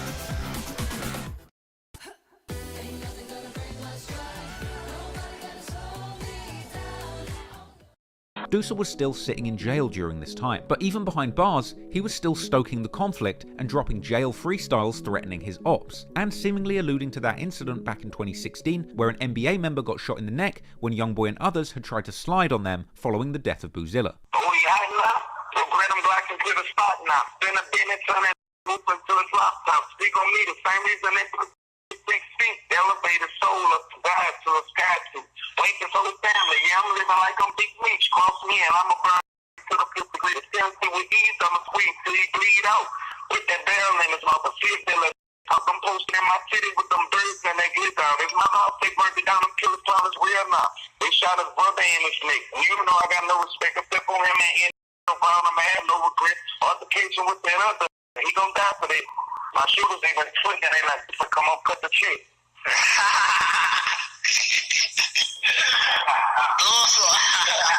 Meanwhile, on the streets, despite being firmly in the crosshairs of law enforcement, Lit Yoshi would continue to allegedly be involved in shootouts. This time on the 4th of July, in one of the most reckless incidents seen in this story. Police would respond to a drive-by shooting on the 11300 block of Greenwell Springs Road, which had apparently targeted a car in which 2 adults and 2 children were inside. All 4 passengers in the vehicle would end up in hospital with non-life-threatening injuries. But the police would soon have a breakthrough, linking the rental car used in both the April and July 2020 shootings to Lit Yoshi's girlfriend, who had rented it in her real name. Yoshi would be the subject of a search warrant, with cops finding an assault rifle in his car that matched the crime scene's ballistics. Detectives also found a pair of shoes at Yoshi's apartment that were used by one of the shooters in the April shooting that was all caught on camera. Yoshi's arrest would make the local news as soon as cops took him into custody. A man is behind bars tonight after police connected him to a shooting on Greenwell Springs Road that happened over the weekend.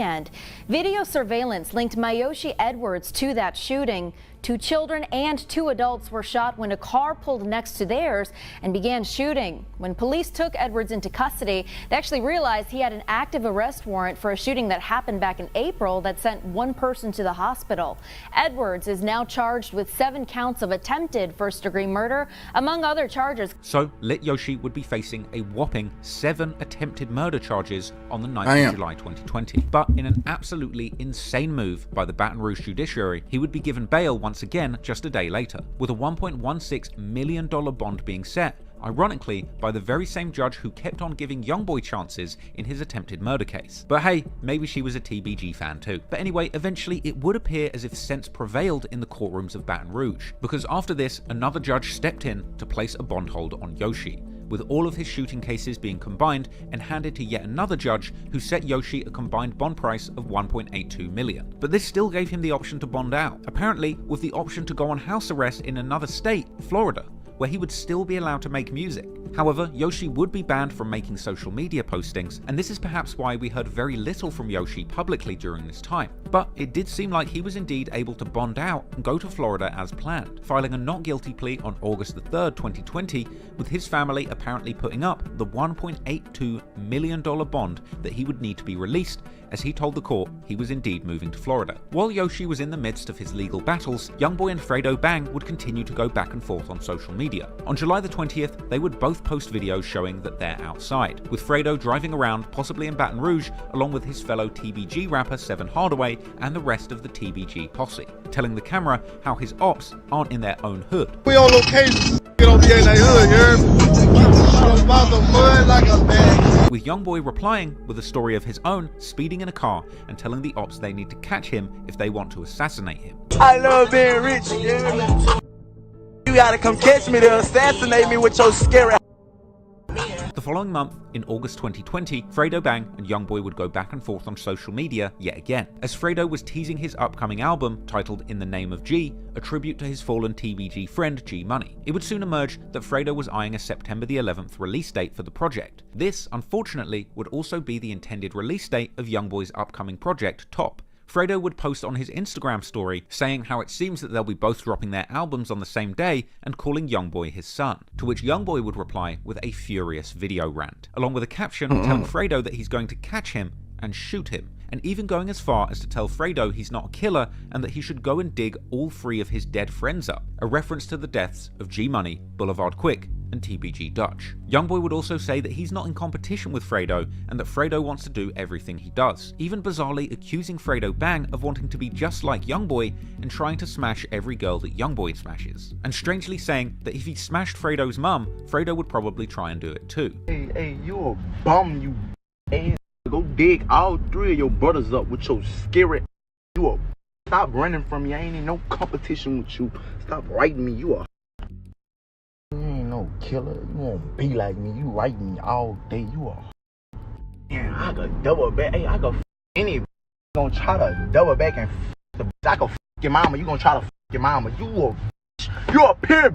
Fredo would soon reply with his own video, where he would act much more calm and collected than Youngboy, telling viewers to go and help Youngboy with his anger issues. Fredo would then diss Youngboy's fallen friend Dump, making fun of his weight and his death, saying that he needed an extra large coffin, as well as mocking NBA member KD, who had reportedly become paralyzed after being shot in yet another shooting in April 2019, a fact which is apparently a closely guarded secret in the NBA camp. Man, somebody go help little brother out, bro. He angry, dog. He angry.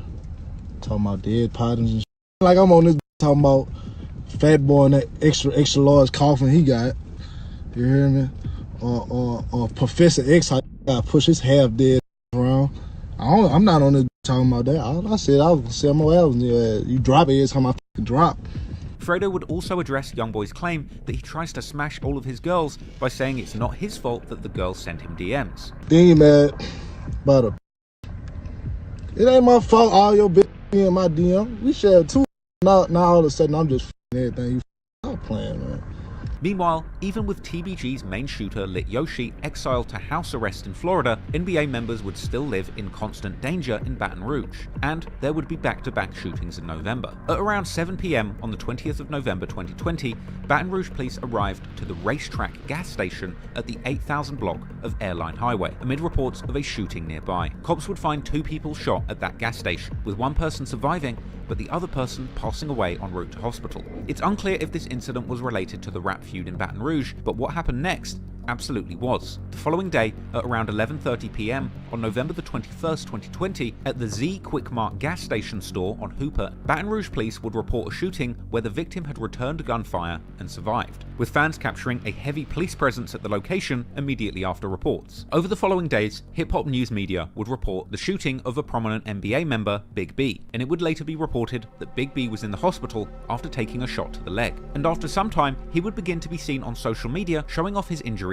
and mobility aids, even posting a picture to Instagram supposedly at the Z Quick Mart gas station, pump number 8, where he was apparently found after being shot. Interestingly, after the shooting, reports would also circulate suggesting that the person who shot him was now dead. However, it was unclear exactly who this supposed deceased shooter was. It seemed logical that perhaps the man at the scene who was shot when Big B was returning fire was the original shooter who may have been hit. Conversely, according to one wild fan theory, an apparent revenge attack had happened all the way in Houston, citing a double shooting at a North Houston motel, the Green Chase Inn, on November the 21st, where a man was found dead. That would turn out to be false, however, as that man was found dead at 9 PM the same night, 3.5 hours before Big B was actually shot. I actually believe that people are confusing the November the 20th gas station shooting the day before Big B got shot, which as far as I'm aware is completely unrelated to the Big B situation, and actually was related to a home invasion where somebody got killed in self-defense, also not related to this incident. And Big B himself would even come out to deny having killed the person who shot him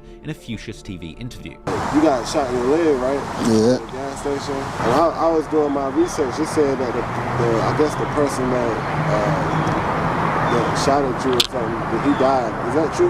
Nah, but people, they just making stories and all kinds of shit. Regardless of whether or not revenge was carried out, this was clearly a major incident that affected the NBA camp, and this incident would soon make its way to music. Later on, in the song Soul Snatchers that was released in June 2022, Big B raps how he didn't have time to aim but still shot back when he was shot at, which many people believe is a reference to this incident. Youngboy would also rap in his song Lost Soul Survivor, released in August 2020, how someone shot his brother 5 times, but he didn't die and in fact shot back. Only a few weeks after Big B getting shot, in December 2020, TBG rapper Seven Hardaway would come out with a diss track titled Treason, seemingly aimed at NBA and specifically Youngboy himself. Hardaway begins the song by rapping about Youngboy's early days and how he used to coach him when Youngboy was still friendly with TBG. Then, he expresses his disappointment at Youngboy's beefs with Floyd Mayweather and Jay Prince, calling him stupid and illiterate, while also telling how NBA are always dissing TBG but are hiding when Hardaway and Lit Yoshi come out into the streets, and going on later in the song to diss Youngboy's use of auto-tune, a lack of street cred, and his hunger for clout. Hey guys, Manscaped and the Testicular Cancer Society have partnered up to introduce the TCS Special Edition Lawnmower 4.0 below-the-waist trimmer, in hopes to remind men to check themselves once a month, and that together we can shave them to save them. So this lawnmower has the same amazing skin-safe technology as the original, which helps reduce nicks and cuts while trimming those sensitive areas. It's also waterproof for easy cleanup.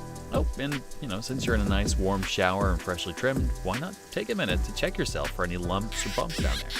Remember to see a doctor right away if you find something out of the norm. 99% of early detected cases are curable. This TCS Special Edition trimmer is accented with some great looking purple design features, from the indicator light all the way to the charger and USB cable. And of course, it is equipped with the same powerful 7,000 RPM motor, LED light, adjustable guards, and a wireless charging system that the standard lawnmower has. So, what are you waiting for? Order your TCS Special Edition Lawnmower 4.0 today at manscaped.com. And together, we save balls. I'm sorry, that was Meanwhile, back in Miami, videos of Lit Yoshi enjoying life on house arrest would eventually make their way to vlogs on his YouTube channel, documenting the months that he spent on house arrest, where he would openly shout out his gang as he prepared to spend big money on his case, and telling the world that house arrest ain't stopping anything. TBG Gorilla Gang, bang biz. Court today is up at the court.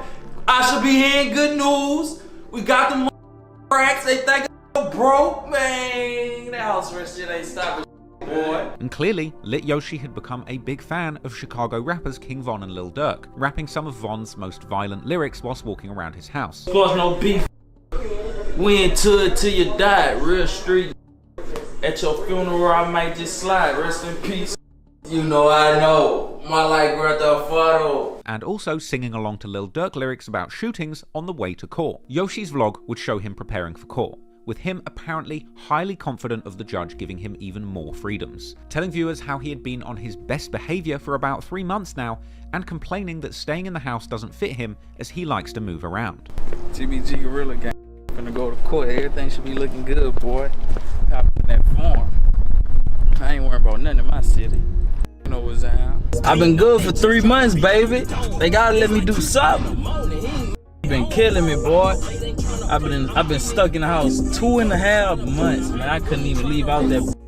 That ain't Yo-Yo, boy. Y'all know Yo-Yo like to move around, boy. Yoshi would be boastful about getting out on bail during this time, claiming that he felt like a free man already and that the judge just needed to put the icing on the cake. Yeah, man, it feel good to ride back around, man. I feel like a free man again. That'd be crazy if he was like, psych. You All I need is the judge to put the icing on the cake, baby. Hear him so I eat my cake like anime. Now, this bravado turned out to be misplaced, as it would turn out that at this hearing in November 2020, the judge actually admonished Yoshi for having too much fun on bail, even going as far as to claim that he was treating his house arrest as a paid vacation, since Yoshi was amongst friends, having fun, and making music, with the district attorney complaining that Yoshi was violating curfew by moving around Miami late at night on jet skis and relaxing on the beach. As a punishment, his curfew was extended from starting from 8 PM to starting at 6 PM and running to 6 AM the next day, and telling him specifically no more jet skis or visits to glitzy Miami beauty spots like Biscayne Bay and South Beach. And even in his vlog, we would soon see a stressed out Yoshi after court, where he claimed that they tried to keep him locked up in court and that his situation might not be improving. I almost sent my back to jail. What? Just talking about stupid misunderstood and last coordination. Man, boy, I thought I wasn't about to leave out there, and I still can't do nothing though. I still can't do nothing. They had me in that bill about 4 hours. These, I thought I wasn't coming out that. How they was talking. Thought everything was gonna go better than what it did, but it didn't. Set back again. Yoshi would even open up, saying that prosecutors had actively tried to completely revoke his bond, with fellow TBG rapper Seven Hardaway trying to put a positive spin on things, saying that that's not a problem because they got money and they could put up another $2 million bail. They're trying to revoke my bond. I ain't even get a chance to talk about me back working. You heard me? Look, they try to revoke my partner bond, but so we got money. On a strict house arrest. So, you know, look. I don't know, want $2 million bond. You hear me? Which I want another $2 million. Ain't no money. Got plenty of money. After being briefly humbled by almost losing his house arrest privileges, in time, Yoshi would revert back to his cocky attitude, perhaps as a result of that big stack of money truly going to his head. Yoshi would continue to record and release music during this stint on house arrest, with lyrics giving us a peek into his mental state during this period. In the song Get Back, released late in December 2020, Yoshi showed no signs of giving up his violent lifestyle, a track coming laced with pointed lyrics about dead op boys and taunting his ops, asking what they're gonna do about it. An insane lyric when you consider the fact that this guy seems to repeatedly target his ops with no care to the innocent people or children who get in the way, and the police just can't seem to keep him behind bars. In the song Bust Down, released 5th of February 2021, Yoshi tells how some of his friends did him wrong during his house arrest, rapping that some of them thought it was over for him, but they got it wrong because he's still making lots of money on house arrest. He also threatens to put a $10,000 bounty on someone's head, just like he did to their brother. Ironically, it would seem that around the times Yoshi would be at his most brazen, the courts would deliver bad news in his case. 20 days after that song, about putting money on people's heads, the judge in his upcoming case would deliver yet another devastating blow to his defense, by ruling that the jury would be allowed to hear evidence about his alleged involvement in the Miami hotel incident that targeted Youngboy in 2019. And this announcement would come with numerous revelations that spelled disaster for Yoshi's case. Allegedly, phone records from the time of the shooting in Miami gave investigators lit Yoshi's approximate cell phone location, which turned out to be on the same street as the Trump Hotel where Youngboy was shot and an innocent man died. In fact, Yoshi was allegedly on the phone to an unspecified incarcerated TBG member who was in jail while at the location of the shooting. Not only that, but prosecutors would also use his Instagram lives against him, where he had publicly claimed that NBA members had ratted on him in the June 2019 drive-by shooting case. But even more crazy than that is the fact that in spite of all of the mounting evidence against him, Yoshi would continue dropping music that continued to incriminate him.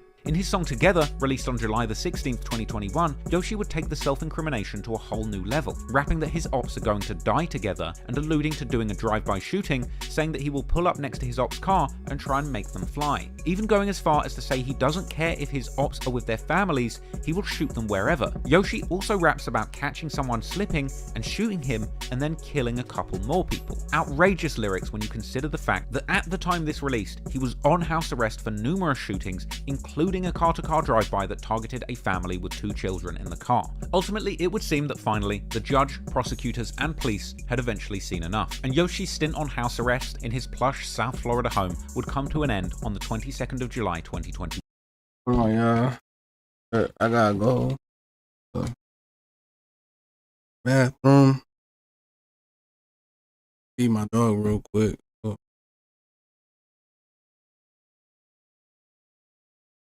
on, y'all.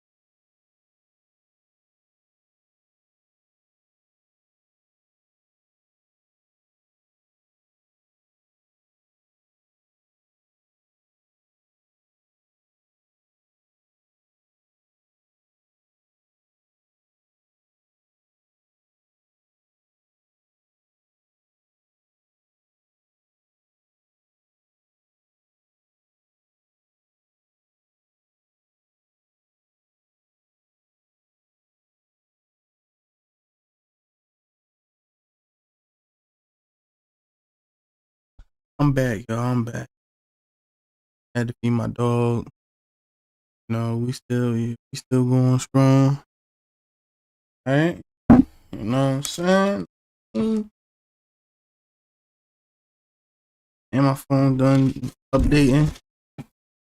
Yeah, we back on, man. We back on. We good. While Lit Yoshi was staying at TBG label mate Fredo Bang's house, federal agents would suddenly burst in using smoke bombs, assault rifles, and tactical gear, with cops presenting outstanding warrants in Baton Rouge for both Fredo Bang and Lit Yoshi, arresting them both. This would apparently be the result of probation violations, as the terms of Yoshi's release stated that he wasn't allowed to appear in music videos, post on social media, or possess firearms. And Fredo Bang was also on probation for pleading guilty to a weapons charge relating to a 2015 shooting in Baton Rouge. Unfortunately for Fredo Bang, during the raid, guns were also found inside his home, along with a stolen car parked outside, and the presence of these firearms would mean big trouble for Yoshi too. Just days after the raid, authorities would announce that they were adding another attempted murder charge to his case, the April 2020 shooting where he had allegedly tried to kill NBA Pap and NBA Michi Baby the month after accusing him of snitching on him. Things had turned for Yoshi, and it would only get worse from here. His bond was officially revoked by a Baton Rouge judge on September the 9th, 2021, with federal agents who conducted the raid testifying that 5 guns, ammunition, and a bulletproof vest. He was cocky and hype about, you feel me? And then everything just switched down on had all been found in Fredo's house while Yoshi was there. And Yoshi's March 2020 social media posts calling the victims of one of these shootings NBA Michi a snitch was also used against him. This was a dumb move, because calling the victim a snitch publicly is basically an admission that you in fact did the crime. But even in light of all of this damning evidence, Yoshi's team were apparently working on a strategy of trying to finesse him out of jail on bail once again. But that plan would ultimately fall flat, when it was revealed in court that Yoshi's DNA was found on a gun that was recovered in the July raid. Apparently, this DNA evidence would link Yoshi directly to the shootings that he was being investigated for, which meant that he would have absolutely no chance of making bail again, and meaning that he'd be sat behind bars awaiting trial rather than living it up in Miami. Eventually, in July 2022, Lit Yoshi pleaded guilty to charges connected to 2 shootings in 2019 and 2020, and as a result, Yoshi was sentenced to face 15 years in prison at a hard labor facility, followed by 3 years of active parole. Funnily enough though, a month later, Yoshi would claim to have been tricked by prosecutors and launching a bid to change his plea from guilty back to not guilty, arguing that his lawyer never told him that he would get 15 years for accepting the guilty plea, suggesting that he was only expecting to get 6.5, even claiming that during negotiations, his lawyer had actually been suspended from practicing law. It was a long shot, but it was the best that Yoshi could hope for. And while things were getting very serious for Yoshi behind bars, Hardaway was still upping the ante on the war back in Baton Rouge. In August 2022, he released an EP titled Transition, where he would take numerous shots against Youngboy, NBA, and 4K Trey. In the song Sinister, Hardaway disses Youngboy, saying that while his albums are going #1, his friends back in Baton Rouge are getting killed. After hearing about these lyrics, Big B would actually comment, "Who died?" insinuating that nobody from their side had been killed recently. The following month, unfortunately, someone would indeed lose their life, but it wouldn't be an NBA member, because on the night of Tuesday, the 20th of September 2022, at around 8 p.m, Seven Hardaway, real name Stanley Wright, was in the parking lot of the building where he lived, the Sherwood Place apartment complex in Baton Rouge. Here, he was approached by unknown assailants who shot him from close range, leaving him on the pavement, where he would ultimately lose his life, being laid to rest just days later, where he would be seen surrounded by TBG members. Police were quick to determine that this homicide was gang-related, and specifically targeted Seven for his affiliations to TBG and connection to Lit Yoshi. With that in mind, it was no surprise what happened next. TBG's enemies would soon begin commenting on Hardaway's death on social media. 4K Trey affiliates would be seen on IG Live laughing and saying that they were smoking on number 7. We got them lagging. New iPad? What new iPad? On a dead, now they talking to him. You got a chance to say it to their face. Say it with your chest. They was dissing on it. And of course, his friends would make posts hinting at future getback. However, despite being quick to determine the death of Hardaway as gang-related, the Baton Rouge police once again have struggled to find the killer, making his death yet another devastating statistic of Baton Rouge's out-of-control gang war. And speaking of numbers, back in prison, the last-minute attempt to backtrack on his guilty plea proved to be an enormous failure for Lit Yoshi, and in May 2023, Yoshi's bid to change his plea was officially rejected, leaving him set to serve the full 15 years of hard labor, essentially leaving the streets of Baton Rouge and Miami for the next 15 years just a little bit safer for adults and children alike. I think it's important here just to reiterate the fact that there is nothing glamorous about this gangbanging lifestyle. Lit Yoshi got what he deserved. He was a man who, despite having a musical talent, was primarily focused on continuing this gang war and shooting at his rivals. He had no remorse for the innocent men, women, or children who got in the way, and he's frankly a deplorable human being who absolutely deserves to be taken off the streets for 15 years because of the things he did. But that doesn't mean that his ops aren't without blame either. But there's no way of looking at it. Lit Yoshi was clearly a danger to society and absolutely should have been put away sooner. However, his absence from the gang war wouldn't mean bliss or safety for Baton Rouge's most famous rap crew. In fact, it would be the very opposite, as while TBG's most feared shooter was finally facing the legal repercussions of his reckless actions, a whole other group of reckless gangsters from Chicago would soon enter the picture, starting a beef with Youngboy that he never even wanted to be part of. But in this case, this beef was very personal, because it involved the mother of one of Youngboy's many children, and ultimately would wind up becoming another deadly feud that would claim the lives of people on both sides.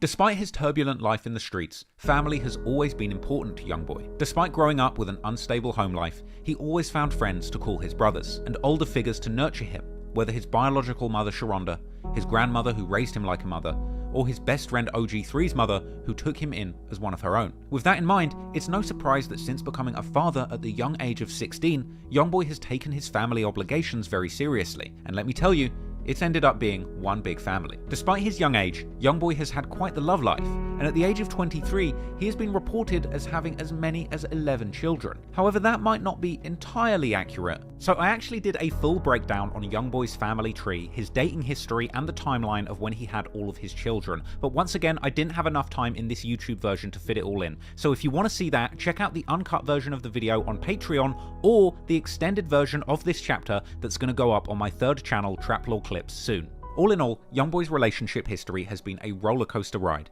that has left him with a large family of at least 10 biological children to 8 different baby mothers. Youngboy's enormous family would provide him with many blessings and a lot of love at home, but it would also leave him with a lot of vulnerabilities to his enemies. With so many people to look after and look out for, it wouldn't be surprising that his opposition might try and use some of those closest to him to attack him. Ultimately, it was one particular relationship that would end up forever altering not just the lives of Youngboy and his partners, but also the lives of the people around him, with one of the mothers of his children ultimately ending up being used as a pawn in a rap beef between Youngboy and Chicago drill rapper King Von, with Janeer's involvement in the beef being the first escalation in a series of unfortunate events which would ultimately end in numerous people losing their lives in front of millions of people.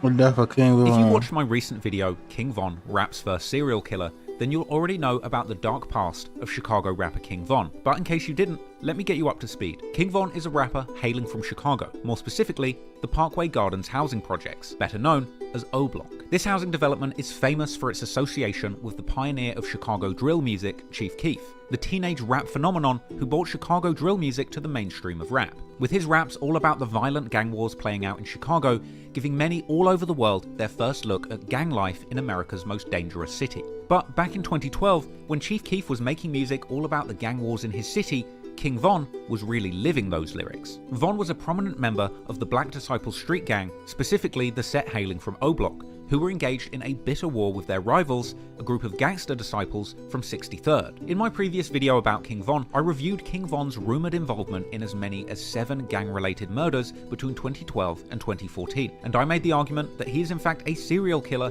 by FBI's own definition of the term, due to the fact that he appeared to claim responsibility for more than 3 murders with more than a month's time span between them. But it wasn't just that I believe made Von a serial killer, it's the fact that even after beating a murder charge in 2017, he would be released from jail, at which point he would partner with his childhood friend and prominent Chicago drill rapper Lil Durk, launching his very own rap career, not only using his music to boast about and drop clues concerning the at least 7 murders he was associated with, but he would allegedly use the money he made rapping about these murders to continue to have people killed, with Von taking a great deal of personal gratification from being known all over the world for getting away with this series of gruesome murders, and with his jaw-dropping raps all about specific murders that he They was gang members too.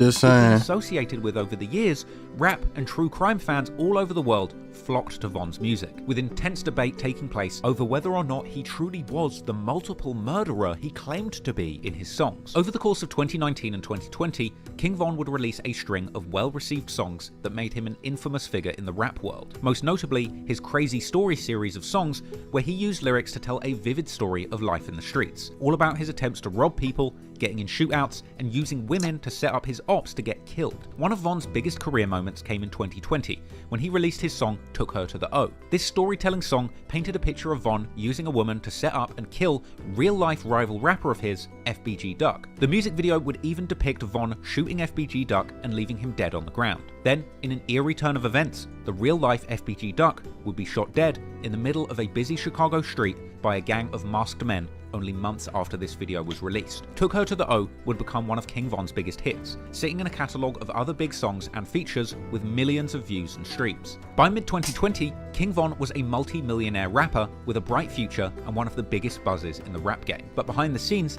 there was seemingly tension brewing between him and Youngboy, who at the time, in mid-2020, was the undisputed king of street rap, having dropped a string of chart-topping projects. Now, it's unclear exactly where the beef between Von and Youngboy's crew started, but it likely all had something to do with Von's friend and mentor, Chicago rapper Lil Durk. Lil Durk and Youngboy actually collaborated on a November 2017 track called My Side, and it's believed that Lil Durk had even tried to sign Youngboy back in 2017, with this being revealed on the intro to Youngboy's song GG on AI Youngboy, where he raps, "Tell OTF I do not sign, NBA, that be my gang." As we now know, Youngboy went on to sign a lucrative multi-million-dollar deal with Atlantic. Ultimately, signing to Lil Durk, let's face it, in 2017 would not have been a great career move. At that point, while he was a respected artist in the streets of Chicago, Lil Durk's biggest career achievement was his 2015 Remember My Name album, which peaked at 14 on the Billboard Albums chart. Lil Durk had never had a song on the charts at this point, and by the end of 2017, Youngboy had surpassed Durk's chart record with 3 songs on the Billboard Hot 100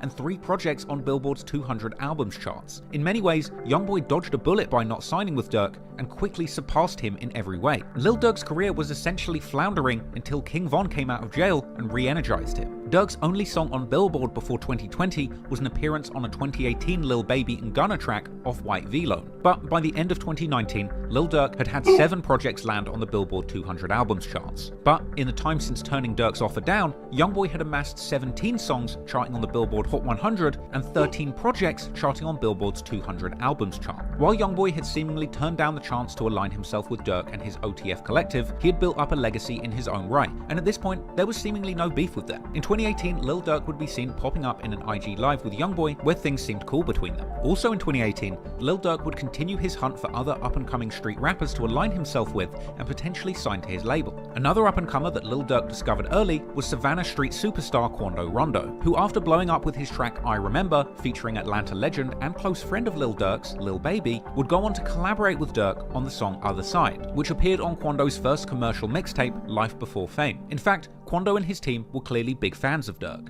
with Quando's cousin and close friend Lil Pab tweeting his love of Lil Durk's song This Ain't What You Want way back in 2013, saying that this song is better than everything. After the success of his first major single and mixtape, the rap industry was buzzing around Quando Rondo, and there would be intense competition between labels trying to sign him. But he would eventually catch the attention of fellow singing gangster rapper Youngboy, who commented on his video asking Quando for his number. And he commented under the video and wanted my number and stuff. Youngboy and Quando would connect and hit it off behind the scenes, and in June 2018, Quando would officially sign to Youngboy's label, Never Broke Again, announcing it to Instagram with a post attracting congratulatory replies from NBA heavy hitters. And days later, Quando would be seen on stage with Youngboy and the NBA crew, where he received his NBA chain from OG3 and throws up Rollin' 60 Crip gang signs for the crowd. Never broke again, too. Oh! Yeah. Stop playing like ain't game now. On the count of 3, everybody say NBA never broke again. 1, 2, 3. NBA never broke again!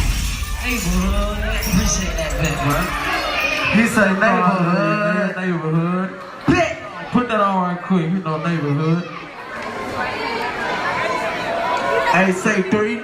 What up? Make sure you bang on him before you walk off the stage. You hear me? I'm finna bang on him. Bang on him.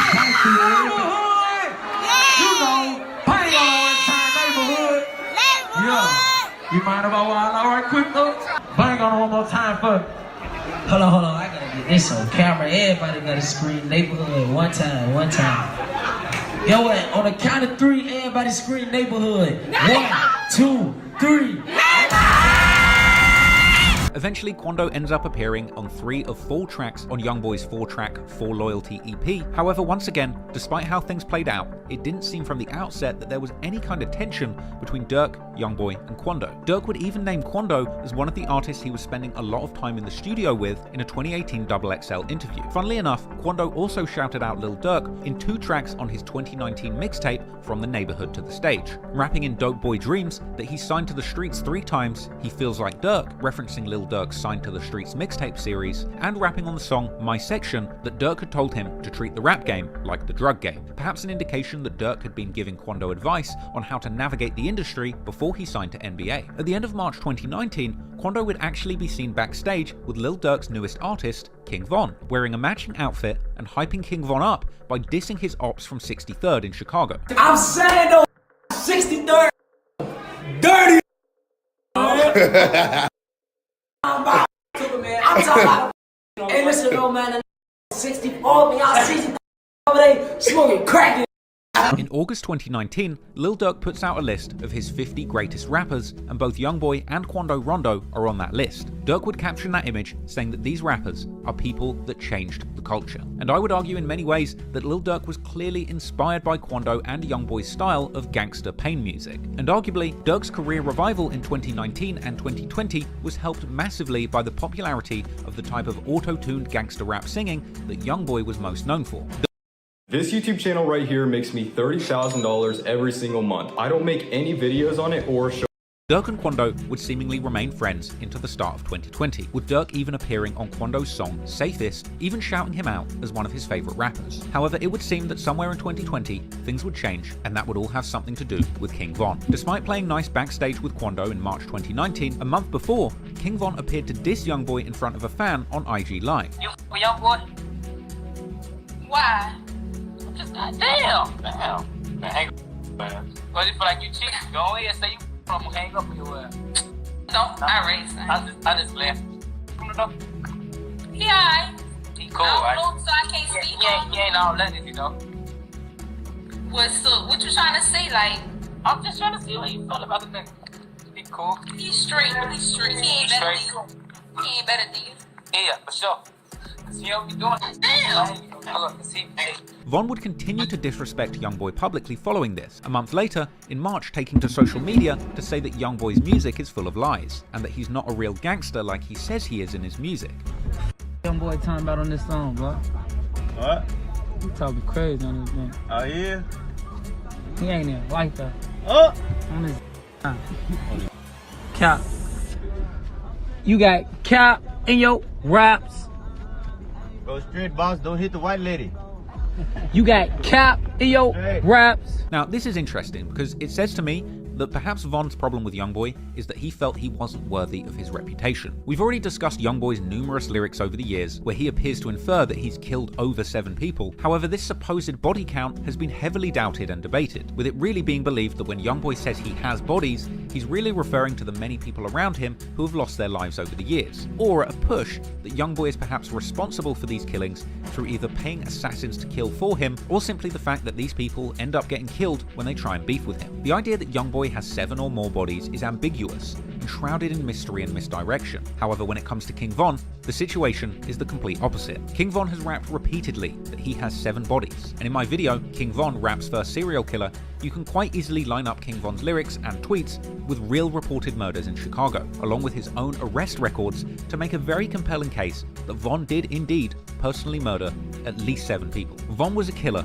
and he wanted everyone in the rap industry to know it. And perhaps he was upset at the idea that a man much younger and richer and more successful than him could reach the very top of the gangster rap game without demonstrating that he is truly capable of committing murder firsthand, with Von seemingly deciding that the fastest way to the top of the rap game would be to punk Youngboy and expose him as a fake killer, proving to the rap game and the world at large that Von had personally committed the murders like he rapped about, unlike Youngboy, and therefore Von felt he was more worthy of the top spot than Youngboy. But initially this beef was just petty sneak disses being sent from Von. When Youngboy was released from jail in August 2019, after he got caught up in the Trump Hotel shooting that violated his probation, Von would welcome him home with a snarky tweet that ended calling him ugly. And over the course of the next year, Von would even be seen copying Youngboy's mannerisms and beginning to quote him during his Instagram lives. Boys, my grandma raised me. You hear me? You know I ain't. What up? My grandma raised me. You know I ain't no. Whether there was any real beef between OTF and NBA at the time is unclear, but the two crews were clearly competitive. In October 2019, when DJ Academics would claim that Youngboy was the realest street rapper to appear since the original Chicago drill scene, Dirk would comment on the post, proposing that King Von was even realer than Youngboy. Some months later, in February 2020, Von seemed to indicate on Twitter that he and Youngboy had a song together, telling Youngboy that he should drop it and stop holding the song so close to his chest. At some point following this, Von would even be seen on an IG live, suggesting that he likes Youngboy and that Youngboy probably has too much going on with his case to reply to him. I fuck with NBA Youngboy too. They just got a lot of going on. You just can't be fucking nobody when they got all this going on. You trying to get rich, they trying to, I don't know what they got going on. It's unclear exactly where this beef between Von and Youngboy and Quando really started, but two people would seemingly play a major role in the feud escalating. Youngboy's ex-girlfriend and the mother to his fourth child, Jania, and King Von's ex-girlfriend, female rapper Asian Doll. The relationship between Von and Asian would be revealed to the world in an interview with Lil Durk in early 2019. King Von, I'm saying he in a relationship too. Shout out Asian Doll. Okay. Yeah, he go ahead, yeah. You heard it here, man. Who's you? He looking at you like, come on, man. Von appeared to fall deeply in love with Asian Doll. Combine this with his reputation as a prolific killer in the Chicago gang war, and you have a recipe for disaster. Von would tweet saying that he would be willing to beat anyone up who messed with Asian Doll, and he apparently beat a man senseless for calling her a bitch in the studio. Asian the reason my hair like this.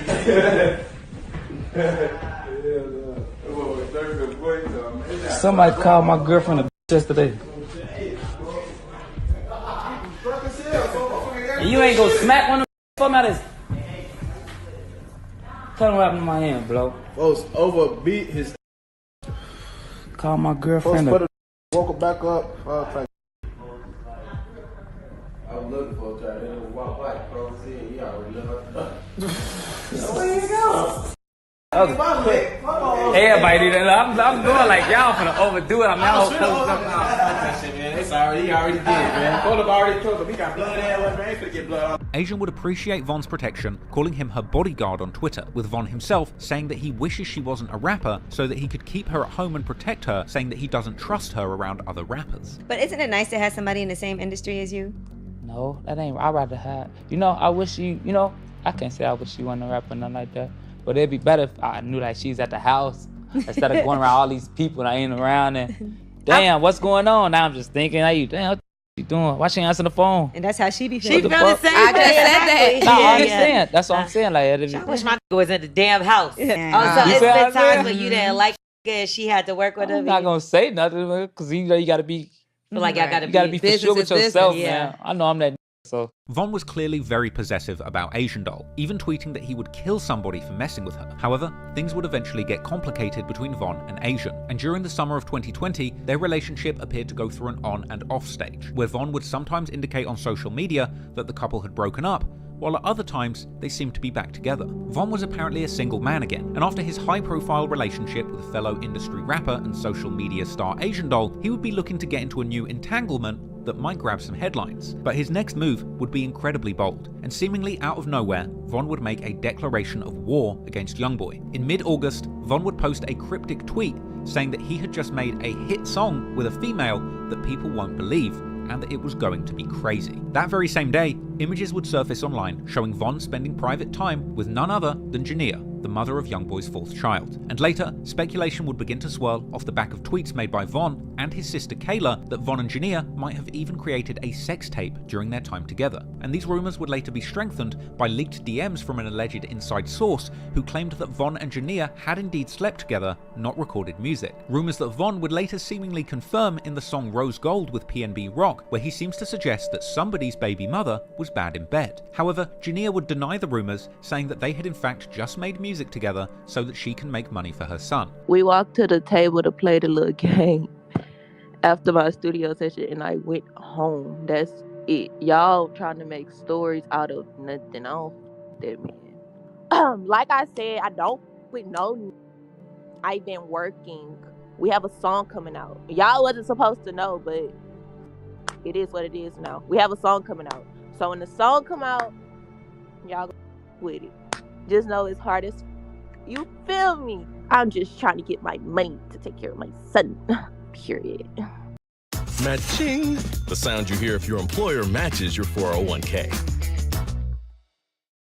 We know the oil companies rip us off. The utility companies, they rip us off too. We like the idea. Her claims would also be supported by leaked DMs, this time from Von, who alleged that he was just trying to make Asian Doll mad and jealous. However, Asian Doll would then challenge Jania's claims, claiming that she had actually seen romantic DMs between Von and Jania. Now, I've seen that in them DMs. I've been seeing. None of this not a surprise. So all that song.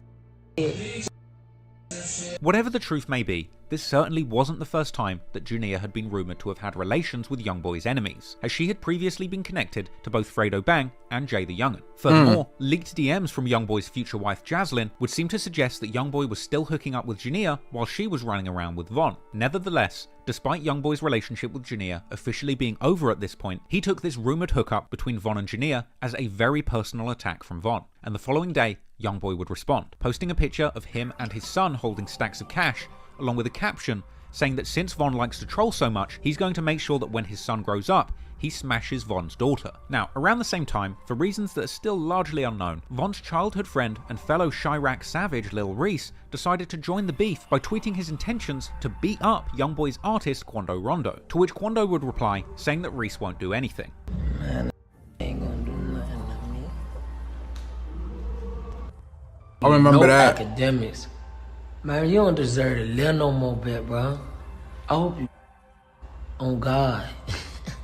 At this point, seemingly out of nowhere, suddenly Youngboy and Quando were beefing with Lil Durk, King Von, and Lil Reese, three of the most famous and respected rappers ever to come out of Chicago. War had now been declared, and things were about to escalate. That same day, Youngboy would also go live while playing an unreleased song. This song would later turn out to be the murder anthem, Dead Trolls, with Youngboy addressing Von, saying that he wants to see him, and saying that he shouldn't come fishing around his lake, which kind of suggests that Von used the pictures with Jania to bait Youngboy into beefing him. In the next lyric, Youngboy makes the wild claim to have 7 bodies in his hometown, just like Von was rumoured to have 7 bodies in Chicago, before then going on to threaten to shoot somebody from out of town as soon as they land, and seemingly dissing Jania for messing with his ops for money. Youngboy would also rap that his ops are mad that they can't get a feature from him, perhaps a hint to a potentially uncleared collaboration between the two artists being held back by Youngboy, as one of Von's earlier tweets seemed to suggest. And in the song's outro, Youngboy makes an interesting reference to the Chicago basketball legend D. Rose,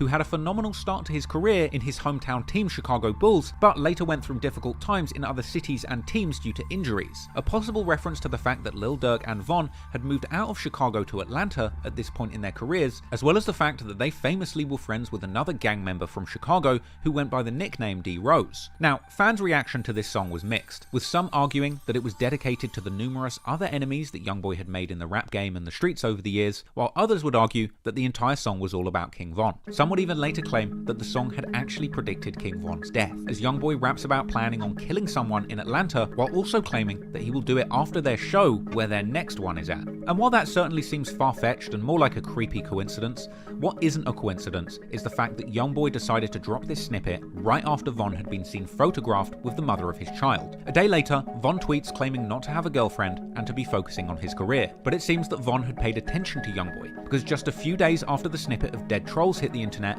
Von would drop a snippet of his own, a track titled Too Real, a song where he raps that he will expose someone and that he's going to kill someone because of a rap beef. About a month later in September, Von would address the beef with Youngboy during an IG live, saying that he doesn't want beef over insignificant things and with people from other states, but if he gets the feeling that someone doesn't like him, he really doesn't even need a reason to escalate things. But everybody, I ain't into it, nobody, you hear me? Towards the people I've been having in the streets, you know what I'm saying? I want to be into it with nobody from all in another town. No reason, like you got to be into it with somebody for a reason. Just know we into it, gang, okay? Nah, you see what I'm saying? I'm the type I don't got to know why we into it or nothing. You only got to tell me why you don't like me. Don't even tell me why you don't like me. I don't even care. Just let me know you don't like me. You see what I'm saying? Let me know how you don't like me. If that's what it is. Let me know. I'm like, alright, you know what I'm saying? Let me know. But I'm so gangster that I don't need a reason. It don't gotta be no reason. We can be into it. Like, I don't care. It don't gotta be a reason, for real. I'm into it, people. It don't gotta be no reason. I don't know why. I don't care why. But it can be that, you see what I'm saying? Well, I like to know why we into it. I like that. I need to, because I ain't no goofy. Like, what the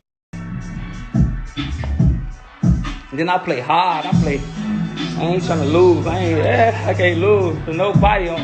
Lose to who?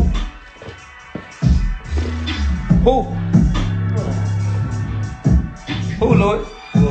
Who I'ma lose to? Tell him, you've been knowing me, Lloyd. Don't I go hard at everything I do? Tell him, you came from, how you get a chain in your neck, Lloyd? Later in September, after having recently reiterated that he wasn't looking for relationships but was open for something more casual, Von and his sister Kayla was spotted at a club with Jania again, and with Kayla even posting their night on social media, calling Jania her sis. This would prompt Asian Doll to respond to the situation between her and Von during an IG live in October, where she would deny that Von had embarrassed her by messing with Jania and saying that if Von is single, his actions have nothing to do with her. Nobody embarrassed me, gang. Y'all need to get off my like, nobody embarrassed me. Nobody. It's nothing nobody did to embarrass me. I was not embarrassed. Y'all mad about a tweet. Like, y'all, like, dude don't even know you f***ing clowns. The y'all hoes get left for me. Smack one of you bitches for me. You crazy, bitch. I don't get no I'm a real bitch at the end of the day. Like I said, you would never see me sweat. You would never see me go outside behind nobody. I don't give who you is, friend, anybody. Mind your business. When I'm single, like, they don't have nothing to do with me. I'm not stressing that. I'm not tweeting nothing. They don't have to do with me, gang. Nothing. When somebody's single, so what? What they do? I don't give a fuck. That's what y'all problem. However, not much long after, Von would go live with Asian, and the two appeared to be on friendly terms. This was a confusing situation, but perhaps in the words of the great Juicy J, these hoes were for everybody. And in October, King Von would release a song speaking on the situation in the same sentiment. Von would begin to promote his new song called Mine Too, where Von essentially raps, "I ain't finna beef about girls with someone, because their girl is mine too." Clearly he's talking about Jania here, and he appeared to throw direct shots at Youngboy on the song too, rapping about having beef in NOLA, or Louisiana, where Youngboy is from, and saying that somebody acts gangster on the mic, but now Von wants to see if he is really gangster in real life. Ironically though, a day after this song came out, Von would also tweet that once someone has slept with his girl, he doesn't want her anymore. Because as it turned out, Youngboy may have given Von a taste of his own medicine by hooking up with Asian Doll around this time. In October 2020, after the rumoured breakup with Von, Asian Doll tweets saying that she only dates killers with 3 bodies or more. Now, considering the fact that Youngboy had just released his King Von diss song, Dead Trolls, where he rapped that he was responsible for 7 murders in his hometown, Youngboy would seemingly meet the 3 murder requirement to date Asian Doll. And leaked DMs from Youngboy's camp would later seemingly suggest that Asian and Youngboy had indeed hooked up, and Asian Doll would even seem to admit the affair in her song No Exposing. Youngboy's producer would further feed the rumour mill by posting screenshots of messages that Youngboy had allegedly sent him from Asian Doll's Instagram account. Things were getting petty, and now Youngboy was proving that the sentiment behind King Von's song Mine Too was true both ways. But things would only get more and more personal as the days went on. On November the 4th, 2020, only days before King Von would end up losing his life, Youngboy posted a snippet of a new song that he apparently made with Asian Doll, the song with the ominous working title, Meet the Reaper. Von would quickly respond by tweeting that the song is trash, and he would continue with an all-day tweet storm, during which he would once again allude and joke about a sex tape existing between him and Jania, and claiming that he is actually happy for Asian Doll, but that the song is still trash, before rehashing a lyric from his song Mine Too, once again indicating that Asian is still his girl too. This all went down on November the 4th, 2020, 2020, about a day before he would lose his life. Von was incredibly active on Twitter this day, and he would continue throwing shots at Youngboy, tweeting that rappers are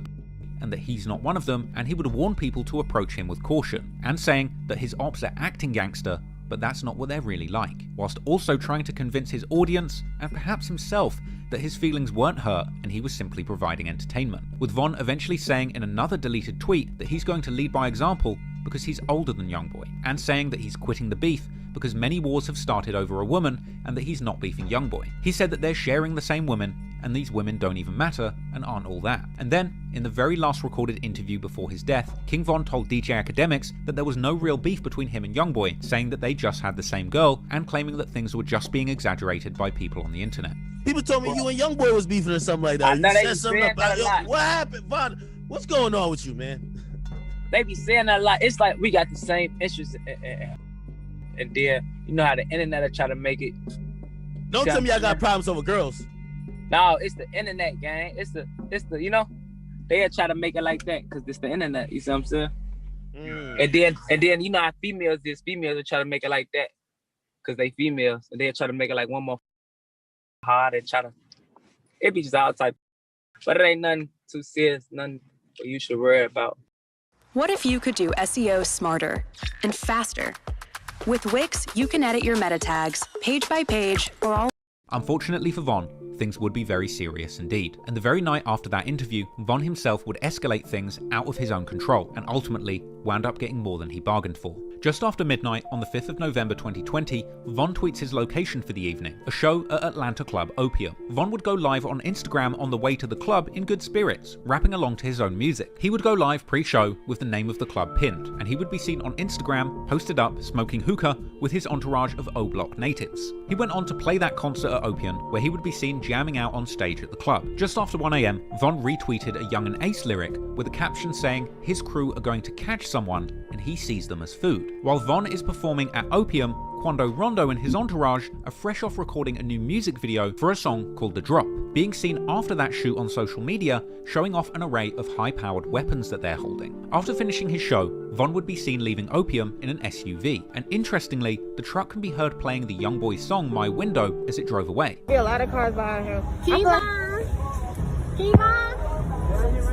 Stop playing! For some reason, Von would confuse his team by choosing not to go back to his Airbnb as his security crew originally thought, instead taking a last-minute and unexplained detour to the Monaco Hookah Lounge, where Quando Rondo was hanging out with his crew, with Von's manager 100K Track telling DJ Vlad that his team were blindsided by the change in plan. He went over there to the after party, and then his driver and his homeboy let us know that we was redirected. We're thinking we're gonna go to the Airbnb or the hotel. At around 3 AM that night, Von would find himself outside the Monaco Hookah Lounge, where according to 100K Track, the team would wait for almost 40 minutes in their cars, confused as to why they were there. Von himself seems to have spent that time on Twitter, where he would post his last tweet, ominously mentioning how he murders any beat he gets on. Then, only minutes after this tweet, Von would exit his car and walk across the parking lot, where he would run into Quando Rondo and immediately begun attacking him with heavy punches and no warning, sparking chaos in the large crowd around them. Unfortunately, what Von didn't know was that Quando Rondo's good friend Lil Tim was seemingly ready for the action, and he would quickly approach the two with his gun ready, letting off shots and hitting Von a total of 5 times. From there, things would quickly escalate. Von's friends from O-Block, Slutty, BJ and Louis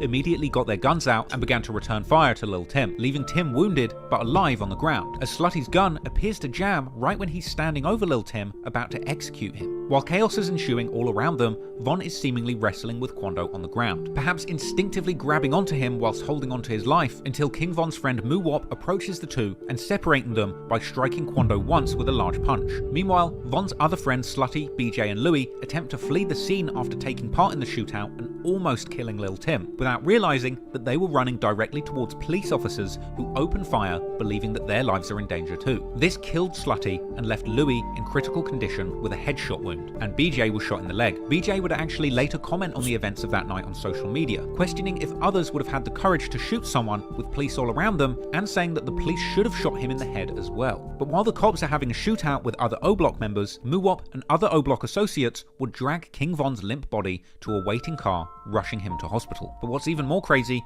is that Quando would also take a wounded Lil Tim to the very same hospital that King Von and his team were at, with Quando going live showing him trying to help Tim into the hospital and get assistance from the staff. Come on, he's shot! Come on, Vic, bro, you got thug. Come on, cuz, just keep breathing, Vic, bro. Just keep breathing, cuz. Hold on, you can't move on that You got it, my fault. Yeah. Hold on. Man, he's shot, what you mean wrong side? Quando going live showing him trying to help Tim into the hospital and get assistance from the staff. Come on, he's shot! Come on, Vic, bro, you got thug. Come on, cuz, just keep breathing, Vic, bro. Just keep breathing, cuz. Hold on, you can't move on that You got it, my fault. Yeah. Man, he's shot, what you mean wrong side? Come on, man, please, come on, all right. Okay. Get him a wheelchair. Man, what you mean I gotta stay right here? Man, we need to get him. Man, we need to get him back there ASAP. I'm calling. I pop now. In front of the exit. Sit down so he won't fall out, okay? Ma'am, how? He done been shot before. Okay, sir. Man, we need a wheelchair. I just called. I can't do more than what I can do. How we get there, man? We need help. Hold on, man, get him a wheelchair, man. What we doing? What y'all doing, cuz? Man, what you mean? Man, we can't take him around there. That man gonna die. Close friend of Von and Dirk, THF Bezu, later posted saying that they saw Quando at the hospital and that they would have killed him there had he not started recording. Unfortunately, after arriving at the hospital, King Von was already in critical condition, and despite medical staff doing everything they could to try and save him, Von would ultimately be pronounced dead at 4:44 in the morning, with the media all around the world waking up to the news and reporting on his death. According to GBI, rapper King Von and his group were at Opium nightclub before making their way here to Monaco Hookah Lounge, then to the parking lot. Still trying, like, you feel me? Believe Like, it or not, this all playing out right in front of 2 Atlanta police officers. One of them was actually inside his patrol car, or next to his patrol car with his blue lights on. APD responding, attempting to stop the shooting, but it was too late. It hit like the one officer that did respond. He tried to protect himself and stop what was going on. The investigation on this shootout will continue. No officers were injured during this. but now they saying, it was the cops and shit. So who the fuck? Incident. According to GBI, this is the 82nd officer-involved shooting that they've been requested to investigate in 2020. Lil Durk would seemingly find out about the shooting whilst being on IG Live and listening to his own revenge anthem Back in Blood, with the live ending abruptly when he realised that all of the comments were full of people asking about Von's shooting. After the news of Von's passing would be properly confirmed, Durk would post a tribute image of Von to his own Instagram, saying that he had lost his twin. Meanwhile, Asian Doll, who despite perhaps not being on the best of terms with Von at the time of his death, reacted to the news on Twitter, claiming that she wishes that she was dead. However, over in Baton Rouge, Youngboy's brother Big B appeared to be in good spirits, as he would mock Von in an IG story, saying that it was funny that Von was the one who started the beef, dissing NBA Youngboy. Now he's the one dead. The joke's on you, you diss, now you getting rapped on. Yeah. Meanwhile, one of Youngboy's biggest ops, Lit Yoshi, who was still on probation in Florida at this point, would pay tributes to Von in a vlog. Long live King Von, man. More block boys. Right. Von's friends and associates would naturally have a strong response to his death, seemingly taking it as a full declaration of war between them and the NBA camp. 600 Breezy claimed to be headed from Chicago to Youngboy's hood at 150 miles an hour with the Steppers. BJ, who was still probably being treated for his leg shot wound, would also respond, saying that their ops are now cursed and that they don't stand a chance against O-Block. Meanwhile, Youngboy affiliate Michi downplayed these declarations of war, saying that real gangsters only slide in silence. Right there, all ain't doing no hell, scary, doing all that capping, get on that, man, real speak. Hey, if you go do something, man, do something. You don't come to the city and annihilate you in the city, man. You was supposed to slab out there, man. In a bittersweet turn of events, just a few days after Von's passing, his album Welcome to O-Block would become his highest charting project ever, debuting posthumously at the unlucky number 13 on Billboard. Ironically, one position above Youngboy's top album, which at that point had already spent 8 weeks on the charts after going #1 on debut. What should have been a major career victory for Von was now unfortunately the final chapter in his short but impactful career as a gangster rapper. However, sadly for Youngboy, this wouldn't be the end of the beef. In fact, it was only the beginning. Because despite Von being the one who provoked both Youngboy first by taking intimate pictures with the mother of his child, and Quando by punching him for no reason outside the Monaco club, the unintended result was Von being shot dead in front of his entire crew. And unfortunately for Youngboy, Von wasn't just any rapper. Von was, in his own words, the most dangerous killer to ever emerge from O-Block. And Von was backed up by an army of friends, gang members, and killers who seemingly wanted nothing more than to slide for Von and get revenge. And they would be targeting Quando Rondo and Youngboy as well as all of their friends. But the biggest threat would come in the form of Von's closest friend and mentor, Lil Durk, who just so happened to be the biggest rapper coming out of Chicago in a decade, with seemingly the power of the music industry, millions of dollars, and all of Chicago's Black Disciple gang members behind him.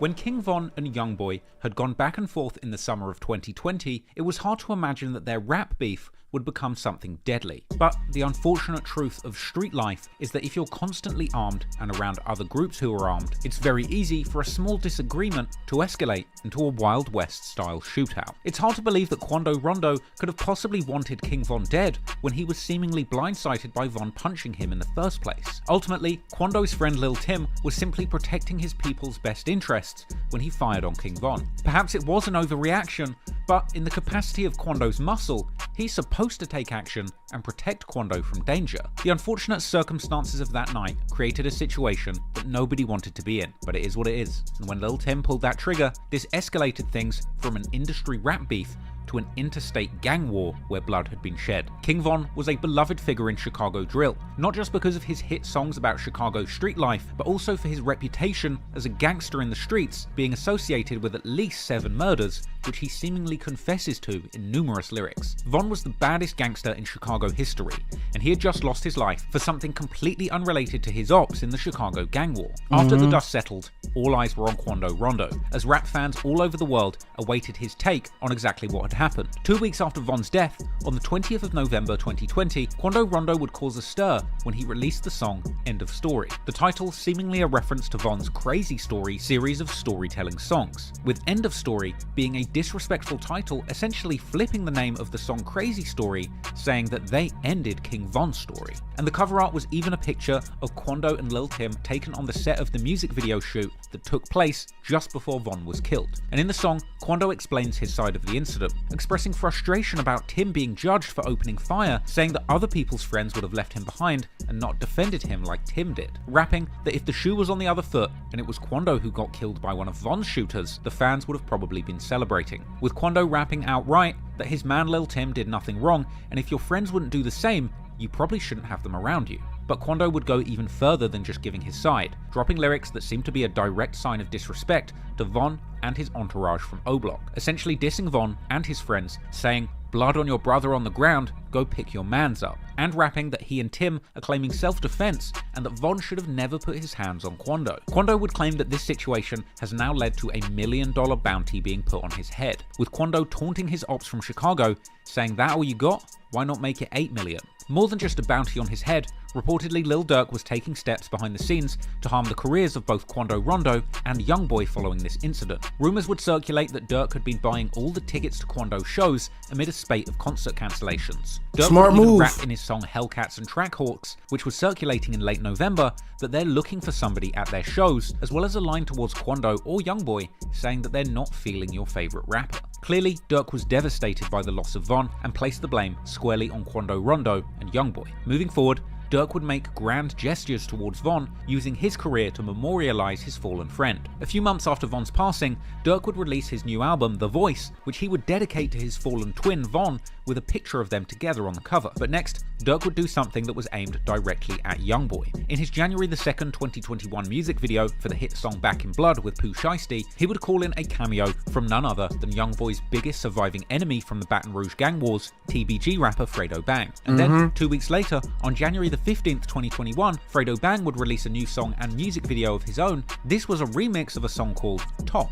This was an interesting title for Youngboy's biggest surviving op to make, considering Youngboy's nickname is Top. The official remix of the track Top would feature Youngboy's newest op, Lil Durk, with lyrics where Durk rapped about how he felt when his cousin Nooski died. But not only that, but the music video for the Top remix was damn near a summit for Youngboy and Quando's ops. NLE Chopper made a cameo in the music video, and if you didn't know, NLE Chopper is a bitter enemy of Quando Rondo ever since they had a clash backstage, with Quando smashing a bottle over one of NLE Chopper's friends' heads. The music video also featured a close-up shot showing one of Durk's OTF chains and a YNW chain belonging to Florida rapper YNW Melly. This was actually a reference to yet another ongoing feud between Melly's YNW crew and Youngboy and Quando, dating all the way back to summer 2018, with a member of Melly's crew, YNW Sack Chaser, hopping on IG Live to tell the story of an altercation between the YNW crew, Youngboy and Quando Rondo, where apparently these two crews would get into a huge brawl at the Atlantic Records offices. We put up at Atlantic.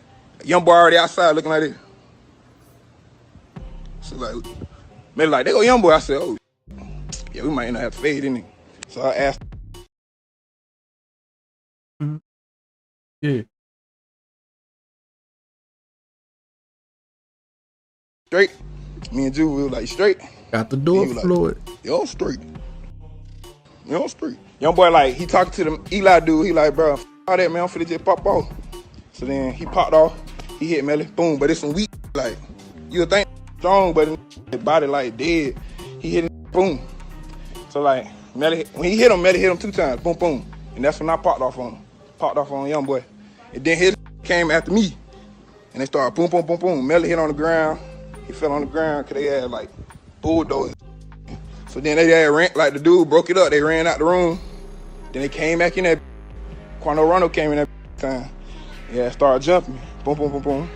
Caught Quando Rondo's ass in the forehead. Boom. He caught my ass back in the forehead. Jumped up in the sky. Jumped on my chest. Ran out. I always running, though. Everybody always run from my ass. They ran out. So then Youngboy tried to jump. Come hit my ass, too, with Melly caught his ass. Boom. Hit his ass and they just left. It would seem that following this fight, both Melly and Von would become close friends, perhaps through a shared dislike of Youngboy. Ultimately, they became close before Von passed, sharing the stage and studio sessions together, as well as collaborating on songs like Rollin'. Melly was seemingly a common connection between Youngboy's enemies, as Melly had collaborated with Fredo Bang too, with them appearing together in studio sessions teasing collaborations in late 2018, and they would end up releasing numerous songs together, like the song Ingredients on Melly's We All Shine project and Fredo's single Brazy. In fact, when YNW Melly ended up getting charged with the double murder of 2 of his friends, prosecutors had apparently suggested that Fredo Bang might have been the person who Melly called to come and get him after the murders took place.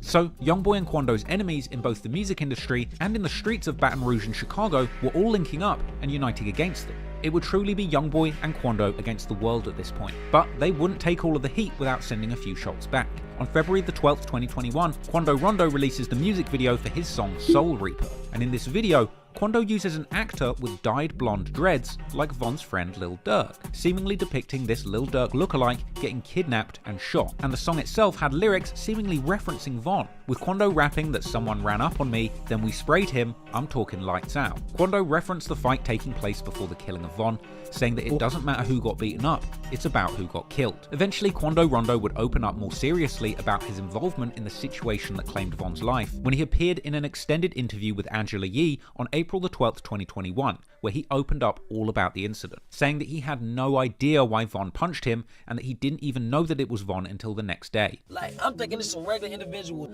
Next thing you know, it hit me. So I looked at it like, all right, babe, I ain't mad at nothing about it, but I guess this is how I go. Like, I looked at it, I'm like, this is the big bro. In my mind, I'm just thinking regular in reality. Quando would also say that he didn't even know there was a beef between Youngboy's camp and Von's crew. Cause I know dude just dropped the tape Like, was they trying to do something to me? Like, just boost him up or like, what? I don't. You just don't know where. You just don't know where it came from. You have no idea. Despite Quando's attempts at calming things down with this interview, seemingly there was no stopping the consequences. And in the coming months, Quando and his team would be a frequent target of what appeared to be revenge attacks. He would be targeted in a shooting after a show at a gas station convenience store in Georgia on the 2nd of May 2021, luckily escaping without injury. And Quando wouldn't be discouraged by this attempt on his life either, and he would continue to push his career forward. On May the 7th, 2021, Quando released his 6th mixtape, Still Taking Risks, his first full-length release since the killing of King Von, a project laced with disrespectful references to the incident where Von died. And Lil Tim, Quando's homie who shot Von, would end up releasing a disrespectful diss song and music video of his own titled Off the List, where Lil Tim would rap boastfully about having just checked someone off the list and upped the score by gunning someone down. And Youngboy's crew were throwing their full support behind Quando and Tim too, with NBA Ben 10 calling for Tim's freedom at the end of 2021, with a social media post showing that Ben has Tim saved in his phone as Von Killer. However, the pressure was piling up for Dirk to do something in retaliation for Von's death. Since Von lost his life, the internet was awash with people commenting, "Slide for Von." A common comment by internet trolls looking to goad Dirk into getting revenge on Quando and Youngboy for what happened to Von. Unsurprisingly, all of this talk of sliding for Von was clearly getting to the very man that everybody was asking to slide, Lil Durk. So it would seem that Dirk, unable to keep his beef in the streets, felt compelled to rap about the situation on songs. On October the 8th, 2021, Lil Durk raps on the Who Wants Smoke remix, saying that people keep trolling him saying slide for Von, but he's already got back. People just don't know it. As well as rapping that people die pumping gas, a possible reference to the shooting of Quando at a gas station earlier in the year. It seemed that Dirk was trying to quash the slide for Von trend by hinting to the world that he had in fact already slid and tried to have Quando killed. That track was followed a week later by Dirk's new song Pissed Me Off, where he raps that since he lost Von, he can't be happy until they even the score. And rapping, perhaps self-referentially, that if you're not a shooter, you should put up money for the guns, stolen cars, and the bail. On the 1-year anniversary of King Von's death, Quando Rondo tweets that I never forgave you for what you did, and that hurt me to this day. Perhaps he's still talking about Von sucker punching him, or perhaps he's talking about Lil Durk and the campaign behind the scenes to avenge Von, even though Von was the aggressor. After all, King Von's real beef was with Quando's label mate Youngboy, and Youngboy himself wouldn't have kind words for Von either. After this tweet, Youngboy would reference Von's death publicly on audio-based social media app Clubhouse, telling DJ Academics that this is what happens when someone comes in the industry trying to be the tough guy, and that Von acted on his feelings and now he can't feel anymore. Man, we see how this turned out with certain come inside the rap game and feel like, oh, I'm the one who they gotta get into it with for the reach this certain point of what. Man, boy, you can stink like your ass a gangster, boy. He gonna show you something, boy. We done seen this. We done seen this. Gonna be a gangster too bad. Be a killer too bad, man. You better calm your stupid ass down, for you can't have no type of emotion no more, boy. Yeah. Man, you know, man. You know how this. Later in December, the beef between Lil Durk's OTF Collective and Quando Rondo and NBA Youngboy's camp would continue to play out on Clubhouse. At the end of the month, OTF affiliate Mimo 600 ends up in Clubhouse with Lil Tim and NBA Youngboy, where Youngboy says that he's going to keep it friendly with Mimo, and then he plays Lil Tim's song, All About Killing Von, and asks why he's not being friendly anymore. Well, they doing no jokes and none of that. We cool with that. Yes, a lot of. Believe that, yeah, man. They keep that Melly was on here. That my homeboy talk about. Yeah, that's my little homeboy. We gonna keep that thing gangsta and cordial while we on here. Right? Almost there. Such a dude. You don't want that smoke, you know what happened in Atlanta. You know what happened last time I saw you. Say little Mimo. What you on, bro? Mimo. Just check the new off the list. Off the list. Man, bro, I guess don't me. Damn, bro, I thought we was cool. Man, I thought we was cool. For me, I thought we were keeping this thing closed, and man, don't want to run it, man. Make the bro happy, man. He don't want to talk this. Clearly, Youngboy wasn't over his beef with Von, and things were about to go to a whole new level of public disrespect. And moving into 2022, on January the 12th, Youngboy drops a song referencing the killing of Von. Rapping on the track Bring the Hook, that he's smoking that O-Block pack and that Von got folded up in Atlanta after saying he was going to kill Youngboy, with Youngboy even comparing Von's death to something from the show Squid Game, which if you think about it is kind of a deep bar, because in many ways the drill music game is as dangerous and deadly as the Squid Games for Von and Youngboy. Youngboy also dropped a line about a body being stitched back up, seemingly a reference to leaked images from King Von's autopsy. And also another disrespectful line where he says that Von must have seen a gremlin the way his body shook, and comparing hunting ops to fishing. And ending the track saying, "You know I pull off plenty killings." Dirk would respond to the song with a social media post the same day, saying, "Don't claim it if you didn't do it," and calling Youngboy a bitch while sitting next to a picture of Von. King Von's sister Kayla B would then chime in, repeating that statement on her Twitter, and the following day mocking Youngboy for acting like he's a demon whilst he's on house arrest, telling him to get in these streets. A day later, a number of people would be seen in O-Block filming a music video and burning green bandanas, a sign of disrespect to Youngboy's 4K Trey crew, who are known to wear green bandanas. Also getting involved was fellow Chicago Black disciple Lil Reese, who had previously threatened to beat up Quando Rondo the very same day that Von was seen hanging out with Jania, with Reese responding to a post by DJ Academics saying that Youngboy was on demon time in his new song. Reese clapped back saying that Youngboy was not on demon time and that he's just rapping like the rest of these rappers rap. This was something that NLE Chopper also chimed in to agree with NLE Chopper involving himself firmly in this beef pretty much out of nowhere, probably due to his existing hatred of Quando Rondo after their backstage brawl and due to his close personal friendship with King Von. NLE Chopper actually did an interview a couple days later where he said outright he agrees with Reese and he felt that Youngboy had nothing to do with Von's death, so it was wrong to rap about it, even going as far as to say that Von was trying to put the gun down and fight, and that Lil Tim shooting him was a snake move. Pretty much I was just agreeing with what Reese said, because at the end of the day, like I said, it's certain things that nobody's right or nobody's wrong in my opinion. But, you know what I'm saying, I know what's right with me, and I don't know like who I stand with and who I support. Like, and when you speak on certain situations that you really don't have nothing to do with, or you wasn't in that position, and somebody lost their life because, you know what I'm saying, somebody was trying to put a gun down and have a square, you know what I'm saying, a simple fight, and you glorify certain things that was a snake move. At the end of the day, wasn't wrong or right, because you're protecting your brand at the end of the day. But still, it's just certain things you don't glorify if you wasn't there, if you wasn't in the space, and if you ain't do something, you know. So it's just certain things you respect at the end of the day. NBA Youngboy's a fantastic artist. Once period of time, he was my favorite artist, you know what I'm saying? 2 days after that, a Youngboy fan claimed to have beaten up NLE Chopper at the airport on behalf of 4K Trey. Hey yo, yeah, I just knocked out NLE Chopper. He's a oh, 4K Trey, we in this. NLE Chopper in the airport, y'all. What's what I say? You right here, he punched at me, and then I popped him and knocked him out. He just beat up NLE Chopper, the rapper. About 9-8. Big NBA, big 4K Trey over here, y'all feel me? He just knocked out a rapper. Hold on, y'all, I'm about to pull the video. It's scary. Yeah, all you NLE. I asked you mad times. What? Stop playing with me. Yeah. What's up? Yeah, what's up? Yeah, what's up?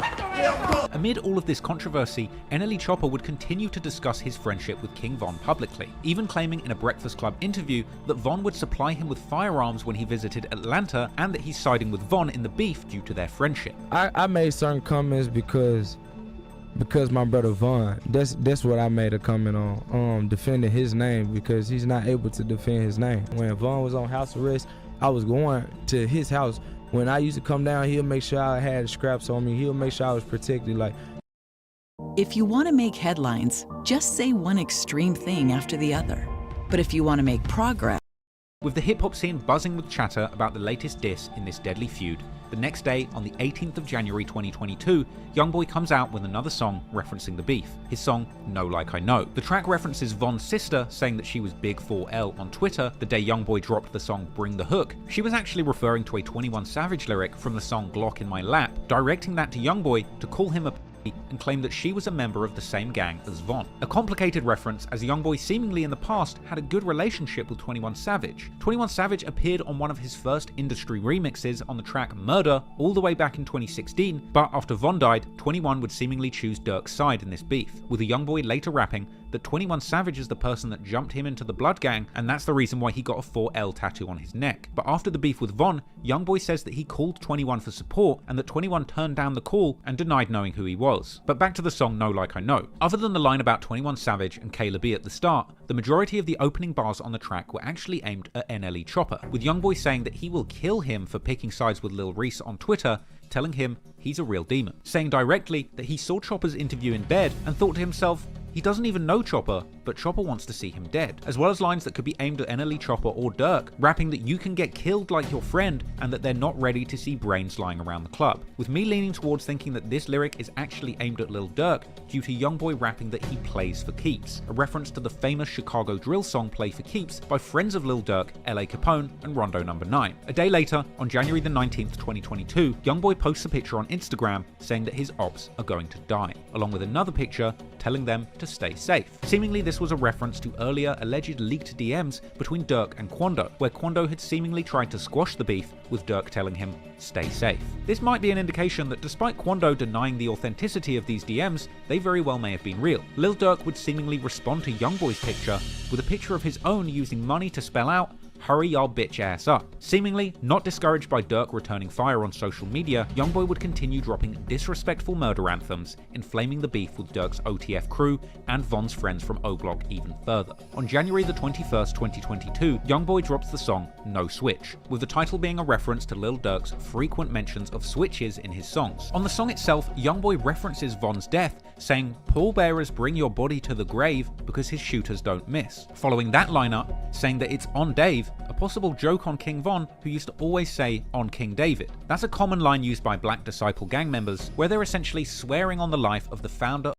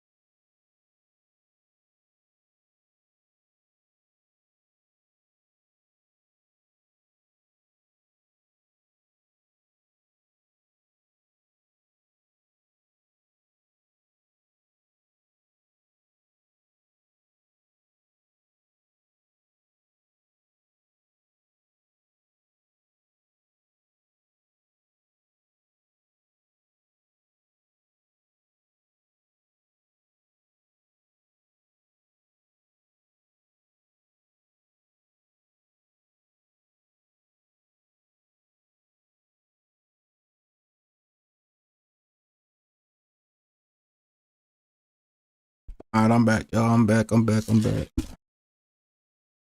Of the Black Disciples gang, King David Barksdale, as well as the fact that, of course, Youngboy lost his close friend Lil Dave when he was a child. Youngboy goes on to rap, "You don't want to see Lil Tim jump out that truck," another reference to the sequence of events that saw King Von losing his life at the hands of Lil Tim's gun. And Youngboy ends the song with an outro where he claims outright that his team are rapper slayers. A bold statement when you consider the fact that in addition to King Von, Quando Rondo's gang were rumored to have had something to do with the murder of a rival Savannah rapper called Huncho Reese. And on top of that, NBA Youngboy's crew have been famously connected to the murder of up-and-coming Baton Rouge rap rivals G Money and Boulevard Quick. So when he says they're rapper slayers, they really mean it. The day Youngboy released No Switch was the same day Lil Tim seemingly returned to Twitter with a new account and a kiss-blowing emoji. Clearly, the beef was heating up, and Lil Durk would be quick to respond. He would feature as a verse on the January 25th, 2022 Gucci Mane song, Rumors, where Durk would rap that he's paying for specific people to be shot and that he's following people when they're in Atlanta.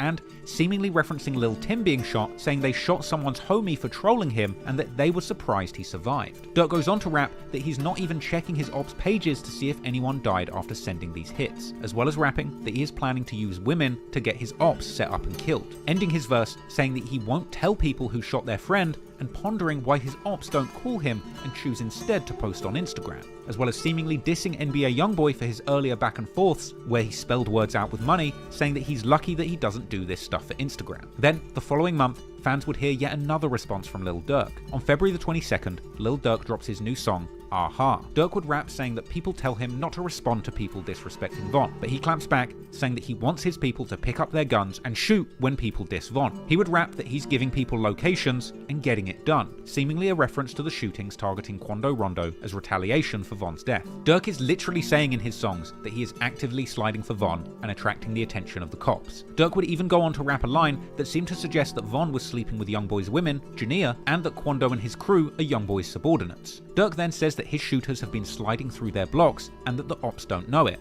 and saying that someone got shot but they didn't claim it, but he can prove it. Perhaps a reference once again to that gas station shooting targeting Quando. Durk would say that Quando and Youngboy have only been acting tough since Von died, and inferring that Youngboy snitched to get out of his legal problems. And Durk would also rap that despite people thinking he's soft because he sings, he's the one who gets people shot, seemingly another reference to that May shooting of Quando's team. Durk would also confirm that he was indeed talking about his ops on the earlier diss song Pissed Me Off, inviting them to slide and get revenge if they don't like it, before saying that he's been killing people to feel better rather than going to therapy. Durk ends the track with one final lyric suggesting that he had had somebody's friend set them up and give them the location of one of the people he's been targeting. This was a bold and frankly incriminating song when you know the truth behind it, but Youngboy didn't waste any time, responding the very same day with a diss track of his own targeting Lil Durk. The track I Hate Youngboy. And on this song, Youngboy had lyrics about Durk's cousin being killed and nothing being done about it. He would also rap that there's a clean up on aisle O, essentially mocking King Von from O Block's death, and rapping straight after this that his brother let the stick blow, so it's his smoke, essentially claiming responsibility for the killing of Von by association. Youngboy also claimed that he was listening to Wooski, one of King Von's biggest enemies from Chicago, as well as going on to say that he no longer likes Gucci Mane since he collaborated with Durk on the song Rumors. He would drop bars suggesting that Lil Durk is only dissing him so hard because he's on house arrest and he can't retaliate in the streets. Following that up, rapping outright, I'll kill you. Youngboy would also go on to mention the mother of his child, Jania, who Von had apparently slept with, saying that she's richer than anyone in Durk's team. He would even claim to be trying to kill and set up literally anyone who ever did a song with Durk, even dissing Lil Baby, who had recently done a collaborative album with Lil Durk, Voice of the Heroes. Youngboy would call Durk a pussy and claim that Durk was only dissing him because he's mad about Von getting killed. He would even diss Lil Durk's father, referencing Big Durk, who spent time in federal prison, saying he's a bitch and telling him to comfort Durk's grieving auntie, a reference to the death of Durk's cousin Nooski. Youngboy would also diss King Von's sister Kayla B, once again for claiming she was 4L, and Youngboy would even call out fans and YouTubers for hating on Tim and Quando Rondo and acting like they were wrong for killing Von, with a bar telling YouTube streamers not to react to him no more, seemingly pointing a finger at the king of Twitch streaming Kai Cenat, who had actually been seen with Lil Durk that very same day. There were also lyrics mentioning Apple Music, where Youngboy says F them because they promote Lil Durk but blackball him and Quando. According to academics, after Von got killed, Apple Music decided not to push Youngboy anymore out of respect to Lil Durk. The whole Quando Rondo and whatever, they stopped playlisting anything that was NBA associated. And the reasoning that was given was literally this. This is why he dissed Apple Music on I Hate Youngboy. The reason was given was, we don't want to upset the other side. That's factual. The fact that these two major artists had gone back and forth on each other so savagely, all in the same day, was huge news in the rap world, and the beef didn't even stop at songs. After releasing Aha, Dirk posted to Instagram that he got 2 million views in 15 hours, taunting his rivals and saying these were real numbers. But when Youngboy unexpectedly clapped back with a response the same day, his I Hate Youngboy track went crazy on the numbers, surpassing Dirk's debut. And Quando Rondo would take to IG to gloat towards Lil Durk's earlier post, referencing the success of Youngboy's new song over Dirk's release, posting Youngboy's video with 2.2 million views in 5 hours and saying, nah, those are some real numbers. The song I Hate Youngboy led to a huge fallout, and it wasn't just Lil Durk who was mad. After catching a stray in the diss song, Atlanta rapper Gucci Mane would also throw his hat into the ring, dropping his own diss track aimed towards Youngboy on March the 4th, 2022, a track titled Publicity Stunt, which essentially accused Youngboy of dissing him as a publicity stunt, and even threatening to kill Youngboy for dissing him, with Gucci Mane actually ending the song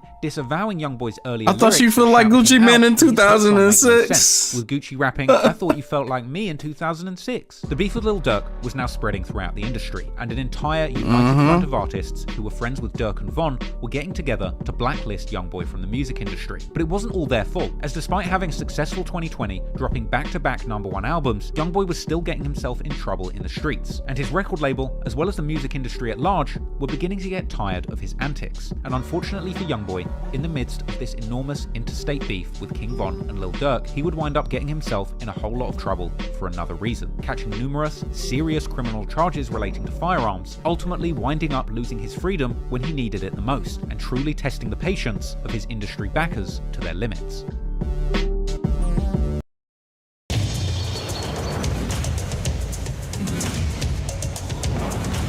I remember they was just waiting for who going this now, and shit. On September the 28th, 2020, Youngboy was part of a large group of people filming a music video, apparently for his song Chopper City. Youngboy was seen in social media clips around this time, appearing to tote a Draco whilst driving an old school Cutlass.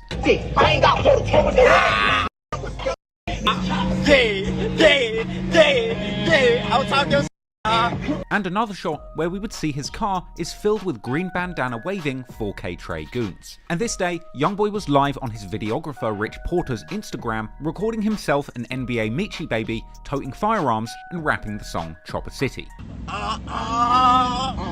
He ain't talk about Rondo partner got killed in LA. He ain't talk about that. Take a two. That what my cousin Michi say. I'm talking five. That's about 5 million for my album. That's an easy thing. Put the camera on Rich, yeah. Put the camera on. Oh my like Bezos say that 200 for my chain. Watch that.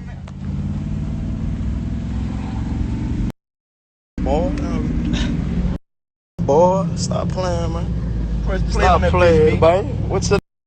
There were also other shots circulating on social media showing Youngboy and his crew dancing around and toting guns in the middle of the street. Youngboy would even pose with child fans while holding a rifle. They were back on Chippewa Street, Youngboy's native hood, but unfortunately, not everybody from Youngboy's home block was a fan of him or his gang-affiliated homies. At some point, somebody called 911 to report a large group of youngsters filming a music video and toting Uzis and AK-47s right in the middle of their street. The police would arrive at the scene, reportedly even taunting Youngboy and his friends and family by quoting lyrics from his song No Smoke. And footage would later circulate, showing Youngboy being put in handcuffs alongside around 15 of his friends.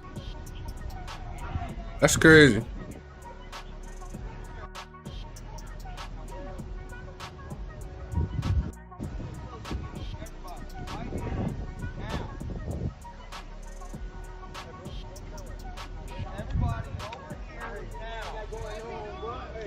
I ain't doing nothing while you hold him like that. I ain't doing nothing. He ain't doing shit now. A mother thing.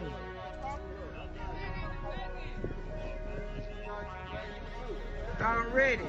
with the news later reporting on the arrest and the huge haul of guns and cash taken from the incident. And Youngboy's post-arrest mugshot would circulate soon after the arrest. But cops couldn't hold him for long, and within a day or so, Youngboy was released on $75,000 bond and would be seen taking pictures with fans outside jail in the same outfit he was arrested in. We about to come out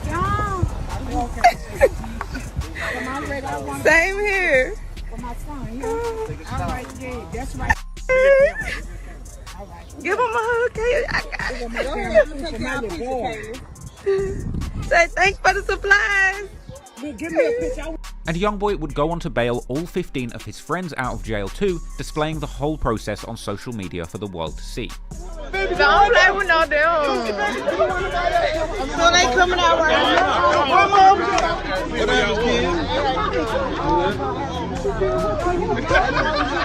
Don't sit your bitch. What you want to get locked up for, stupid? Look at Tyler. Tyler had me in the back seat stand with money on the police. I tell fans, I tell you, the fans, who y'all know? I tell you, I don't know him in 4K truck. The cops would claim to have recovered 14 guns and $79,000 in cash. Youngboy would post on social media letting the world know that the cops had also taken the Chopper City music video footage away from him. The cops would eventually attempt to use this footage against him. In fact, the state would even use stills from the social media clips of Youngboy toting a chopper in the street as evidence. And Youngboy's attorney would take to the media to assure the world that his client was not guilty, and that he did not have a gun on him at the time of the arrest. A broad daylight drug bust landing 16 men behind bars tonight, including Baton Rouge rapper NBA Youngboy. It's crazy. Good. Yeah, the Youngboy is in jail. Tonight, his attorney calls this arrest ridiculous, saying there's nothing in the report that indicates he did anything wrong. They arrested several people, and there was no indication that he had any guns or drugs on him at the time of the arrest. The attorney vows his client will be found innocent, and all of this cleared up in court. Unfortunately for Youngboy, his cameraman would be arrested, with his gun, his camera, and the SD cards being confiscated. And Youngboy was later charged with possession of the gun discovered from the cameraman, as well as from a nearby parked car, with prosecutors claiming to have reviewed the footage on those SD cards and witnessed Youngboy toting firearms. Anywho, since bailing out, Youngboy would be a free man once again, but as time passed, these legal issues would soon catch up with him. Apparently, after bailing out in Baton Rouge, Youngboy decided to try and play it safe, moving out of the dangerous city that he came up in, opting instead to spend his time in Los Angeles suburb Tarzana and focus on recording his latest album, Until I Return. But he would still release music in this time. Until I Return was Youngboy's fourth project of 2020, releasing on the 11th of November, just 6 days after the death of King Von. However, as it was so soon after that incident, there was no direct lyrics referencing Von's death, perhaps because everything was already recorded, finalized, and ready to release before the unfortunate events of November 6th unfolded. Perhaps the controversy around that event or the subsequent industry blacklisting played a role in this project performing worse than his previous releases. It would peak at number 10 on Billboard, effectively ending Youngboy's hot streak of 3 number 1s and a number 2 charting project. But Youngboy wouldn't be discouraged. In fact, following this release, he would ramp up production, continuing to drop back-to-back new songs and music videos. On November the 20th, he would drop a joint mixtape with Rich the Kid called Nobody Safe, which landed at number 43 on the Billboard 200 charts. And that collaborative album would be followed by a string of solo releases, hyping fans up for Youngboy's next full-length project. There was the uplifting track How I Been, the murder anthem Green Dot, the inspiring track It Ain't Over, and he would also appear on major guest spots with other rappers, like French Montana on So Real and Tragic with Kid Laroi, which charted at 76 on Billboard. Moving into 2021, it would seem that Youngboy was loading up something big, releasing the first single off his next album, fan favorite track Toxic Punk in February, and another solo track, I Ain't Scared, in mid-March. Everything was all building towards the release of Youngboy's hotly anticipated third studio album, Sincerely Kentrell, which was slated for a May release. However, Youngboy's entire 2021 plan would come to a screeching halt suddenly at the end of March. Do you want to know how some of my students are making $5, $10, $15, and even $20,000 a month Behind the scenes, the police forces in Baton Rouge and Los Angeles were teaming up with the FBI for a big bust on Youngboy relating to his September 2020 arrest. On March the 10th, 2022, an indictment was filed in Louisiana charging Youngboy with being a felon in possession of a firearm. This was all the result of the Chopper City music video shoot in September 2020. However, at this point in time, cops would have no idea where Youngboy was. So 9 days later, they'd get granted a search warrant to track the location of Youngboy's phone. This leads them to a property on Amigo Avenue in the Los Angeles suburb of Tarzana. This would apparently warrant the attention of an entire FBI task force who would begin to monitor Youngboy's home covertly, waiting for their chance to swoop in. And eventually, they would see Youngboy leave the home in his Maybach truck alone. At this point, officers turned on their police lights and took chase. According to documents, Youngboy would appear to park the vehicle after seeing the sirens, rolling down the window and putting both hands out before hitting the gas. Youngboy would take off, fleeing in the Maybach south on Amigo, making turn after turn. He would ultimately travel 2 blocks, escaping the sight of cops before stopping the car and fleeing on foot northbound on Krebs Avenue from Red Wing Street. Footage would circulate allegedly showing the aftermath of Youngboy running away from police, followed by a manhunt in the area, with cop cars sweeping through looking for where Youngboy was hiding with helicopters and police dogs.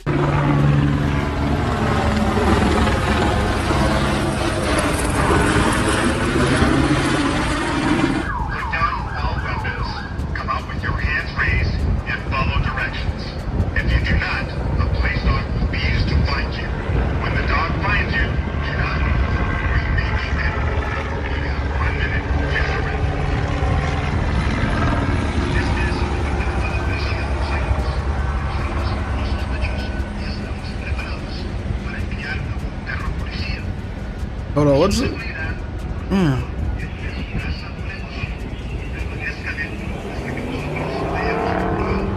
Youngboy would eventually surrender to police after K9 units were deployed, with Youngboy apparently being found 2 hours after fleeing near the hedge line of a backyard of a nearby house. But, making matters worse, cops would find a loaded FNX 45 caliber pistol and ammunition in the Maybach behind the passenger seat, and they would also find cash and an assortment of never broke again jewelry. As a convicted felon, Youngboy is prohibited from possessing firearms, and this would be yet another gun charge to add on to the existing warrant. Youngboy was then taken into custody for the September 2020 Baton Rouge arrest and given a fresh new charge for the gun found in his car during the LA arrest, with Youngboy's ex Yaya Mayweather telling the world that her day was ruined when she found out the news of the arrest. As a result of this incident, Youngboy ends up in a Louisiana jail for most of 2021, leaving his team to pick up the pieces with regards to his music. But thankfully, his prolific recording schedule left them with a lot of material to work with. So while Youngboy is in jail, big releases continue taking place. In May, they released the second single of the album, White Teeth, and in July, the third single, Nevada. All of his singles charted on Billboard and provided the perfect conditions for his album to release. So on September the 24th, 2021, Youngboy's third studio album, Sincerely Kentrell, drops. The album's opening track, Bad Morning, is a standout Youngboy song, and the inspirational anthem would captivate the wider rap audience, leading the song to chart on the Billboard Hot 100 Songs chart at 28. This was a tie with Youngboy's previous chart record on the song Lil Top that also hit 28 on the Hot 100, with those two songs at 28 being Youngboy's highest charting solo positions to date. Elsewhere on the project, Youngboy was continuing his usual brand of melodic murder music. One particularly eyebrow-raising song is the track Forgiato. In it, Youngboy seemingly admits to having used contract killers over 7 times, warning his ops that they will be killed before the end of the year, and claiming to be known in his town as the Murder Man. He would seemingly diss Lil Durk and King Von, rapping that rappers want him gone, but he's going to take their soul. He would also respond to Lit Yoshi's earlier comments, where he claimed that all the members of the NBA gang all claim responsibility for the same one murder. Somebody died, the whole city will rip on one body. That's crazy. How if somebody died, the whole city will get on Instagram and rip on it, and ain't got nothing to do with it. With Youngboy rebuffing those comments on Forgiato with an outrageous chorus, saying that in spite of Yoshi's claims, he's had over 7 people killed, and rapping that once he's completed 10 killings, he will have to start counting his bodies on his toes. This was a bold lyric that sparked intense speculation about whether or not Youngboy's claims of having had over 7 people killed was true or not. Some would argue that he likely has paid for 7 murders and perhaps even carried out some himself. while others would assume that it's all lies, suggesting that perhaps Youngboy was just talking about kills on the game Call of Duty. Ultimately, at this point in his career, Youngboy's name had certainly been associated with the deaths of over 7 people. If you simply consider his lyrics and the number of people whose deaths have been associated with him over the years, there's 9 suspected lives lost at this point. But that doesn't mean Youngboy is physically or legally responsible for any of these deaths. Perhaps he's just trying to hype up the mystique around his music, or perhaps he truly does see himself responsible for close to 10 deaths at this point in his career. It would be an irresistible riddle for rap fans to try and unwrap. Pitchfork would summarize Youngboy's album Sincerely Kentrell accurately, saying that it painted a portrait of Youngboy as a tragic figure who blurred the line between fact and fiction, and ultimately saying the mystique around Youngboy combined with the project itself was a brilliant creative body of work. And all of the mystique around Youngboy and his past, combined with his talent, contributed to huge record sales, with the project being Youngboy's biggest album debut of his career, selling an enormous 137,000 copies first week. This saw Sincerely Kentrell going #1 on Billboard, all while Youngboy was still in jail. This made him the 3rd rapper in history to have a #1 album whilst in jail, coming after Tupac and Lil Wayne. But Youngboy would go on to have back-to-back victories. As the month after Sincerely Kentrell topped the charts, in October 2021, Youngboy was granted release on a $500,000 bond, allowing him house arrest whilst he awaited trial on his gun charge. The conditions were that he had to stay on a strict lockdown in Salt Lake City, where he had recently bought a home, and he would be set to live with a whole security team whose job it is to protect Youngboy and enforce the terms of his house arrest. This includes a limit of 3 pre-approved visitors at all times. His release would reportedly take place on October the 26th, 2021. However, unlike previous releases, he would keep a low profile and not go live immediately after coming out of jail. He would reportedly be whisked away to Utah, where he would be held on house arrest as he awaited 2 trials. One for the gun case from the Chopper City music video shoot in Baton Rouge, and the other from when he fled the FBI when they came to arrest him in LA. While Youngboy would be stuck at home, making the most of his house arrest and recording an ungodly amount of music, behind the scenes, his lawyers would be going back and forth with prosecutors, laying the foundations for an enormous legal battle. For some reason, Youngboy would first face trial in LA for the gun found in his car, rather than for the original gun charge in Baton Rouge. His lawyers argued that he was panicking when the FBI swooped in, calling it a heavy-handed arrest, and claiming that he didn't even know there was a warrant for his arrest or a gun in his car. Investigators were apparently unable to find his fingerprints on the gun, which helped his position massively.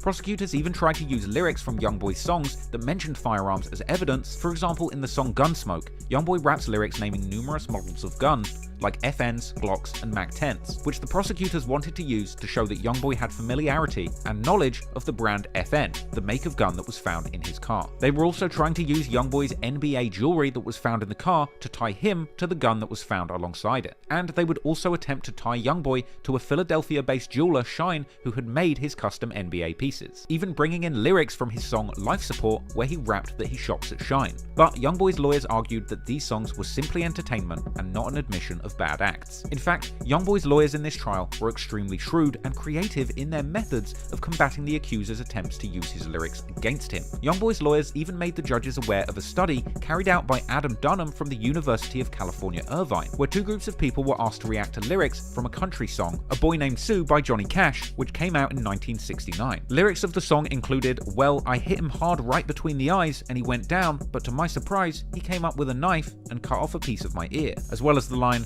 "But I busted a chair right across his teeth and we crashed through the wall and into the street, kicking and a gouging in the mud and the blood and the beer." Now, they're not quite Bronx drill lyrics, but they're certainly violent lyrics. And in the study, the first group were told that the song was a hip-hop track, but the second group of people were told that it was a country ballad. The results of the study showed that the first group of people viewed the song in a negative light, whereas the second group of people seemed to have a favorable impression of the lyrics, thus proving a general negative bias towards rap, perhaps stemming from some kind of underlying racism or biased judgment of rap music as a genre. Now, using that study, Youngboy's lawyers managed to successfully convince the judge that using lyrics from Youngboy's songs against him was unfair and futile, so all the lyrics were thrown out. It was also revealed in the lead up to trial that the operation to arrest Youngboy was apparently titled Operation Never Free Again, an insanely biased name that seemed to paint a picture of federal agents doing anything they possibly could to take Youngboy off the streets. Youngboy would eventually face a trial for this gun charge in an LA court in July 2022, and during the trial, Mo Ganga, aka Lawyer for Workers, truly had his time to shine,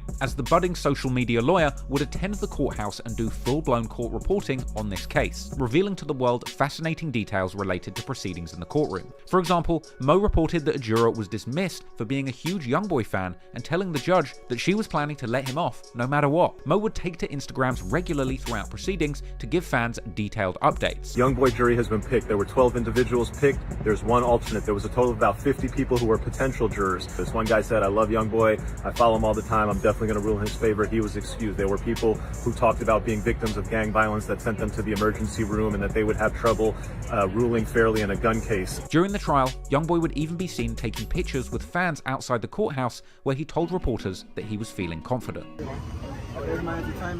Oh, that's your entertainment lawyer. Okay. Hey, man, you got a great legal team out here. You got top in the game. How you feeling? You feel confident, right? Look, I mean, look at your fans. Your fans are all out here. And he would regularly be mobbed by fans on the way into the building for trial.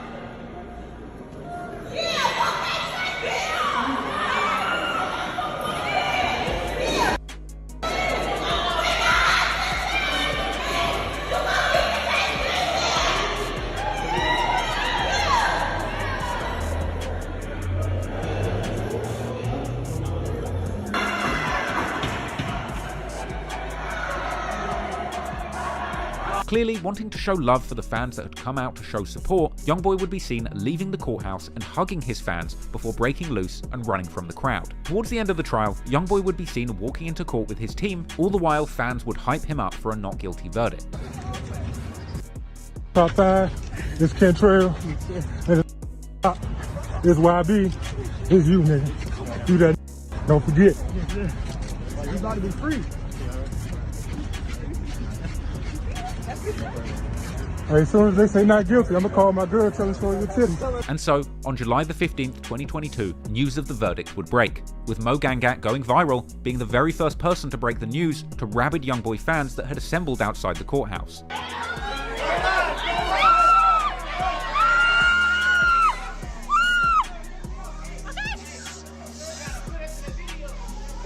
Everybody shut up!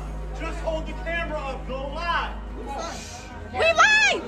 We live! We live! Okay, what you gotta say? The United States of America versus Kentrell Golden. Kentrell. AKA Lil Top. AKA YB.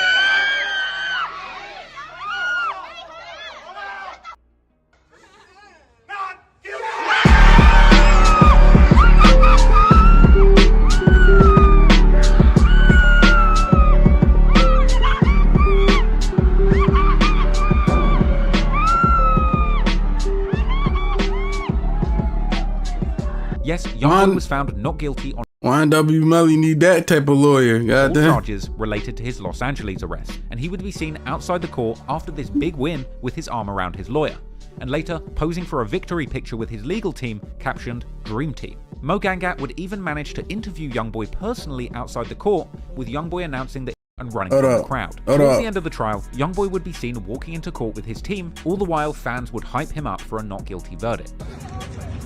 He was found not guilty on all charges related to his Los Angeles arrest, and he would be seen This is who Juan W. Melly needs. Outside the court after this big win with his arm around his lawyer, and later posing for This is the team Juan W. Melly need.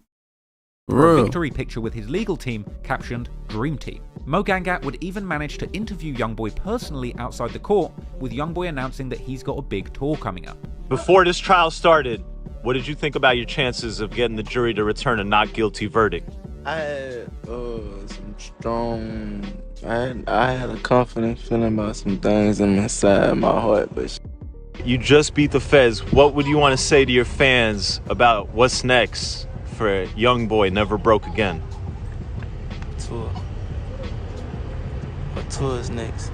So, with that big legal win checked off the list, all that would remain for Youngboy is to beat the original gun case that he caught at the Chopper City music video shoot in Baton Rouge. Now, Youngboy has yet to face trial for this, and he still remains on house arrest in Utah as he awaits his day in court. But perhaps when the time comes, he will beat this case too, as his success rate in the courtroom is nothing to be trifled with. Or perhaps this might be the one charge that Youngboy can't escape. For now, it's unknown. However, what is known is that even while on house arrest, problems would still mount up for Youngboy. And despite his ability to diss his enemies and ops from Baton Rouge or Chicago without consequences, others wouldn't be so lucky. And soon, the rap beef that claimed the life of King Von would turn deadly once again, this time leading to the tragic death of one of Quando Rondo's closest friends. Oh, he do talk about it. The same real brewed tea flavor you love from Twisted Tea with fewer calories. Keep it twisted! After going #1 from jail with Sincerely Kentrell and being released on house arrest in Utah, Youngboy would get back to doing what he does best, recording and releasing music prolifically. In fact, he would drop project after project like somebody trying to speedrun their record deal. While on house arrest, he would drop a joint mixtape with his blood-affiliated industry mentor Birdman titled From the Bio, which charted at number 19. That was followed by the January 2022 mixtape Colors, releasing amid his public back and forth with Lil Durk. That project had the songs No Switch and Bring the Hook, which we discussed earlier, where Youngboy extensively disses King Von and Lil Durk. On the project, Youngboy would go a step further, teaming up with Quando Rondo on the song Gangsta, with Youngboy kicking things off by declaring that the industry doesn't like him because he's thugging and dangerous, an acknowledgement of the blacklisting that he feels he's suffered since King Von's death. When Quando got on the mic, he would use the opportunity to send some more shots at Von and Durk, rapping that his ops have spent $300,000 trying to kill him, but they failed, and mocking King Von, rapping that Lil Tim is the biggest op and that he stepped on Von because he doesn't fight. The project commanded the attention of the whole rap community,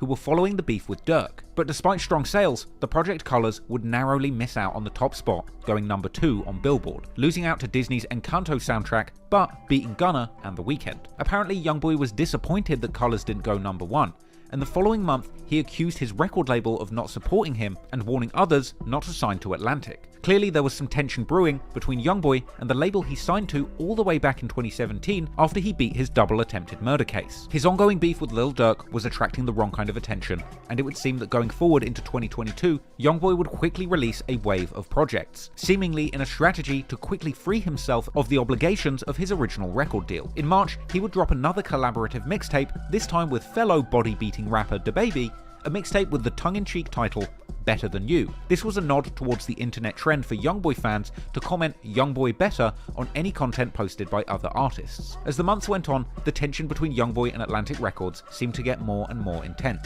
Reportedly, Atlantic were trying to re-sign Youngboy in a huge $25 million deal, which he duly turned down. According to DJ Academics, Youngboy wanted to own his masters, and the label weren't having any of it. There was a possibility he would have stayed at one point, but they weren't talking, because labels don't really believe in giving you ownership. They believe in only paying you to own you.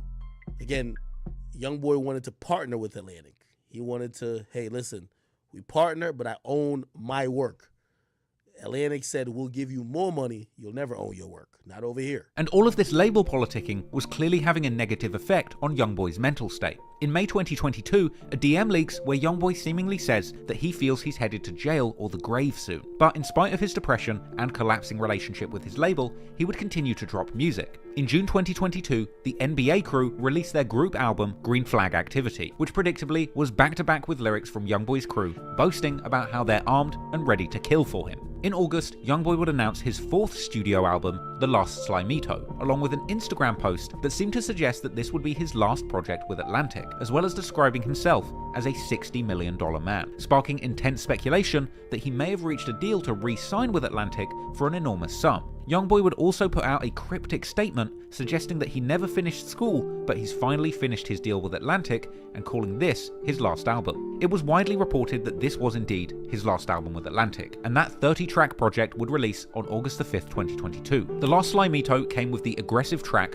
F the Industry, where Youngboy appeared to call out Lil Durk for conspiring to turn the music industry against him, rapping that he's still going to die even with the industry on his side, even rapping that somebody is going to get killed if they don't kill him first. Youngboy was clearly frustrated at the turmoil and how his rap beef with Von and Durk had affected his performance in the music industry, and no doubt Youngboy would be upset by this album's performance. The Last Slimito landed on the charts at number 2, narrowly missing the top spot to Bad Bunny. Still, an amazing debut, but it's likely that Youngboy saw his ongoing failure to land another #1 record as part of the music industry's conspiracy against him. However, unfortunately, the choosing of sides in the music industry would be the least of Youngboy's worries, because after releasing The Last Slimito, later in August, tragedy would strike. After King Von was shot dead during the fight with Youngboy's artist Quando Rondo, it would appear that a bounty was placed on Quando's head by King Von's surviving friends and affiliates in the Chicago street gang the Black Disciples. The main person who wanted to see Quando harmed was Lil Durk. Quando had already survived one assassination attempt at a gas station in Waycross, Georgia, with Lil Durk seemingly hinting towards being responsible, and Durk would seemingly continue to allude to his plans to have Quando killed in his music. On June 3rd, 2022,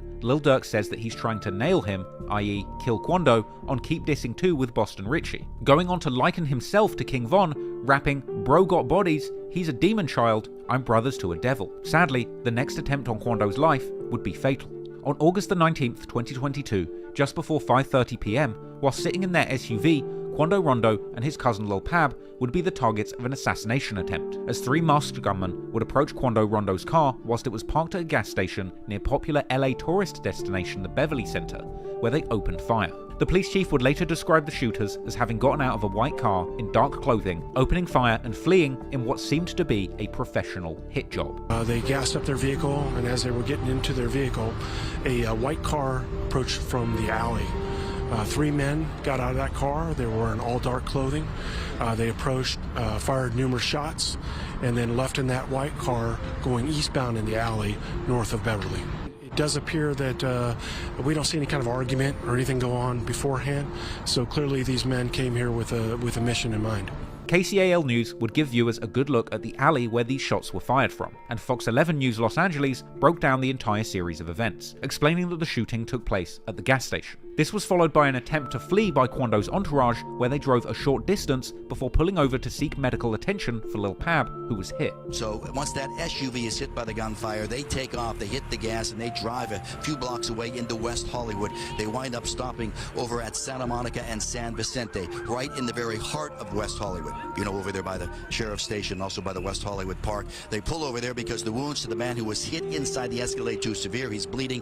They pull over. 911 is called. Paramedics rush in. They take the injured man who's hit by gunfire to the ER. He does not make it, does not survive. This essentially created 2 separate crime scenes, the scene of the shooting and the scene where Quando's car stopped, with a KTLA-5 helicopter putting surveillance on both of those scenes soon after the incident. According to KCAL, a pedestrian flagged down sheriff's deputies who begun to help Quando and the wounded Lil Pab in a tragic scene that was captured on camera. And that's where sheriff deputies were then flagged down by a pedestrian during rush hour on a Friday, right around 5:30. They found the victim with a gunshot wound and inside of a black Cadillac Escalade. Paramedics rushed him to the hospital. That is where we are told he died. His identity currently being withheld until family is notified. Quando Rondo would be filmed by passers-by, breaking down at the scene and screaming in disbelief as his wounded friend Lil Pab is pulled from the car and given CPR, with this heartbreaking scene quickly going viral and being broadcast on most major news outlets. Hey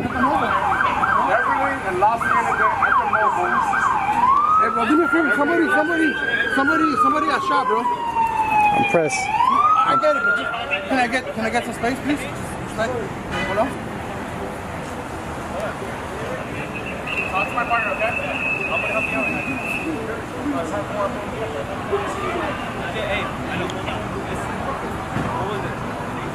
I don't know. Look,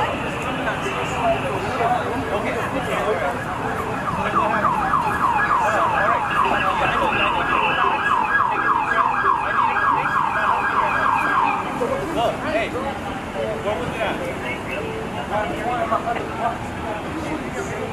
I know, Maker. I know. What was it at? Driver.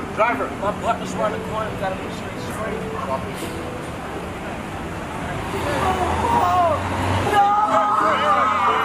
Unfortunately, Lil Pab would pass away in hospital as a result of his injuries, leaving Quando devastated, not just at the scene, but in later social media posts memorializing his close friend and cousin. Reporters would immediately attend the scene, reporting details and filming the scene whilst crime scene investigators continued to work. The news would later report that the police were looking for 3 shooters. Right now, the search is on for 3 people who police say shot at a Savannah rapper, killing a member of his entourage. It all started at this mobile gas station at 5:30 Friday evening. LAPD says witnesses heard multiple gunshots, then watched a couple cars zoom. But I'm gonna have us keep playing. Food is ready, so yeah.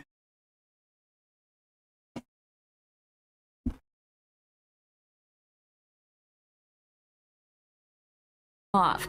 3 people in 1 car shot at this black Cadillac Escalade. It's unclear if those inside shot back. They're getting gas when all of a sudden the windows are blown out by gunfire. They're under attack by bullets flying all over the place. See all those white evidence markers on the ground? Each one of those is by a shell casing.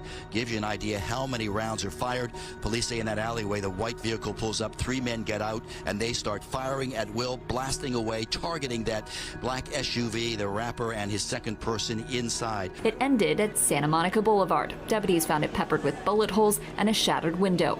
1 man inside, a member of Ronto's entourage, had been shot. The 23-year-old was taken to the hospital where he died.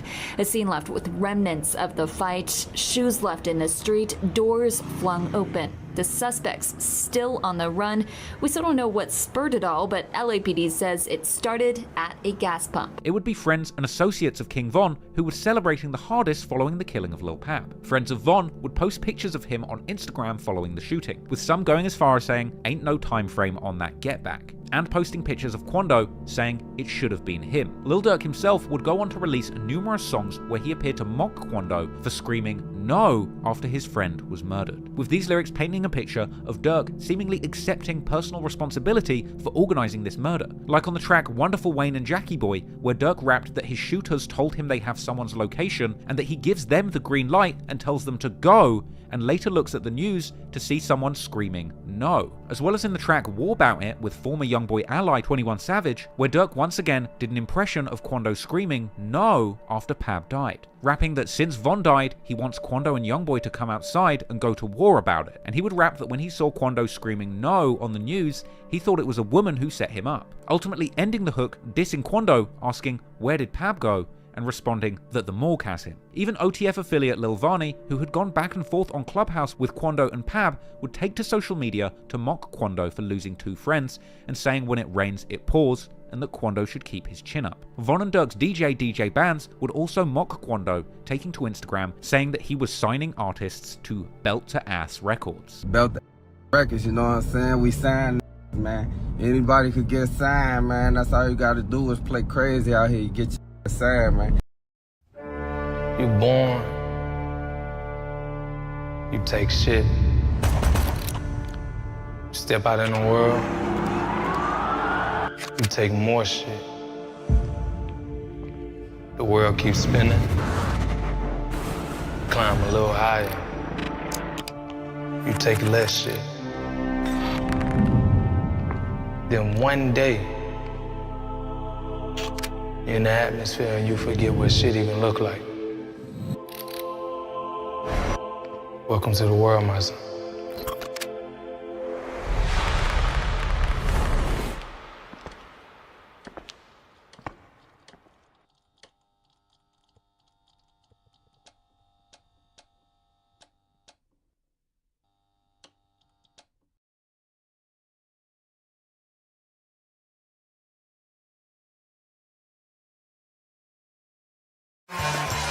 Thanks, honey. Wait, Wawa has pizza? Wawa has pizza? Wawa has pizza? Wawa has pizza? And it tastes great! Yes! Wawa has pizza. The O-Block member and friend of Von's, D Bands, would later be on live in O-Block along with other gang members claiming to be smoking Pab. Tell her who we smoking. We smoking. What's dude name? Lil Pab at the big daughter. King Von's friends would also take responsibility and use this as an opportunity to diss Youngboy. And in the days that followed, O-Block members would be filmed on their block, dissing Youngboy and his deceased friends, Dump and Lil Dave.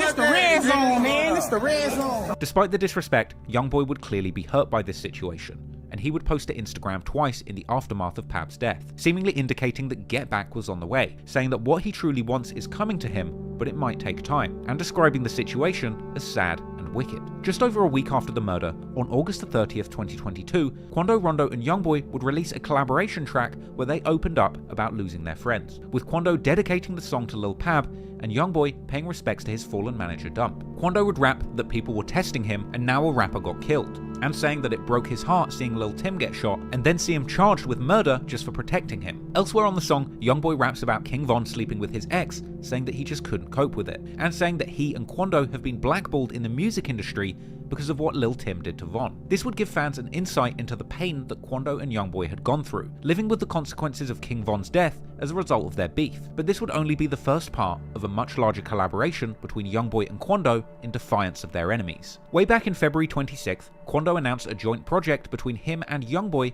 a tape called Who They Hate. This never materialized, but later in the year that joint project instead transformed into the joint album 3860. Named after Youngboy's native 38th Street in Baton Rouge and Quando Rondo's past in the Rollin' 60s Crips in Savannah, Georgia. Quando would tell Rolling Stone in an interview about the project that the album was all about him and Youngboy paying tribute to their dead friends. On November 16th, 2022, the cover art and tracklist for 3860 debuts on Lil Tim's Instagram page, with that tracklist containing the bombshell announcement that Lil Tim is the only other rapper to be featured on the project. The 3860 mixtape released on the 25th of November 2022, and the whole album is essentially a big middle finger to Lil Durk and King Von's friends. Lil Tim featured on the opening track, I Swear, which in my opinion is an incredible song and shockingly underrated. The official audio of that has less than 1 million views at the time of writing, which is unbelievable to me, considering the fact that in many ways this song is the moment where Quando, Youngboy and Lil Tim all stand together and address what's been happening in defiance of their enemies. The song features a great and heartfelt performance from all three artists. Quando's singing on the hook is on point, and when Lil Tim touches the mic,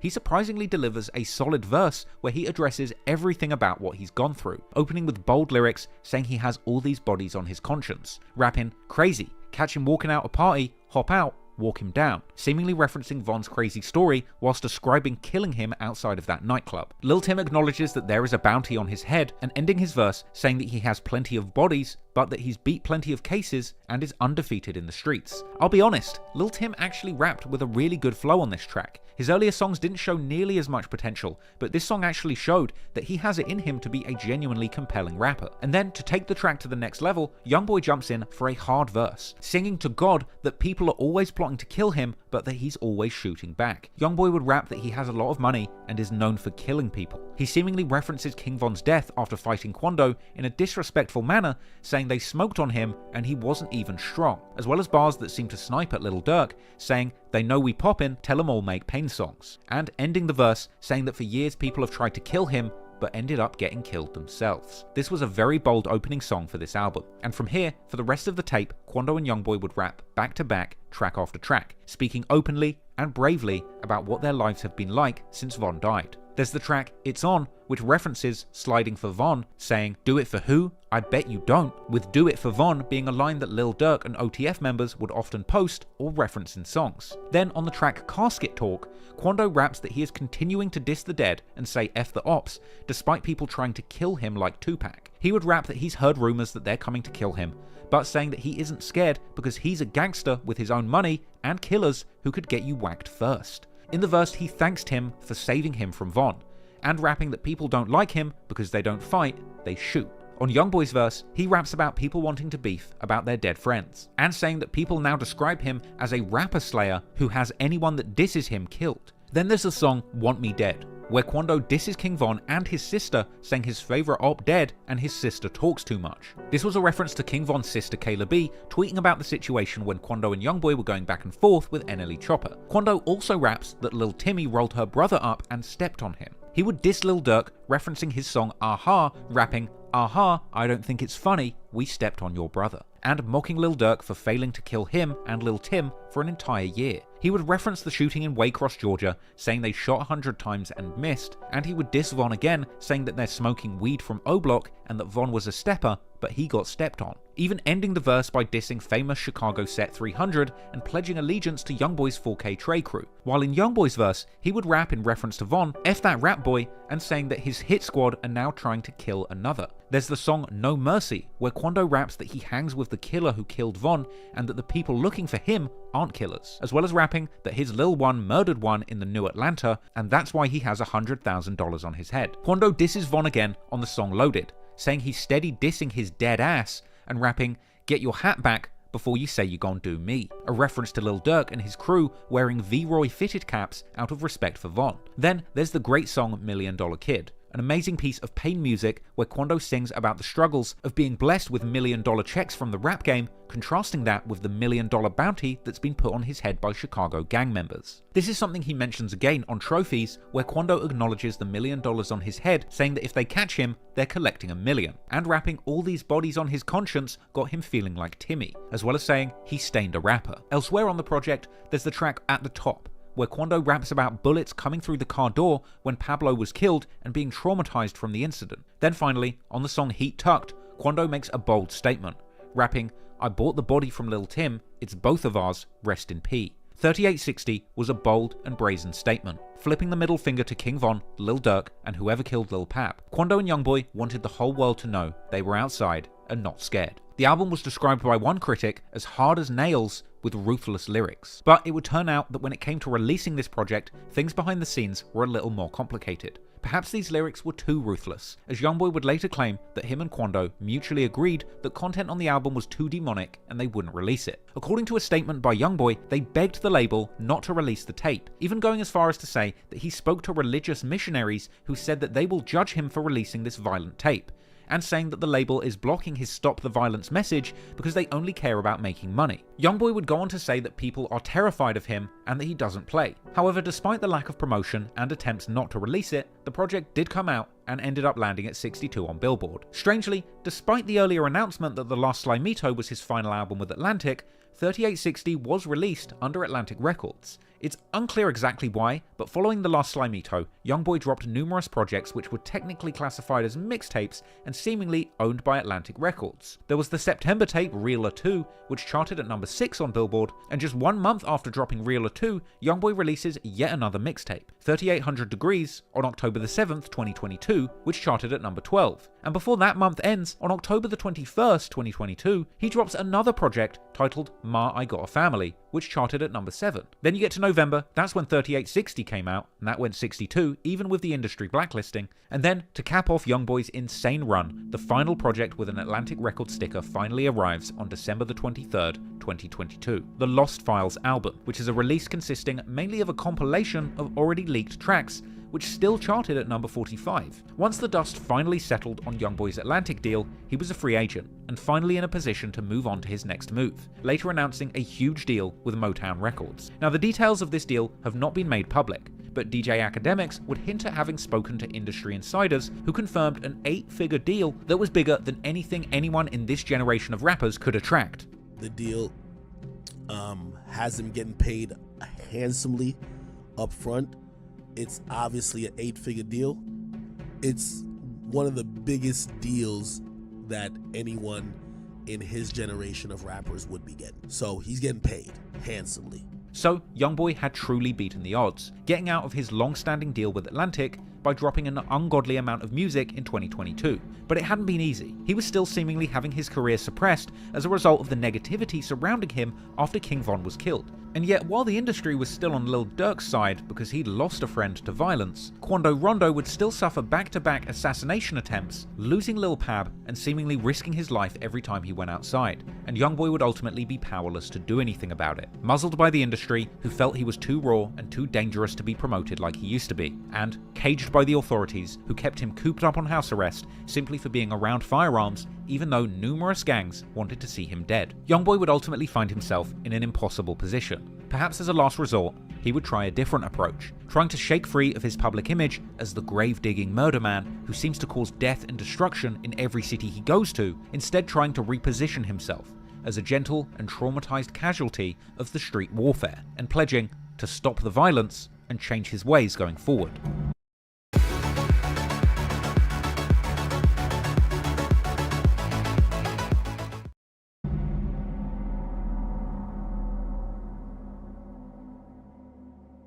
On the 6th of September 2022, Youngboy drops his latest project, Realer 2. The project included typical Youngboy murder talk, for example on the track Boot Up, where he appeared to sneak diss Lil Durk, mocking him for beefing him earlier on Instagram and Twitter, and suggesting that when he gets off house arrest, he's going to shoot his crew. Elsewhere, on the song Survive, Youngboy acknowledges the Chicago gangsters who were after him, referencing the killing of King Von, saying that boy died playing with Quando.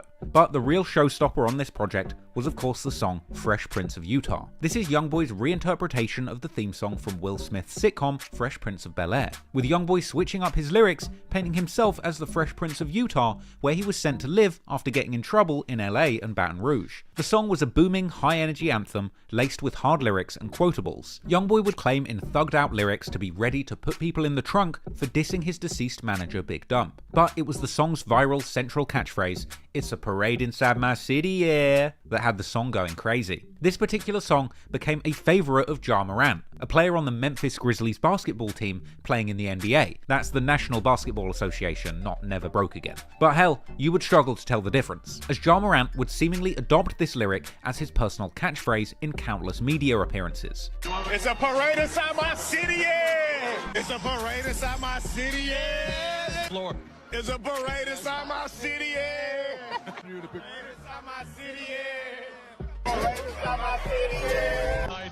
It's a parade inside my city, yeah! Good to hear you. It's a parade inside my city, yeah! It's a parade inside my city, yeah! Coach told you, it's a parade inside my city, yeah!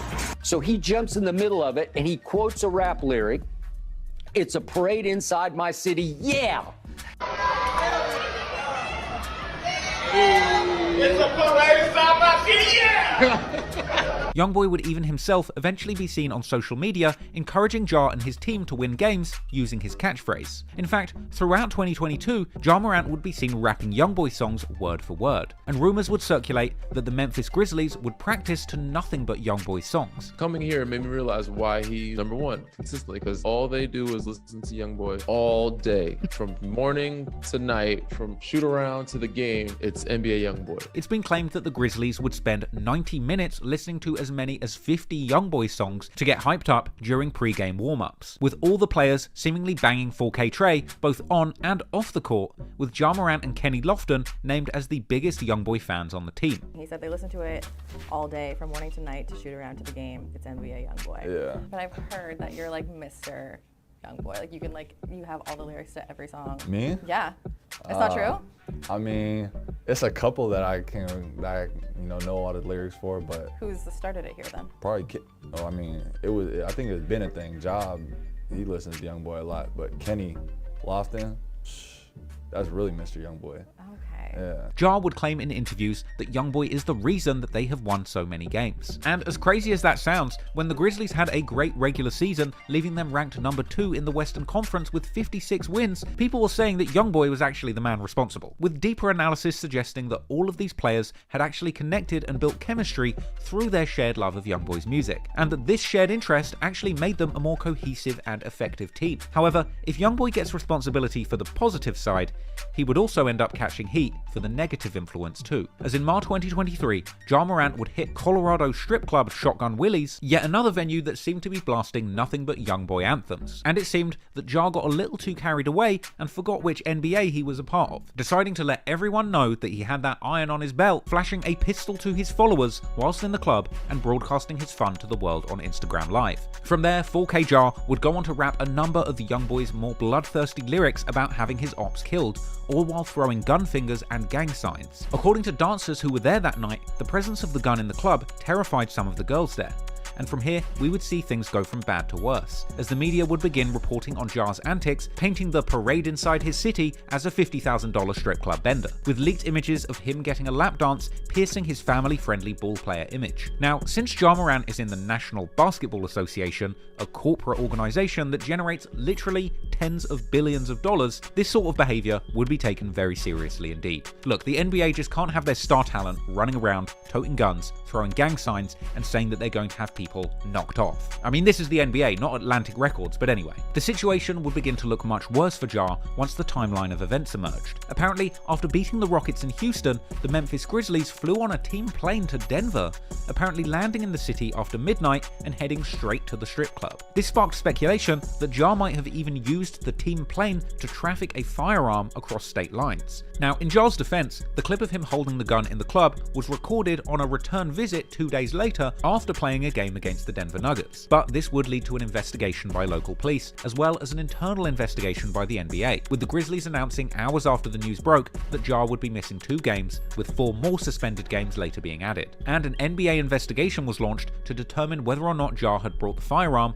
onto team premises or the team plane. But the trouble was far from over for Ja. In the midst of all of this, further reports would emerge seeming to allege that Ja had been involved in 2 violent incidents the last summer, with a 17-year-old accusing Ja and a friend of beating him and getting a gun out during a pickup game where Ja claimed that the kid actually threw a ball at his head. Ja was also accused of threatening security at a Memphis mall, and on the court, Ja was facing allegations by the Indiana Pacers that Ja and his crew aggressively confronted members of the team's traveling party after an on-court altercation, with it later being claimed that Ja and his friend had hopped in an SUV and spun the Pacers team bust, allegedly even aiming a red laser beam at them from their SUV, which the team believed could have been the red beam from a gun, with this incident actually resulting in Ja's best friend being banned from the Grizzlies stadium. I mean, that's crazy. After the incident, Ja would get into damage control, releasing an apologetic statement vowing to get help and to find better ways of dealing with stress, later appearing in an interview claiming that the gun wasn't his,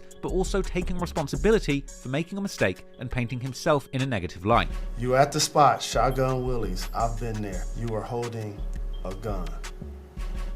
And we both know how dangerous that can be. Whose gun were you holding? Well, the gun wasn't mine. It's not who I am. I don't condone any type of violence, but I take full responsibility for my actions.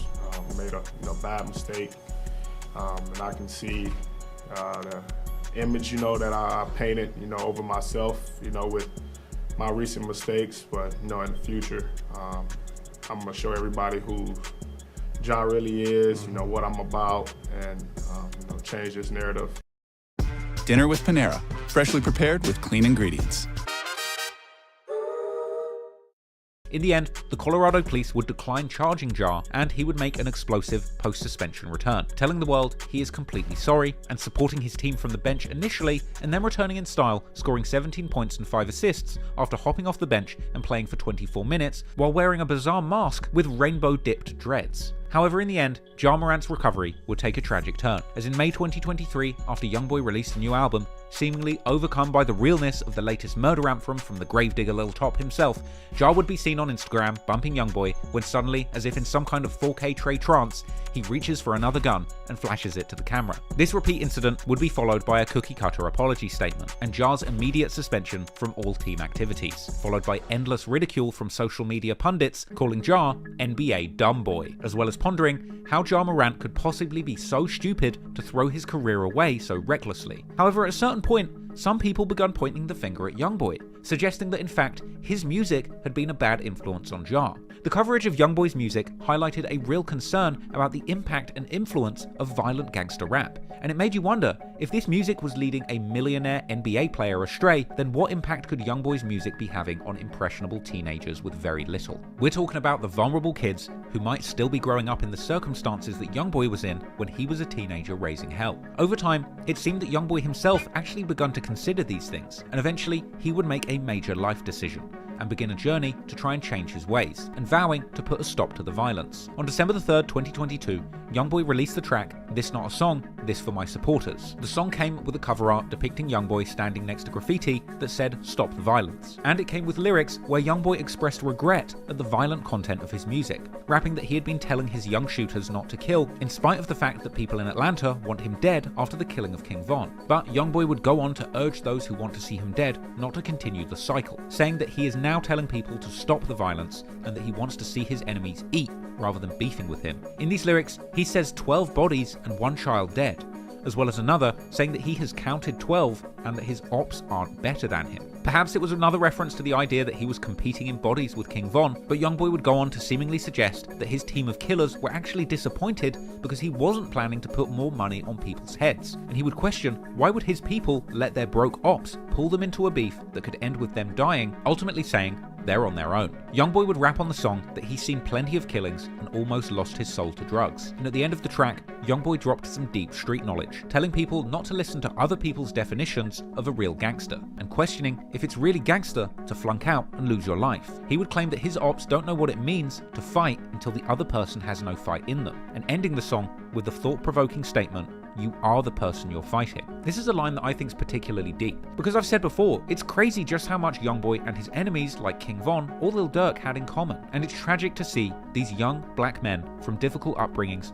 who became so-called gangsters and eventually music stars having so much in common yet hating each other enough to want to see each other dead. And the statement, "You are the person you're fighting," cuts surprisingly deep. Youngboy actually goes on to accuse his critics of never having had to shoot a gun themselves, and despite the stop the violence message, Youngboy vowed to kill all the demons who come to do him harm. In this extended confession of a song, we got an extended look at Youngboy's remorseful side, as he painted a portrait of himself as a hurt young man who was tired of the endless war. But rapping to stop the violence in songs is one thing, but what Youngboy did next would have been unthinkable just a few short years before. Despite the great deal of bloodshed on both sides of the Baton Rouge gang wars, in a 2021 interview with DJ Vlad, his biggest rival from Baton Rouge, Fredo Bang, would actually claim that he didn't want to see Youngboy in jail and that he has no problems with him, even going as far as to saying if Youngboy called him, he would pick up the phone. We really ain't never had no problems. Like, if there is tension anywhere, I don't know where it came from. I mean, if he want to reach out right now, you know what I'm saying, I'll pick up the phone. You feel me? Really? Yeah, I would. I'll pick up the phone. The following year, Fredo Bang would reiterate his feelings to academics, claiming that he doesn't even have a problem with Youngboy. They just don't mess with each other and that he's done dissing him. I personally don't got a problem with him. It's more of, I don't have a problem with him. We just each other. Okay. Well, y'all don't be dissing each other. Nah. Clearly, the two artists were maturing and moving forward from their past tension. And to further show his commitment to stopping the violence, Youngboy's NBA camp would shock the rap world on the 22nd of December 2022, when it was announced that Youngboy and Fredo had actually had a private phone call and agreed to put their differences aside, going on to announce a joint toy drive Christmas giveaway for the struggling families in their hometown of Baton Rouge, taking place on Christmas Eve, with Fredo Bang confirming in a Vlad TV interview that they had indeed spoke on the phone. On this call, they apparently decided they would move on from their conflict and try and do something positive in the community. Okay, so you guys had the conversation, and the conversation went well. Yeah. It was more so of us, how can we show that it's never been a problem from the start? So like, let's do a talk, let's do something for the kids. Given the bloody history between these two and their crews, the idea that they would both be in the same place at the same time was near unthinkable. But the fact that they were willing to let the past be and try to do something positive to squash the beef showed an impressive level of maturity and level-headedness. That's something I rarely see in this kind of story. The toy drive itself would be organised, and Fredo Bang put up an IG story where he spoke on the proposed event, calling on other Baton Rouge rappers and labels to pull up and show love as well, urging them don't be too gangster for the kids. Hey, I know it's hard times out here, so we trying to help y'all out, make sure y'all kids have something for Christmas. We also missing a lot of rappers in the city and rap labels. Trillion T, Mouse on the Track, Webby, Boosie, Level. We need all y'all rappers pull up and pass one toy out, you heard me? Don't be too gangster for the kids, you feel me? Pull up, pass the toy, give a smile, go about your day. I just felt like I should say this one more time, you feel me? Tag these rappers, especially BR, and my guys here. Tell them pull up, come pass out a toy. Do not be too gangster and too prideful that you can't come pass out one toy for a child, you heard me? Pull up. Hatch, pull up. Although Youngboy was unable to attend the actual event due to being on house arrest, the toy run was a success, and the internet was soon flooded with footage and photos from the event, showing people you would have never dreamed of seeing together a couple of months beforehand. One of these was NBA pioneer OG33 and Fredo Bang being pictured in the same photo. And here, OG3 is seen talking to Fredo Bang and TBG member Hotboy Dew, alongside another NBA veteran, Herm the Black Sheep, who can be seen in the background. Even Youngboy's mother, Sharonda, was seen at the event moving safely amongst the crowd. The fact that this event went down successfully was seemingly a huge victory for the Baton Rouge rap scene and community, and it seemed that Youngboy was planning to move forward with a much more positive approach to life. He was actually given a new life in some ways. He had beaten the first of 2 gun charges that were looming over his head, and he'd escaped his long-running record deal with Atlantic and signed a new deal on much more favourable terms with Motown. On the 6th of January 2023, Youngboy releases his first studio album on Motown Records, I Rest My Case. That landed at number 9 on Billboard, and the day after his album dropped,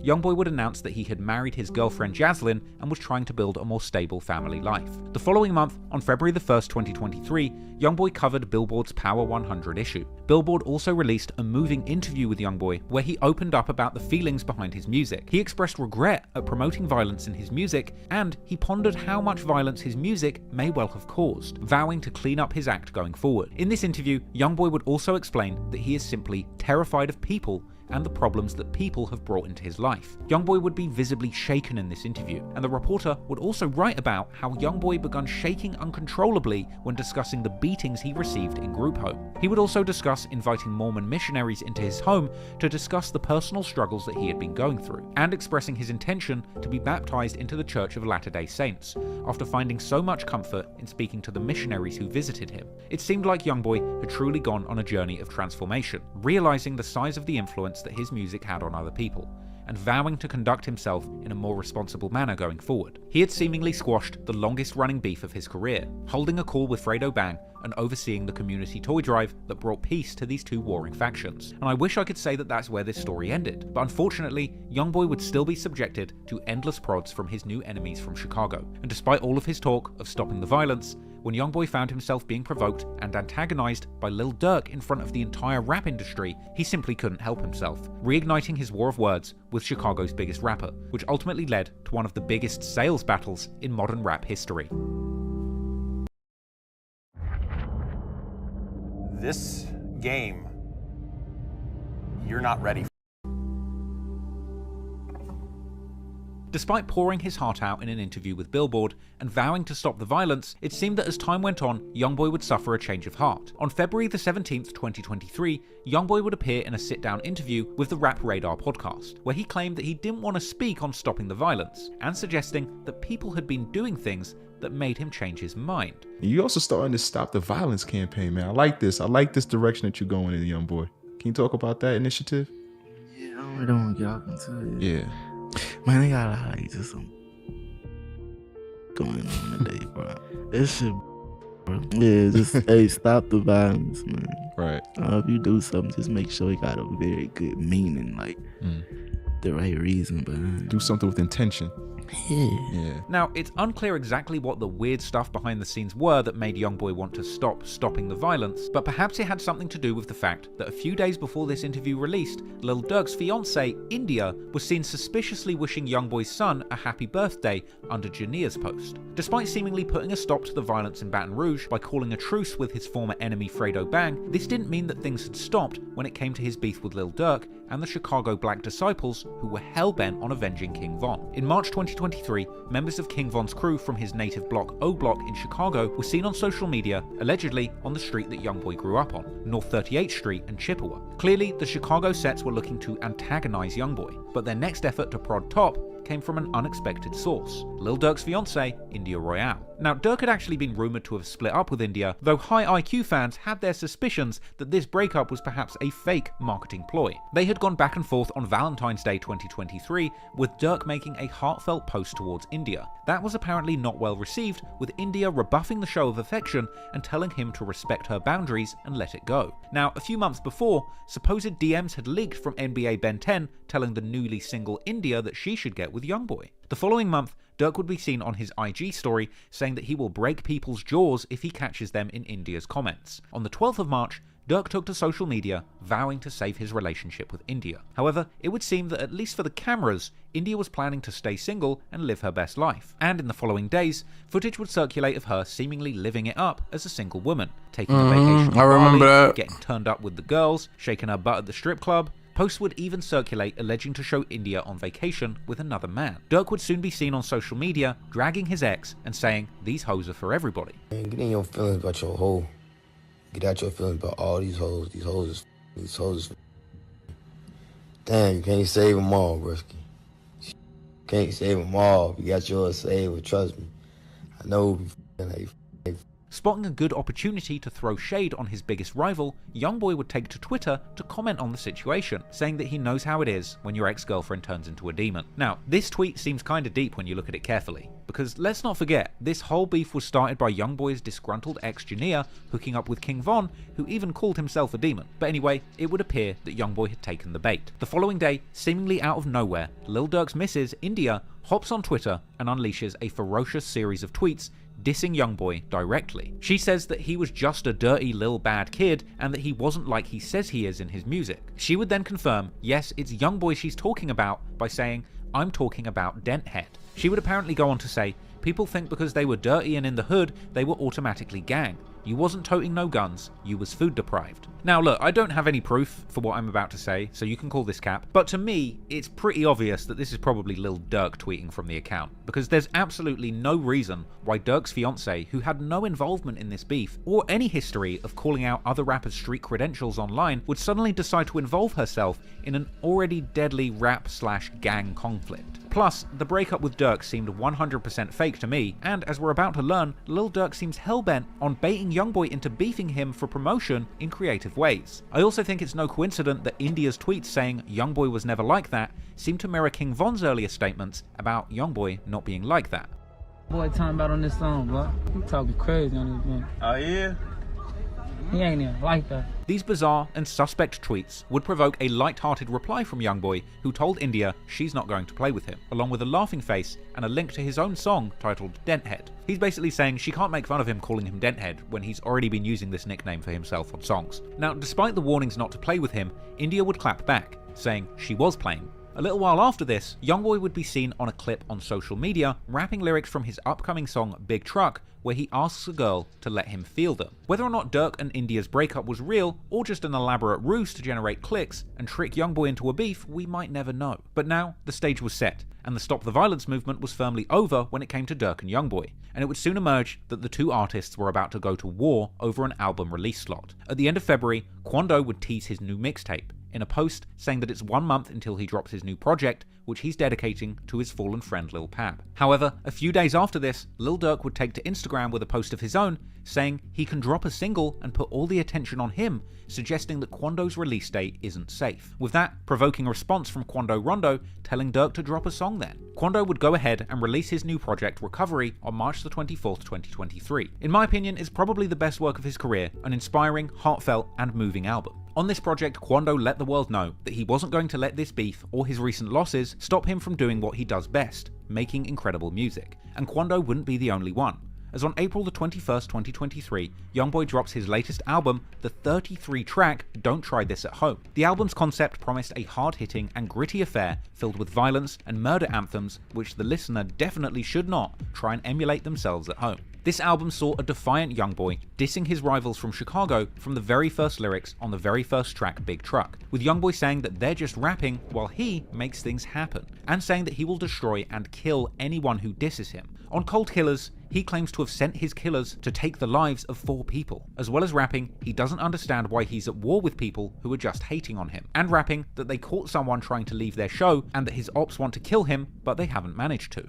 As well as saying that they caught 2 bodies and go straight from doing an actual shooting to music video shoots, and saying they gunned down a rapper. Youngboy also seemed to mention Von's death with sneak shots at O-Block on the song Chopper Doctor, mentioning O's in 2 bars before saying people from your projects are dying and that his hitters catch him, hop out, and walk him down. On the song Run the Hood, Youngboy censors a lyric, but we can kinda get a vibe of what he's saying, as he raps, "I'm on the phone with Tim, oh that's Von's killer, bitch dig your brother up," with this perhaps being a reference to the fact that NBA Ben 10 showed fans that he has Tim saved in his phone as Von Killer too. Youngboy goes on to say that he knows that Dirk is dissing him in all of his songs and that they're going to kill him, as well as dissing Von again, saying that everybody wants to kill him, but they have failed, and that somebody died because of him, and that he knows all of his enemies hate him. Then, in the second verse, he says that all of Von's friends saying they're sliding for him have a death wish and that they're next in line to lose their lives, as well as saying that if he didn't have a child with Jania, he would have shot her for messing with Von. He also had the aggressive track Gravedigger, where he says he makes murder music and kills both rappers and regular dudes from the hood. On the song Off the Lean, he threatened podcasters for even speaking on him, and dropped more shade on King Von, saying in Atlanta he won't fight, he's bringing out guns, and saying they boycotted Youngboy after Von's death and got Lil Durk lit. On Slimito, Youngboy would claim that a rapper started dissing him and that he got killed in response. Then, on his song I Is That, he proudly proclaims to be everything people say about him, saying he came up robbing houses, and alluding to the Von situation, saying once again he doesn't fight, he shoots, and saying he doesn't like his ops like D. Von. A smart double entendre comparing himself to WWE wrestler D. Von Dudley, as well as a reference to King Von, whose first name was Dave Von.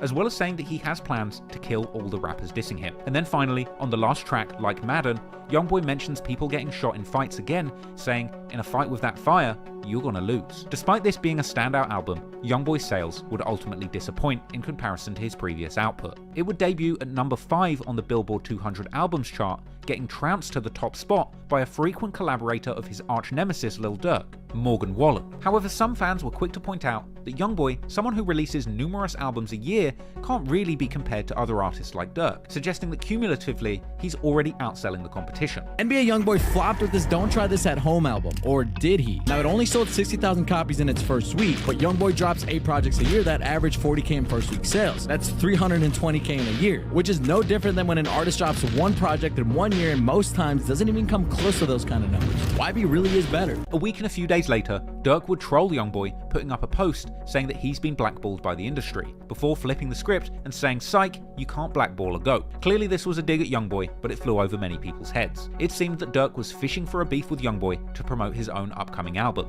But initially, Youngboy wouldn't take the bait. Regardless, the beef would be reignited once again, ironically, by rap commentator DJ Academics, who would bizarrely come out on a stream to publicly declare that the supposed beef between Durk and Youngboy had been squashed. Today, look how far they are.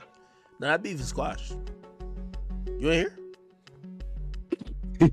Yo, Hack, I'm you serious. crazy. Dirk and Yeah, Youngboy I don't forgot got beef no Youngboy, more. bro. I'm serious. Imagine. Dirk and I might have forgot to tell the public that Dirk and Youngboy don't got beef no more.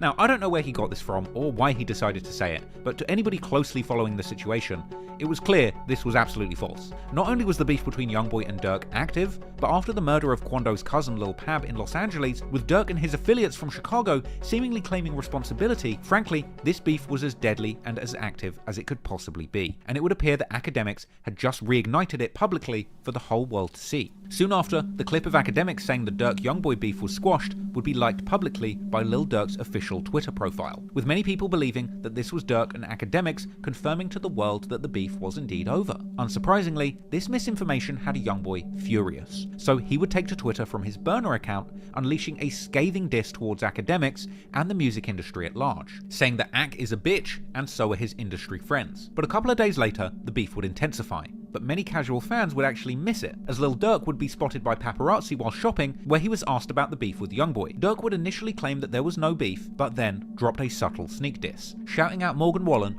who, as we know, had just obliterated Youngboy in the previous Billboard rankings. I mean, you know, DJ Academics is saying you and NBA Youngboy's beef is done. Is that true?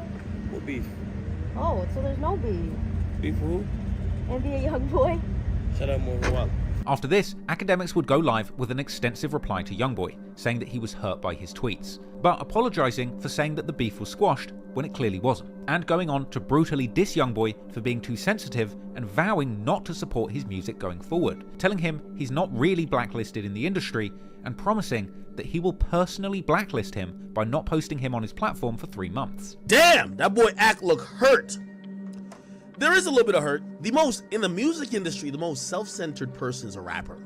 The rapper thinks the entire industry revolves and works around them. They forget the other pieces that help things happen. Did they officially squash beef? That is not true. So if I'll apologize, and I'll apologize publicly, if my words or my nonchalantness or whatever this clip made anyone feel like it's actually squashed, like they agreed to squash it, that's not true. He tweeted out an hour ago, Act, you along with his industry friends, I love this. It turned out the same way every time. They boycotted and got that boy licked. Remember, I ain't trying to hear who got something to do with what. Nah, keep picking. Now I'm gonna address all these tweets. Let me now be very strict. NBA Youngboy, you are not blackballed. Let me just put this out straight. I work at Spotify. I get called Cherry on the phone. They all admit you're on the front page of Apple Music. Trust me, I used to say you were blackballed, my nigga. You're not no more. I think he thinks I'm working with Dirk. That's not true. If you think I've picked a side, you need to realize that you're turning the industry into the streets and you're in the wrong business. If Youngboy don't want me to post him, I would definitely, if he wants to make that request, I'll oblige. I'll tell you the ones I'll agree to. If Youngboy don't want me to post him, I'll make a statement. I won't post Youngboy. For the next 3 months, mark today, I will post 0 Youngboy on my page. Just because if you don't respect the fact that I was you, why the am I over here giving you 0 Youngboy? Watch. Now, Dirk would also seemingly disavow Academics' earlier claims that the beef had been squashed, posting to his IG story that he's not friends with anyone. And after his long stream addressing it, Academics would then come out to say that there ain't no friends in the industry, essentially ending his relationship with Youngboy. During all of this madness, Dirk would announce that he would be releasing his latest album, Almost Healed, on May the 12th. In response, Youngboy would attempt to give Lil Durk a taste of his own medicine, after Dirk's previous posts saying that he could drop and ruin Quando's release day, with Youngboy announcing a brand new mixtape titled Richest Op, which he would be releasing on May the 12th too. Most people have no clue that in 2023, the best way to make money on Amazon is not with Youngboy revealed the album's title and release date in a scathing tweet tagging Lil Durk and calling him a bitch, and calling his fiancée India, who dissed him recently, a nasty ass hoe, and calling Academics a pure fat hoe, and saying that Academics is now invalid as a credible news reporter from now on. Youngboy would follow that up with another tweet aimed at Dirk, saying that he only gets a buzz when one of his friends die, and even one aimed at Dirk's girl India, saying tell him he better not drop, and following up his initial album announcement with a tweet atting Academics, saying that Ack is always talking about sales, but Youngboy says that Academics can't manipulate him and that he has now embarrassed himself. He also says that he's dropping because all of his ops are hoes and they can't mess with Youngboy because he's better. Academics would reply with a brutal tweet, where he claimed that Youngboy was dissing him because his record sales were low. Youngboy would also go on live teasing new songs from his upcoming project, extensively dissing Academics and saying that he doesn't care about numbers and that all that Ack does is get drunk and talk shit. They or damage, acting like I give a about numbers. I just dropped 2 weeks ago. This finna drop. Stop it. No, I ain't worried about no numbers. They play lit bank, take lit bank. Your stupid drunk face ass. That's all you like to do is to get drunk and talk. That was gonna get you off the floor. In this live session, Youngboy would tease Richest Op's lead single and opening track, Bitch Let's Do It, where Youngboy aggressively dissed Lil Durk and King Von, among other people, rapping "That rap boy ain't safe, aha," a reference to Lil Durk's previous single, Aha, dissing him and Quando Rondo. Youngboy would also go on to diss King Von, saying that they couldn't even stitch up the hole in his body after Lil Tim shot him, another reference to the leaked photos of King Von's autopsy that showed a large hole in his shoulder. Youngboy goes on to diss Von again, saying "get his last rollout on a T," a reference to the fact that King Von had just released his Welcome to O-Block album in the days leading up to his death, a release which we now know charted just above Youngboy on the Billboard charts at debut. The song also had lyrics seeming to mention the pillow left at the scene of G-Money's murder, which attracted a warning from Fredo Bang telling Youngboy to watch his mouth, perhaps an indication that this lyric had reignited his old beefs in Baton Rouge too. Now, we would actually then see a response from Durk, who was simply focused on the fact that he was now trending. Durk ultimately seemed unbothered by all of these announcements and threats from Youngboy, taking to Twitter saying he hasn't seen anything. Durk also seemed to acknowledge all of the support that he gets from Apple Music and shading Youngboy for being popular on just YouTube, as well as suggesting that the disses motivate Youngboy because he's unhappy inside, referencing his own album title, saying that he hopes Youngboy is almost healed, as well as telling people to post the positive things that they're doing, likely a reference to Durk's recent meeting with the new mayor of Chicago. When May the 12th rolled around, Lil Durk's promised album was nowhere to be seen. He would still release his inspiring lead single All My Life with J. Cole, a brilliant and positive song which ended up landing at number 2 on the Billboard Songs chart. But fans would be left wondering where was the Durk album that they were promised. Meanwhile, Youngboy delivered on his promise of a brand new project, releasing Richest Op, which made a big splash, and Youngboy would take to social media to brag about successfully pulling the reversal card on Durk. Youngboy had made Durk move his release date after Durk had bragged that he could do it to Quando, and in the end, Youngboy would ultimately celebrate successfully pulling off what I guess he saw as a big W in the beef. You push back, you better not ever try it again. Don't play with me. The mixtape Richest Op itself was extremely disrespectful and defiant, with numerous lyrics disrespecting Von and Durk and painting a picture of Youngboy as a ruthless killer who can do what he wants. On the song I Heard, Youngboy seemingly mentions Von's death, rapping that he heard someone got hit with a blick and they couldn't do anything and they weren't with it, as well as lyrics referencing a rapper who doesn't like him wanting to fight, which could possibly be alluding to leaked DMs from Lil Durk that came out around this time where he seemed to be trying to set up a fight with 6ix9ine to promote his album. Youngboy seemed to acknowledge Durk's frequent dissing in lyrics on the track Father, and expressing his frustration that people now want to kill him when he was just minding his business. Then of course there was the controversial track F the Industry Part 2, where Youngboy went in expressing his frustrations at being blacklisted in the music industry and calling out other rappers for uniting against him. Youngboy would appear to threaten to use his money to arrange hits and have his enemies in the rap industry killed, just like he claims to do to his street rivals. He would also diss Drake, claiming that Drake told him personally that he can't work with him due to his existing friendship with Lil Durk.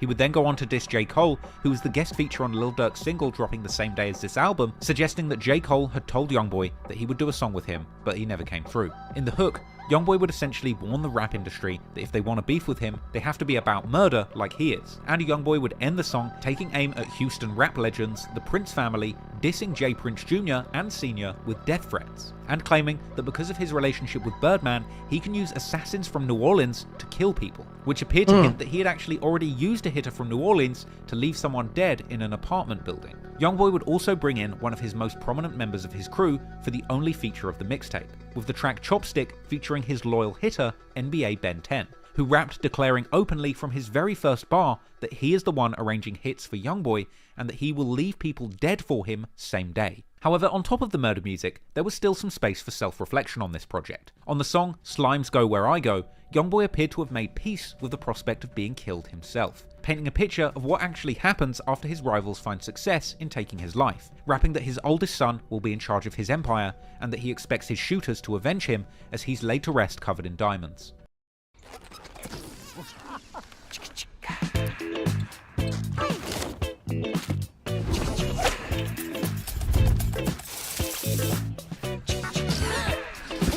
Party time. Crust easy. Come on. These nutty ass. What was the process of actually putting this all together? In another lyric, he recounts lying to his grandfather and claiming that he didn't do any of the violent acts that he was rumored to have been involved in. Elsewhere, on the track Channel 9, Youngboy would once again muddy the waters between facts and lies, admitting that he's the murder man, but then going on to claim that he will never admit it. On the last track, I Want His Soul, Youngboy raps that his cousin Scully shoots people in the head and that he wants to do the same. as well as dropping a lyric referencing his earlier line in the song Forgiato, where he claims that if he kills another person, he has to start counting bodies on his toes, seemingly confirming that he is now indeed counting murders on his feet. And he would appear to follow this with another bold lyric, where he seemed to say outright that 12 people have died messing with him, and that when he catches his next body, it will be 13. Now that was an interesting way to end that album, and I think it's an interesting place to end this video. Youngboy's entire career has been built on the allure of violence. Arguably, this is a symptom of a very sick music industry, which in 2023 seems much quicker to celebrate an artist's skills behind the gun than behind the microphone. You can hardly blame Youngboy for spending all of these years bragging about murders and violence in his music, because that's ultimately what sells in this true crime-obsessed era of internet gangster rap. It's the same energy that made King Von, an accused multiple murderer, a bona fide rap star, getting Billboard hits and gold plaques, all off the back of bragging about and insulting the people that he seemingly killed. Youngboy's career origins followed a similar path to Von's, but over the years, despite the content of his music remaining violent, it's difficult to say whether or not Youngboy is truly the violent young man that he portrays in his music. Despite having claimed to have had 7 to 12 people killed, the reality, based on my research, is that either these stories are embellished and exaggerated, or Youngboy is simply better at getting away with murders than King Von. Because despite the fact that so many people lost their lives during this beef with Youngboy, G-Money, Ernisha Barnes, Austin on the Track, Boulevard Quick, Mohammed Jaradi, TBG Dutch, King Von, or Seven Hardaway, the police and internet detectives, myself included, haven't been able to produce any solid evidence that Youngboy himself was directly responsible for these murders. Whether or not you believe that Youngboy is capable of taking a life or pulling the trigger isn't up for debate, as his double attempted murder charge in 2016 should be enough proof that there have been times when he truly was prepared to shoot and kill. But if he was truly responsible for 12 murders in his hometown, there would surely be something here to go on. But you can't call Youngboy's music fraudulent or phony, because his music is inspired by the real pain and trauma of losing so many people on his own side during his life. From the death of Lil Dave, his cousin Boozilla, his manager Dump, or Quando Rondo's cousin Lil Pab, it's clear that Youngboy's life has been characterized by death, losses, and heartbreak. And that rings true in his music, and is part of what makes it so moving and real. So, the final question remains. Is Youngboy truly the gravedigger, responsible for a dozen bodies laying in the ground, or is he simply a fake gangster, embellishing his street credentials to make compelling music that appeals to the modern-day gangster rap audience? Well, right now, it appears that the true answer must be somewhere in between. Because if Youngboy is truly the murder man responsible for all these crimes, it would only be a matter of time before the federal authorities could work it out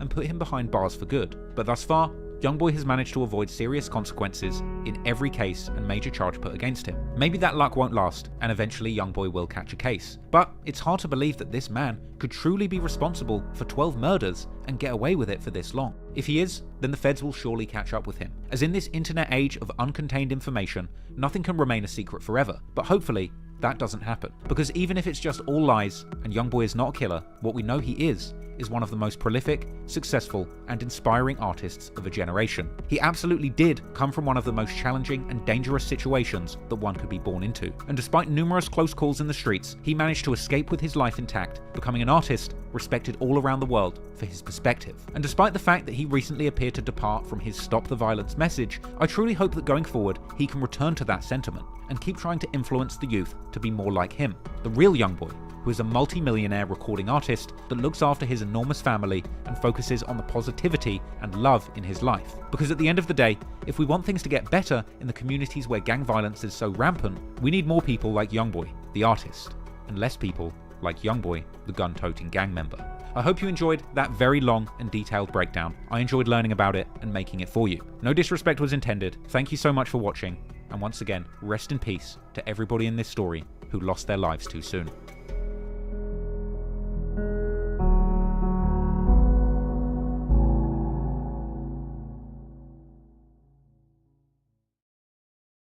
All right, man, that was 6 hours.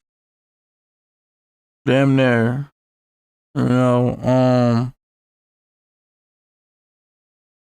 Shit, I don't know, like,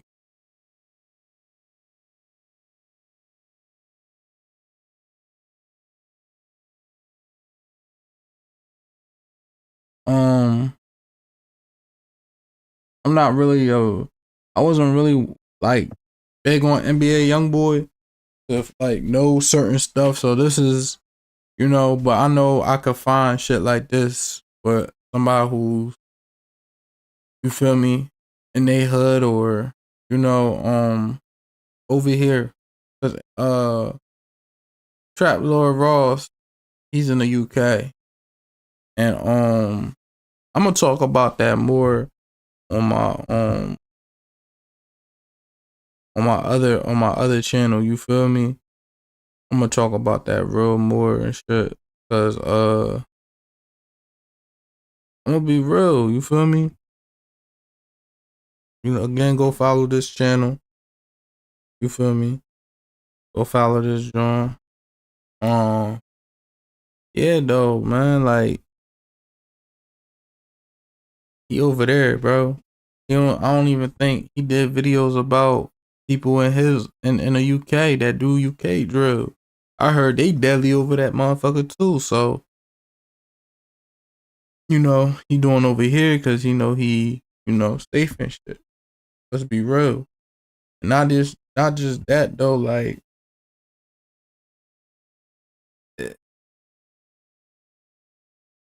what I don't like about it, I'm gonna say this one thing. I don't like about it is people who actually, you feel me, they from the hood and they be called snitching, not getting no probably recognition for it, but he could put all that information, get all that information from different people's videos, put this together, and now he's, you know what I'm saying? Oh my God, this is so good. You know what I'm saying? Where I know you got some of this shit from different videos and you know what I'm saying? And you just broke it down and then you just made the title, Is He a Fake Gangster? So, that's what I gotta say, man. It been, again, 6 hours, bro.